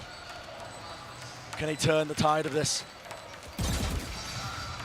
Turret clear, doesn't know the positioning. So much to do, so much to watch for. Durka leaves his feet hanging, an easy target. But time running low, and Fnatic know all they have to do is wait. All they have to do is buy that extra time. And as the spike ticks down, Alpha comfortable in his mind, comfortable in the presence, knowing that they have drawn even. One of the greatest comebacks that I have seen on Icebox. Fnatic normally dominate their defense side. Loud barreled them over, but Fnatic's ability to work the map, run these backstabs, and set up post plants for each other has been immaculate. And also little moments like that don't hurt whatsoever, do they? Loud are now forced to take an eco and play for overtime. What an insane shift in this series. Fnatic are in the driver's seat. Thought it wasn't possible, yet here we are. Fnatic silencing the doubters, silencing the naysayers, but it's not over yet. Couple more hurdles left. You know that Fnatic are going to be raring for it. Their story is one of tragic moments over and over again. The last 2 years, players like Boaster hunting for that trophy, coming so close to the first ever LAN event that we held in Valorant. Now we can taste it. The stack is set up. Sadak finds the first, and there is no lurk play. No return back. That was Zine. If they go for this pivot, Cowan Zine oversteps himself. Wide angle, gets out with his life. And gets all the information, but Boaster knows that, and they're going to go for a re-hit on B. He's anticipating these rotates to have moved, and Loud have. They've relinquished a little bit of that pressure. Trailblazer sees nothing on A, though, and these players return to B. War Force, though, was it come properly? Resetting through. Rifles carries them forwards, but it doesn't win them around, not just yet. 2-on-2. Aspas and Cowanzine again for the third time in this map to try and convert a 2v2. Tags him. Aspas low. Nanoswarm almost taking him out, but 10 seconds ticking down. The spike will be planted. An extension once more. Updraft. Aspas hunting for information, hunting for a glimpse, a glimmer. Anything to make this doable. A tap on the spike. Aspas! Jet Force. It's all down to Alpha yet. Noise everywhere, the double swing! Spray down! Unbelievable!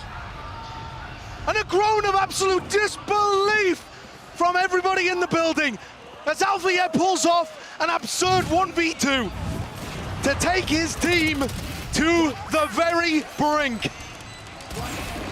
This round should not have been close though. Loud on an eco.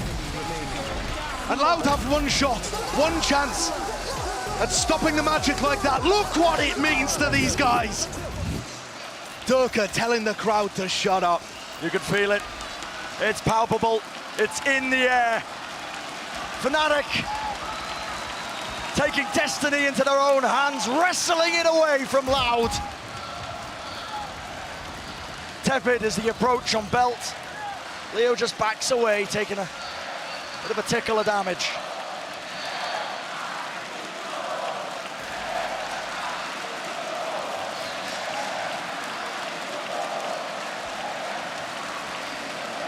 Loud with so much to play for.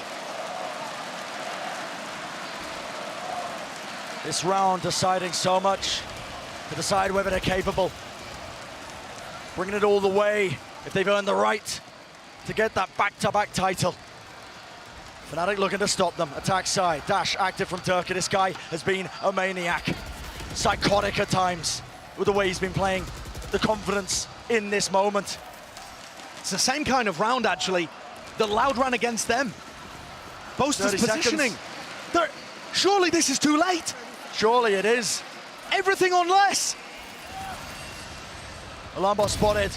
Right down the middle. Less is lined up and set up, yet still Chronicle lands the shot. Sadak stunned, and he's still no one watches. Spike to the side. Loud are doing it. Fnatic respond though, 10 seconds on the clock. And do they have time? Spike off to the side, picks it up, there's a gap in the play. And with the wall down, he gets the plant. Can't be denied, breaks a portion. And still it's down to Boaster, the IGL. Can he do it? All up to him, all down to this, and it's not gonna be the case.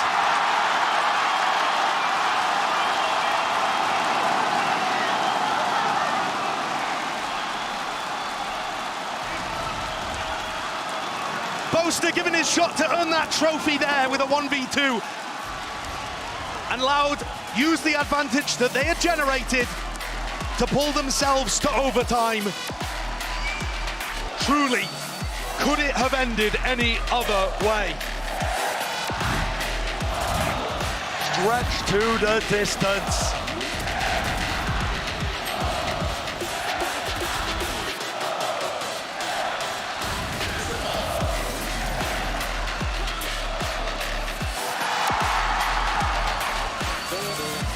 The crowd on their feet. A lifeline has been purchased as we head into OT. Loud looked absolutely impeccable on their attack side. That's where we're going to start things. Durka pushed away by the Cascade early. Fnatic had tried to generate early picks all throughout their defense half. None of them really worked. High Tide used though, and it's not an aggressive one. Does not purchase very much space on site. So Fnatic already offered a bit more space on the defense than they had in those first 12 rounds. To Gathering. Less is to be the backstab. Down mid. But the rest allowed. Make sure that they can creep and crawl and right into the line of sight.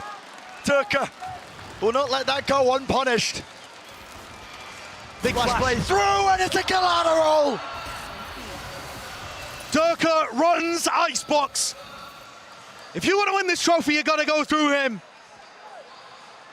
What a difference this round. An absolute shutdown, surely. Aspas cannot be allowed to do this one. 25 health. Dashes to the side, revealed. Positioning known, Spike out of reach. Moving forwards, Util out, but the shot does it. A 1-for-1 trade that Leo will be perfectly happy with. Oh my God. Fnatic get their second tournament point.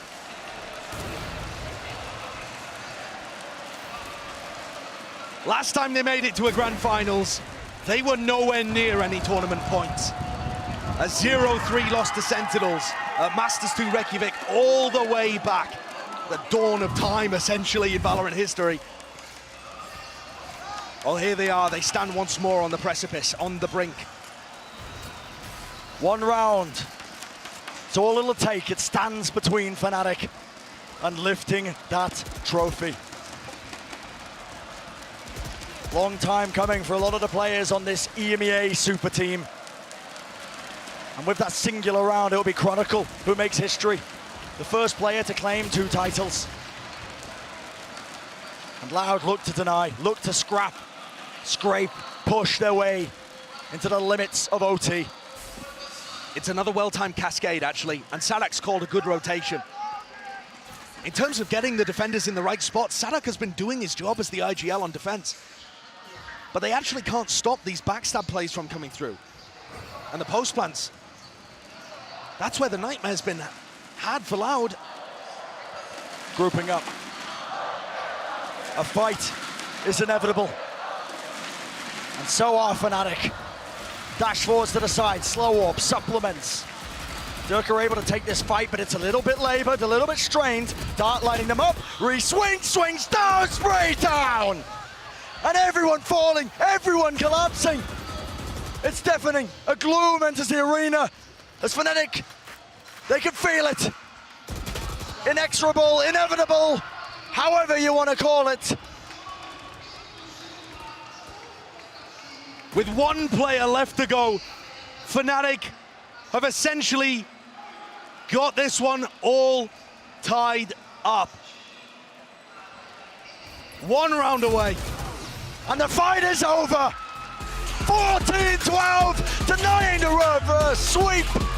Fnatic, they pull off the impossible. What insane mental resilience from this squad. To be able to battle back, deny the trophy in front of the home crowd. And as Boaster said earlier, a trophy was taken by Loud on Turkish soil, and so Alpha will respond. Boaster and Dirk complete their long, winding journey towards a trophy, and Chronicle becomes the first player in the history of Valorant to have 2 titles. What a squad. What a story. And what limits they were pushed to. 32 teams whittled down to just these 2, and Loud be sent home. Respectable effort. Fnatic, they had to work for it. I think that might be an understatement. Loud had so many chances, and they will be horribly disappointed that they let a lead, 11-3 was it, slip through their fingers. Absurd situation. An unreal comeback from Fnatic. But we will see Loud return. Perhaps not in Brazil. But this squad has certainly got more to give in the future. The winners today, though, much deserved. It's been 643 days since that loss to Sentinels, 68 matches, their 5th global LAN, and finally, Boaster and Durka can put their hands on a trophy.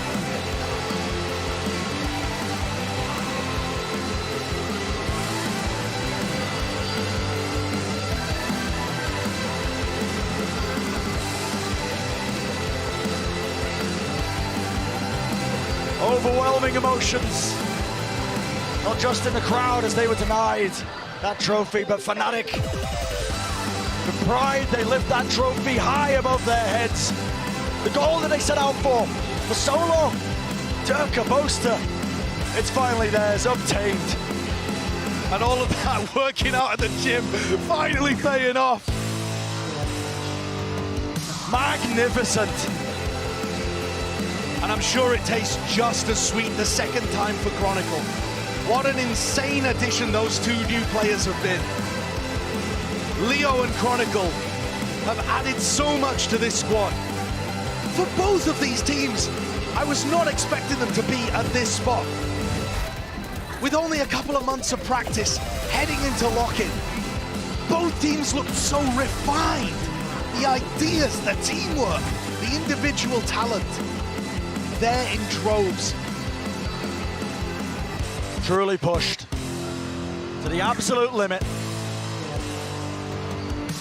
As he said once before, we'll say it again, Chronicle, defining history, defining that moment for him. The only player to ever lift 2 trophies.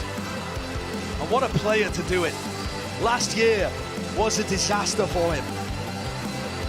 He lost out by 2 milliseconds to Fnatic and failed to make LAN. left as a free agent in the offseason too.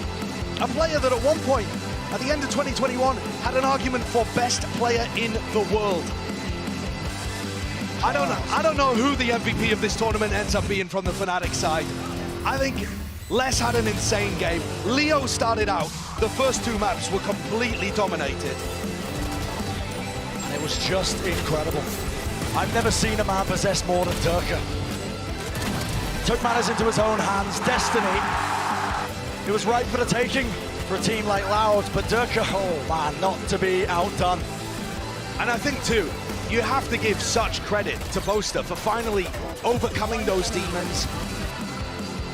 You saw on his face the heartbreak and the feeling of inevitability that he had let another opportunity slip him by. You could see that written on his face during the timeout. And look at what they were able to achieve. His attack side calling was sublime. Sure, there were some moments where the clock ended up being his worst nightmare. But in general, that attack side was a masterclass. EMEA granted that additional spot at Masters Tokyo. Well, Fnatic to cheer for that. The energy, look at that. The watch party, gotta be getting late. And remember that this is only the beginning. This isn't really, truly, part of the partnership league system that Valorant set up. This is a one-off spectacle, an unbelievable single elimination tournament from which Fnatic emerged victorious, not undefeated, though it looked like that in terms of their maps. But my God, they come out on top and set up for a wonderful series of stories to follow over the course of 2023. Yeah, I mean, the future is so bright for Valorant. It really is. If this is the stepping stone, my God, what does 2023 have in store for us? If we're treated to this as the beginning here of a long, hopefully quite cool circuit. Yeah, I am so looking forward to seeing Tokyo and Champs. I think this tournament has given us all of the tastes, the new super teams from Brazil, from Fnatic. It's been so good. Yeah, well, enough about us as well. I'm sure you're sick of hearing it. Let's send it down to the floor to hear directly from the winners.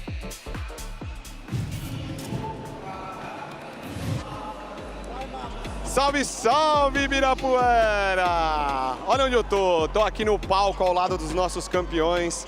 Mas antes da gente trocar aquela palavrinha com eles, eu quero apresentar meus dois convidados que tem um recadinho muito legal para você. Primeiro a Ana, que é produtora executiva do Valorant, e o Léo, que é chefe global de esportes do Valorant também. Hello everyone, I'm here on the stage alongside with the champions from Fnatic. But before we talk to them, I want to introduce two special guests. Ana, executive producer at Riot Games from Valorant, and Leo, the global head of esports for Valorant 2. They have a quick message to share with you guys.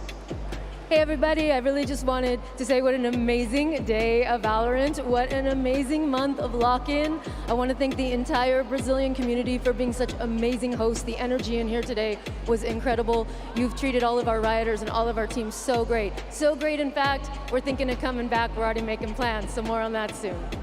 Aí, então primeiro ela gostaria de agradecer, né, todo mundo que recebeu aí, né, esse LOCKIN, foi um evento maravilhoso, agradeceu toda a comunidade brasileira e toda a comunidade de Valorant no mundo e deu um spoiler, falou que foi tão legal que vai voltar, então temos aí uma esperança de ter mais eventos internacionais aqui. Léo, seu recado.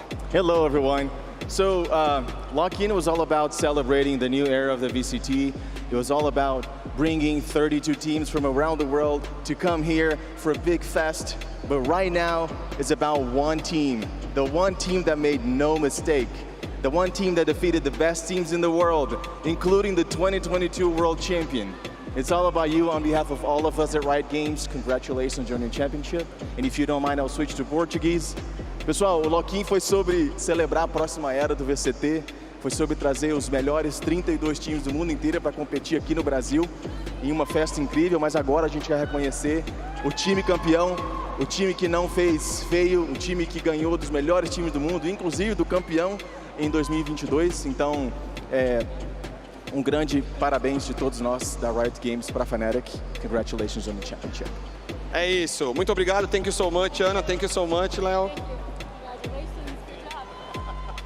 Eles vão cumprimentar agora os nossos campeões e agora sim a gente vai trocar uma palavrinha com eles. Stay here, Alfred. I'm coming. Ah, ok. Eles vão só cumprimentar aí. E aí a gente vai trocar aquela palavrinha com os nossos campeões. Ele foi abraçar o Bolster. Tá, então. Now we can talk with you guys. Oh my God, what an amazing series. I believe you guys must be exhausted. Alfred, last year Brazil took the trophy in Turkey. What? Last year Brazil took the trophy in Turkey. Now you got the trophy here. Yes. Is your revenge done? Yes, I take my revenge from Brazil. Like, I'm so happy because we win with this team. We won all the time, win with this team. Like, viewers didn't support us, but thank you for everyone, guys. Because we are here for you. É isso, galera. Ele falou que sim, teve a revanche dele, né? Mas agradeceu bastante o time da Fnatic e agradeceu todo o público que mesmo não torcendo para eles, é por vocês e é por vocês que eles estão aqui também. Now I want to talk with you, Dirk. Man, how did you guys manage to come back from 2 map losses in a row and then an 11-3 in Icebox? What happened? I think it's because Icebox is one of my favorite maps and our favorite maps. And then when we got that bad defense half, I said to the boys, like, yo, we got this. If these guys got 9, we can get 10. And then we proceeded to come back, got to the overtimes, and then finished the job. But I think everyone did super well. Everyone was amazing today, even though it was hard, but I think it was super good for us. Thank you. Congratulations again. Bom, eu perguntei pra ele, né, como eles conseguiram voltar de uma série de que eles tinham perdido 2 mapas na sequência, depois de 11-3, ele falou que a Icebox é o mapa preferido dele, e ele falou pro pessoal, se a gente fizer 9, a gente pode fazer 10, e ele conseguiu realmente, foram atrás, ele que agradeceu o time, todo mundo que jogou bem. Que emoção pro lado do time da Fnatic. Now with you, Chronicle. Man, I missed you in 2022 in the international stage. Now you're back, you're playing super well. How does it feel to come back and to lift and make history, to lift your 2nd trophy? I mean, it's definitely unbelievable feelings. I can say that we put, as a team, a lot of work to be here on the stage, holding the trophy. And I can say that even though I didn't perform on this Grand Finals very well, for me, it's important that my light, my team, will stay alive and I will be their shadow. And also, I want to dedicate this victory to my wife, Angelina. She is celebrating her birthday today. And as I said before to her, I wish her all the best and I hope we will meet soon again. É isso, tá? Então, perguntei pra ele, né, que eu falei que senti falta dele no palco internacional de 2022, que foi bom ver ele jogando de volta aqui. Ele falou um pouco sobre esse sentimento, falou que ele não jogou tão bem, né, no dia de hoje, ele não achou que ele jogou tão bem nessa grande final e ele quis dedicar essa vitória para a esposa dele, Angelina, que tá fazendo aniversário também, né? Então, muito bacana a dedicação do Chronicle. Leo, now is your time. Man, for me, you were the MVP of the tournament. You played really, really well. You're now in this final, what a hell. Man, I want to talk to you about, did you ever imagine to be in the top of the world so early in your career? Early in my career, been competing for 3 years. But I guess I've been ready to compete in the international stage, I think, for a couple of years, and I'm glad I get the opportunity with this team. We have full confidence playing with each other. It's a great start, and I mean, we're gonna enjoy this victory tonight and then we're gonna go for the next one.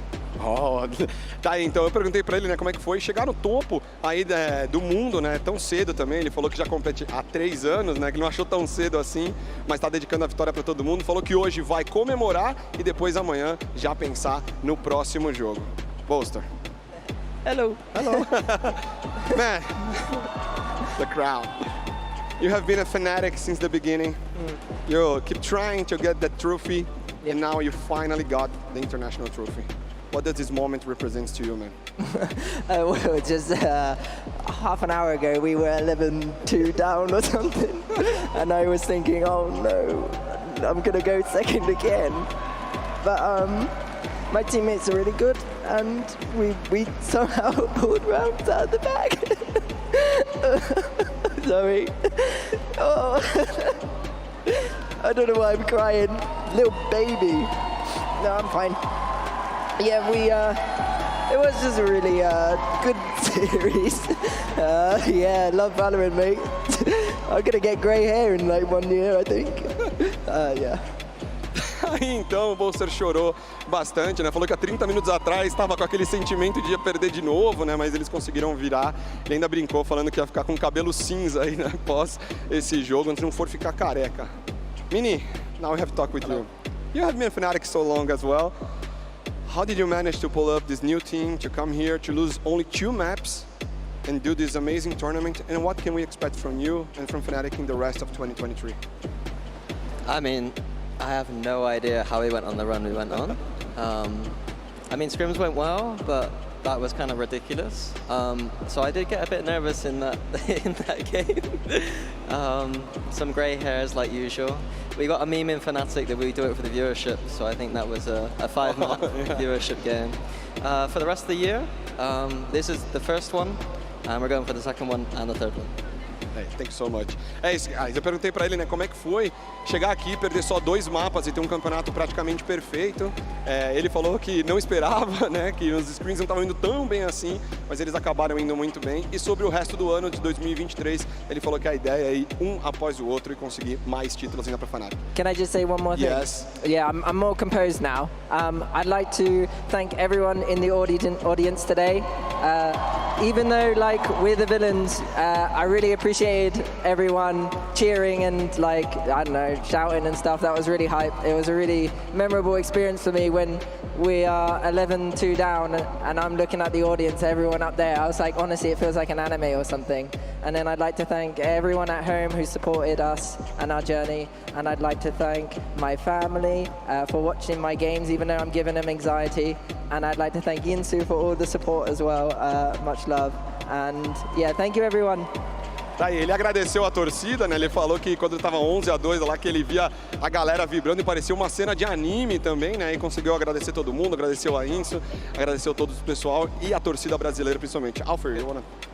Can I talk Turkish? One sec. Okay. I'd also like to thank our assistant coaches that are at home and can be with us today, SRK and Anders, so thank you very much for the support.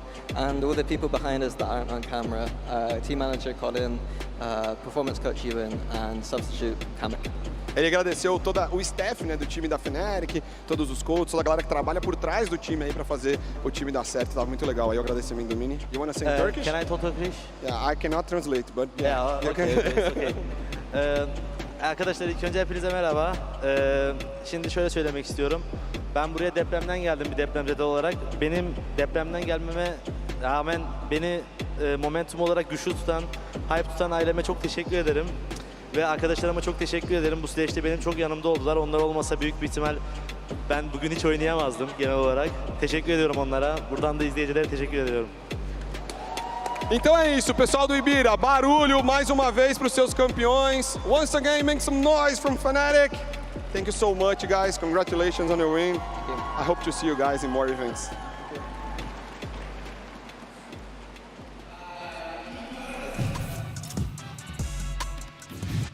It was nearly 2 years in the making, but Fnatic, they make the most of their second chance in a grand final. 5 full maps, overtime in the decider. But they can rightfully call themselves champions. It felt like this series was 2 years in the making. It went on and on and on and on. I aged 2 years, definitely, during the course of that series, without a doubt. And I mean, what an incredible moment for Fnatic. It looked like they were going to fall into the same storylines that we've seen before. Choke Fnatic, Fraud Fnatic. They get to the final hurdle, they trip over it. But it didn't happen. The most insane comeback that I think we've ever seen in a single map in the VCT, in map 5 after almost being reverse swept. It's unbelievable. I mean, at this point, call him Clutch Fnatic. Call him Comeback Fnatic. Because that was insane. And I think it led to the best series all time in Valorant history, in my opinion. I agree. Easily. Rewriting. Oh, go ahead. I was just going to say, you could definitely put it right up there. It's definitely within the top 2. Rewriting their own narrative, one series at a time. Here they take the first one. You already heard Mini talking about the second and the third. But while he's talking about the second and the third, let's recognize the first player to ever achieve 2 titles in Chronicle. He gets it done.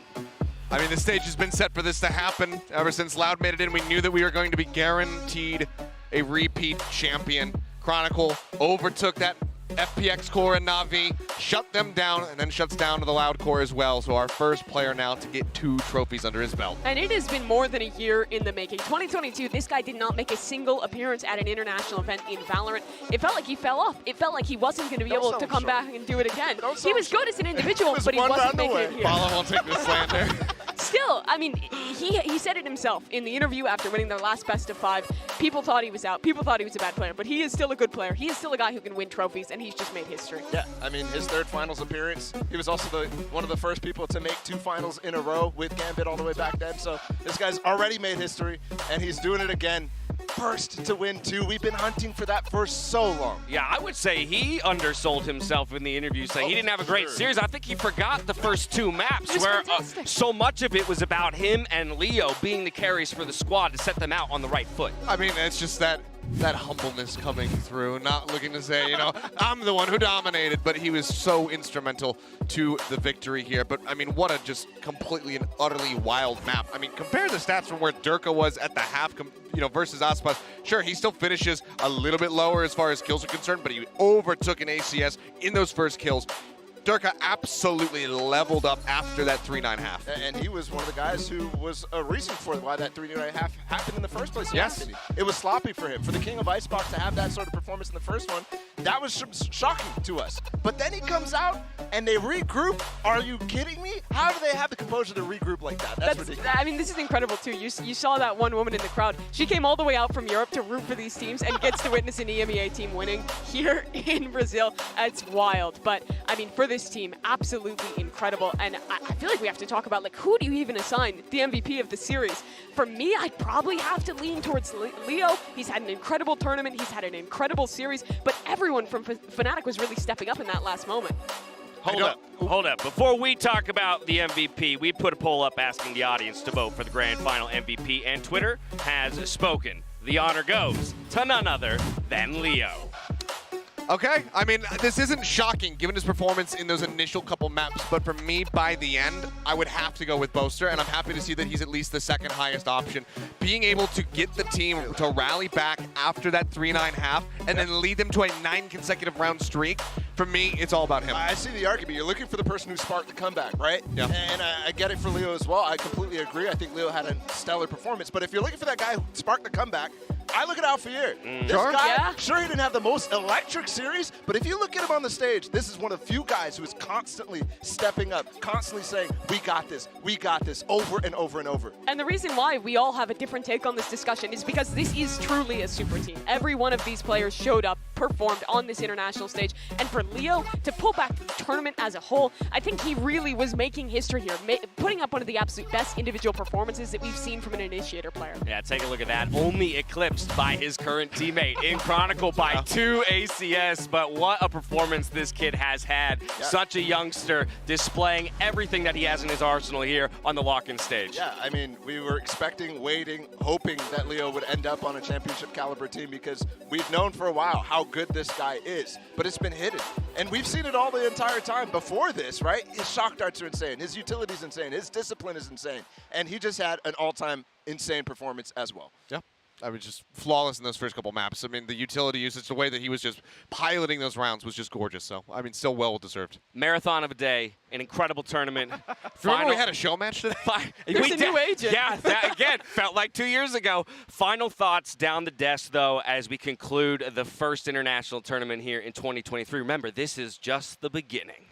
I think the biggest thing for me is that single elimination is so incredibly fun. We had every single team here from each of the international leagues, 2 Chinese teams, and being able to run this gauntlet for Fnatic and win through all that single elimination against all odds, not losing any upset, it's incredible. It was 31 matches total, right? Ooh, 31 wow. matches, and we got not only a Brazilian team in the finals, we got an insane series with Fnatic, who was the team heralded, the super team, the only super team they needed to lift a trophy this year. They did it right off the bat in 31 matches overall for the tournament. You couldn't write a better story than this in front of the Brazilian crowd. I mean, 2 of the best of 5 matches going all the way to 5 maps as well. Both attempts at reverse sweeps. It was just so incredibly hyped this whole way through.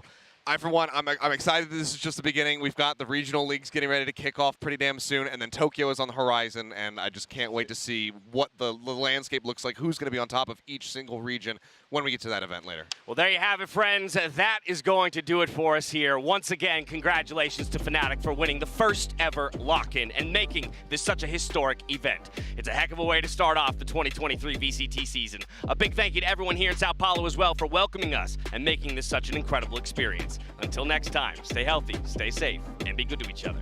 Good night. Ladies and gentlemen, Valorant is back, and we are kicking off the year with a bang. 32 teams will debut on the world stage and make their first steps towards a champions run. This is single elimination, do or die, and only one team can make a perfect run. Lock-in starts right here, right now. Let's go, baby!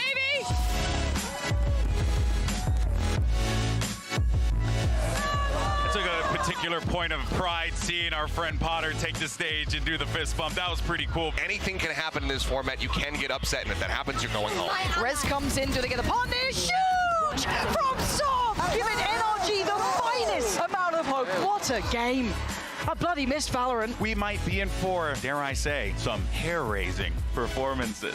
What is that? Absolute banger alert. Just sound the alarms. Reset of the aim test. Absolute demonic performance. NRG sending Koi home on day one here in Sao Paulo. And it was a valiant effort from BBL. Make no mistake about that.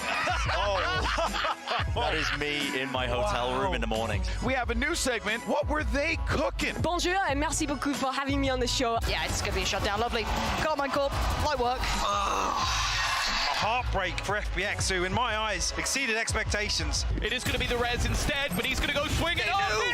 What is that from Zappa? He just eliminates everyone. C9 have destroyed PaperX. Instead of the entree, I think I'm going to go hang out with Giants and have some Burger King instead. Oh no, that is not acceptable. Continue though, Nuki backing him up, and now it's down to Ardis. Baiting the angle once more, and it's found the fight. Nuki takes it. We got to win in OT? All right, fine. Have it your way. Come on, boys. Hey, step up, boys. Every round is a joy. It's so fun. And he's caught another one. I need a replay of that immediately. EG have done it, and Team Heretics are going home. MIBR sent home. Gen G, man, that is heartbreak. What? You can't be pulling that out, Victor. Not again. But he rips it around. Someone check his PC. He's got a horseshoe stuck up his ass. Yes. The Cloud9 Colossus has crumbled. EG denied it and another comeback completed. We'll call this round done, because Tui's has got three. Guys. Loud! The crowd is on their feet. The Brazilian hope is still alive. I thought that the hair was going to raise on the top of my arm, but it ended up growing on my head. It's a miracle. Tom has hair. Buzz does so well to get two. And he'll even snipe Garnets out of the sky. The Korean Conquerors come out once again and take themselves that 2-1 victory. DRX are going all the way. We saw the Alpha bracket deliver last week, but this week it's all about the Omega bracket. If this doesn't get the blood pumping, you might need to check your pulse because you could be dead. This is what it's all about, baby. Jesse Bash, you cannot do this to the man. Unbelievable. Shetty trying to dash around the utility in. He can't find much. Shigetsu's shots are clean.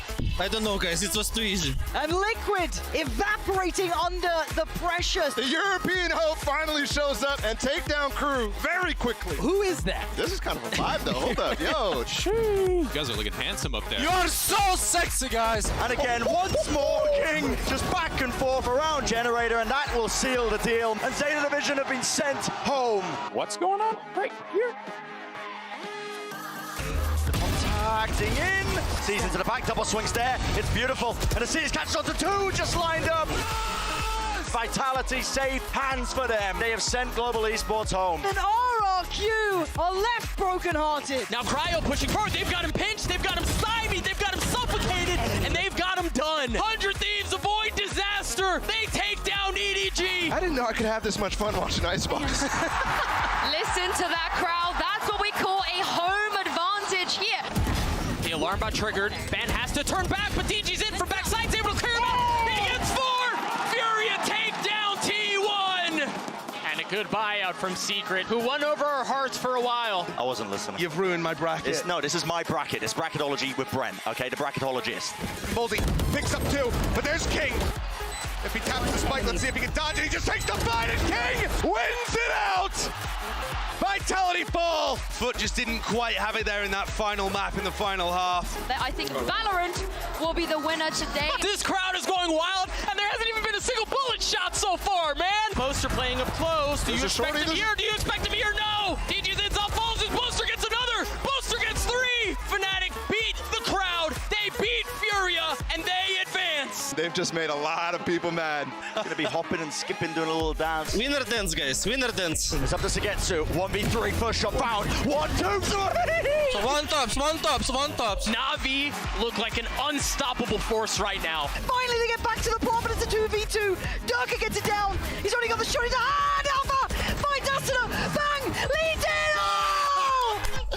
That's how it ends. The comeback is crushed. Fnatic move forward, and there is no tomorrow for 100 Thieves. The Alpha bracket started off with 16 of the world's best teams, and now we're down to our final 2. Someone goes down today, Achilleos. They do. It's gonna be loud. Smokes off one of the angles, but the crossfire is too potent, too powerful, and it is just that hammer strike one after another. Surely LB's got the clutch. Yeah, he hears the timing for it. 2 years. Gambled incorrectly. DRX are not done yet. Amaka will not be denied that 5th map. Letting loose, drop to his knees. Reposition is not there. And Loud have done it. And it's such a bitter feeling for DRX, once more reliving the nightmares, reliving the history books. They will be exiting much sooner than they hoped. We started with 32 teams, and after today, we will be down to only 2. Fnatic on one side, Na'Vi on the other. Only one gets to make the trip to the finals tomorrow to challenge Loud for that international title. The flash, the dart. He's in the cubby, though. He's in the cubby, and he's patient. Oh, dear. Oh, that's okay. They saved the day. They saved the round. That could have been disaster. Let's get freaky. Chronicle with 2 massive ones. He drops down, and he gets the 3rd. Nice! Boaster immediately up on his feet, asking the crowd to start thinking about sending Na'Vi home. Ciao. No crash, bro. Come on.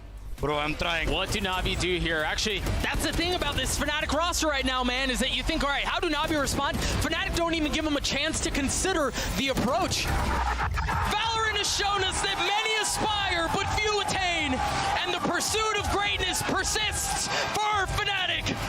Na'Vi, they looked like the best team in the tournament, but Fnatic say hell no. We're about to reveal a brand new agent. So without further ado, it is my pleasure to introduce Gecko. I got Doug. I got the guest casters here. I got Bala. How you guys doing, man? Good, man. I'm glad we're your guests. Thank you for inviting us. Thank you for letting us join you on this desk. The best of the best only. So now here they're protecting Wingman with a couple things. Smoke here. Dizzy to kind of protect the planet. Yes. Here it is. He did it! Let's go! Paul's got some room, though. Paul's got some room. Here we go. Uh-oh. Oh, no. Oh, there you go. That was so awesome. That was so cool. Yeah, this was a warm-up. It was a good warm-up. It was an appetizer. Loud looking for the back-to-back. Fnatic with a second chance. It all comes down to this. 3 map wins stand between our teams and being crowned king here on the stage. No util in his hand. Down to 2 years. Has to stick it. It's the percentage play, but the running gun forwards. Incredible stuff there from Leo from Chronicle. Fnatic off to a fantastic lead. Chronicle, this angle is so goddamn cheeky. Stumbling, crumbling, faltering, and that is just brutal. Second map claimed here in this grand finals. Alfie is there, Les strikes back, and will he get the 4th? Yes, indeed! Loud proving that they've still got what it takes to stand toe-to-toe. The greatest in the scene here in the grand finals. He's holding the ground, he's a stalwart defender. The repush, no more time, backs away, and that's Loud once more. Outstanding stuff for Loud to bring it all the way. Has to be used to contain, has to be used to shut down, and it's all slam dunk. space everywhere. The double swing! Spray down! Let's go! And the fight is over. 14-12, denying the reverse sweep. Fnatic, they pull off the impossible. It's been 643 days since that loss to Sentinels, 68 matches, their 5th global LAN, and finally, Boaster and Durka can put their hands on a trophy.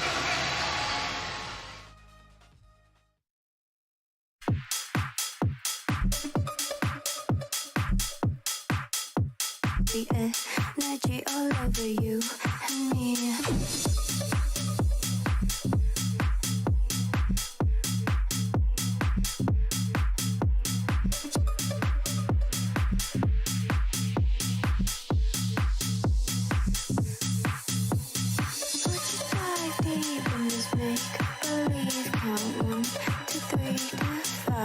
Reality, would you dive deep in this memory of the energy all over you and me? Would you dive deep in this make-believe count 1 to 3 to 5 reality? Would you dive deep in this make-believe of the energy all over you and me?